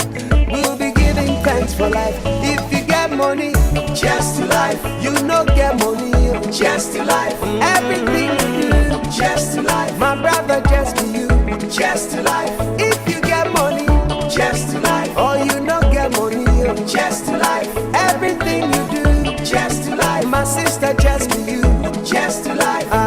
Sanga girl, the girl now. Sanga boy, the boy now.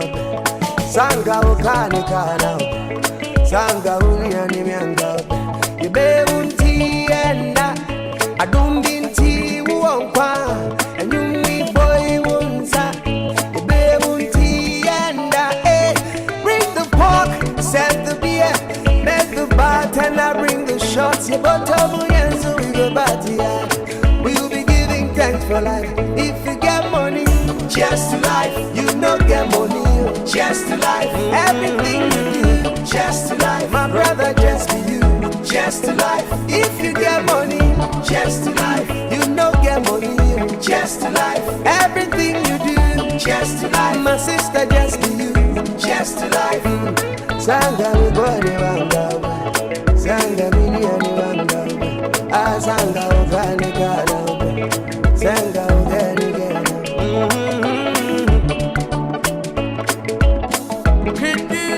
Thank you.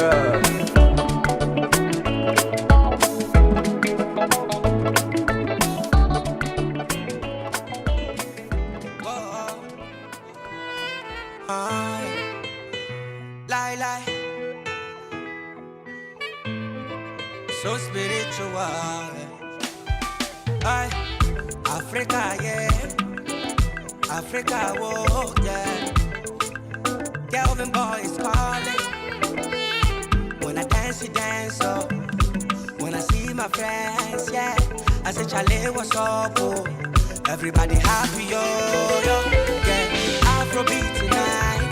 Yeah, we come together when everybody feel the vibe. Everybody feel alright. Yeah, Afrobeat tonight.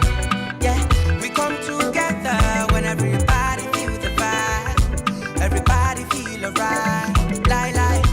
When you hear the gong, the beat where they play from Africa, yo. Everybody jump. Whoa, boy, yeah. So when you hear the gong, make you know they from, yeah. See me far away, you know, so we far gone. La me habo, and you wait me to the mamo. Oh, this song is for my people. Lie. Everybody knows that. See we they on fire. We know they tired. When you hear the beat, you for move your feet. So, yeah, Afrobeat tonight. Yeah, we come together when everybody feel the vibe. Everybody feel alright. Yeah, Afrobeat tonight. Yeah, we come together when everybody feel the vibe. Everybody feel alright.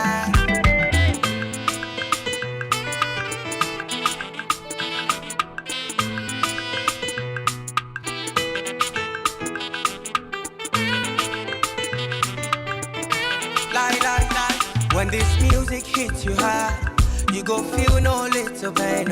Them say this kind rhythm bad. Africa know the play. Charlie make you know they sleep. Yeah, we so forget it is. Yeah, I get fans to feed. Yeah, so I no go cheat. In a muku wakanga, my higher gym now. Yeah, this song is for my people. Everybody knows that. See we they on fire.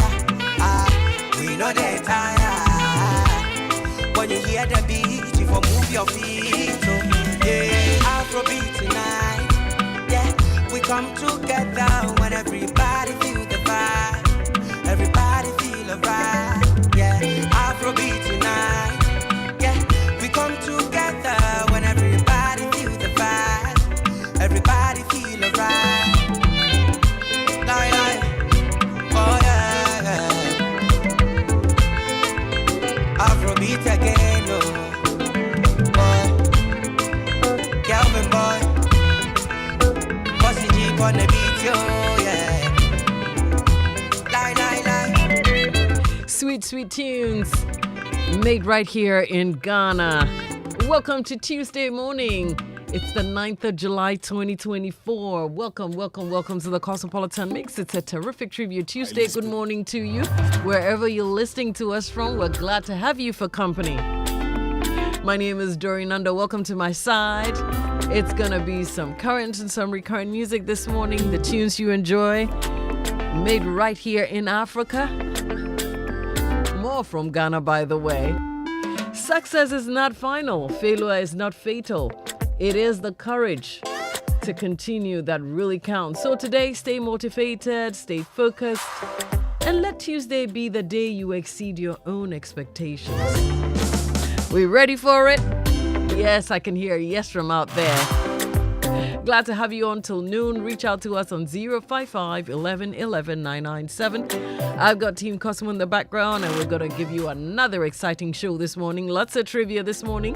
In show business news, Ghana's ambassador to Japan has honored Sun Trophy, a Ghanaian band, during a Tokyo concert. Ochabe Kwame says that you can't do the greatest rappers list without EL, Edem, and Flo Kingston. We wonder why he's saying that. Plus, Tyler Perry and 50 Cent they're actually eyeing a collaboration. Yeah, it looks like something interesting is going to happen in Hollywood very soon. We'll give you the details when we go into show business news. Yesterday, we started talking about morning headaches, what brings them on. We'll talk some more about what brings on your morning headache and how you can take care of it. It will be in our lifestyle segment, plus inspiration. And of course, your shouts. Any birthday celebrations, any anniversaries? Let us know. We'll be glad to reach out and to celebrate you and your family right here on the Cosmopolitan Mix. Stick with us. It's 26 past 10.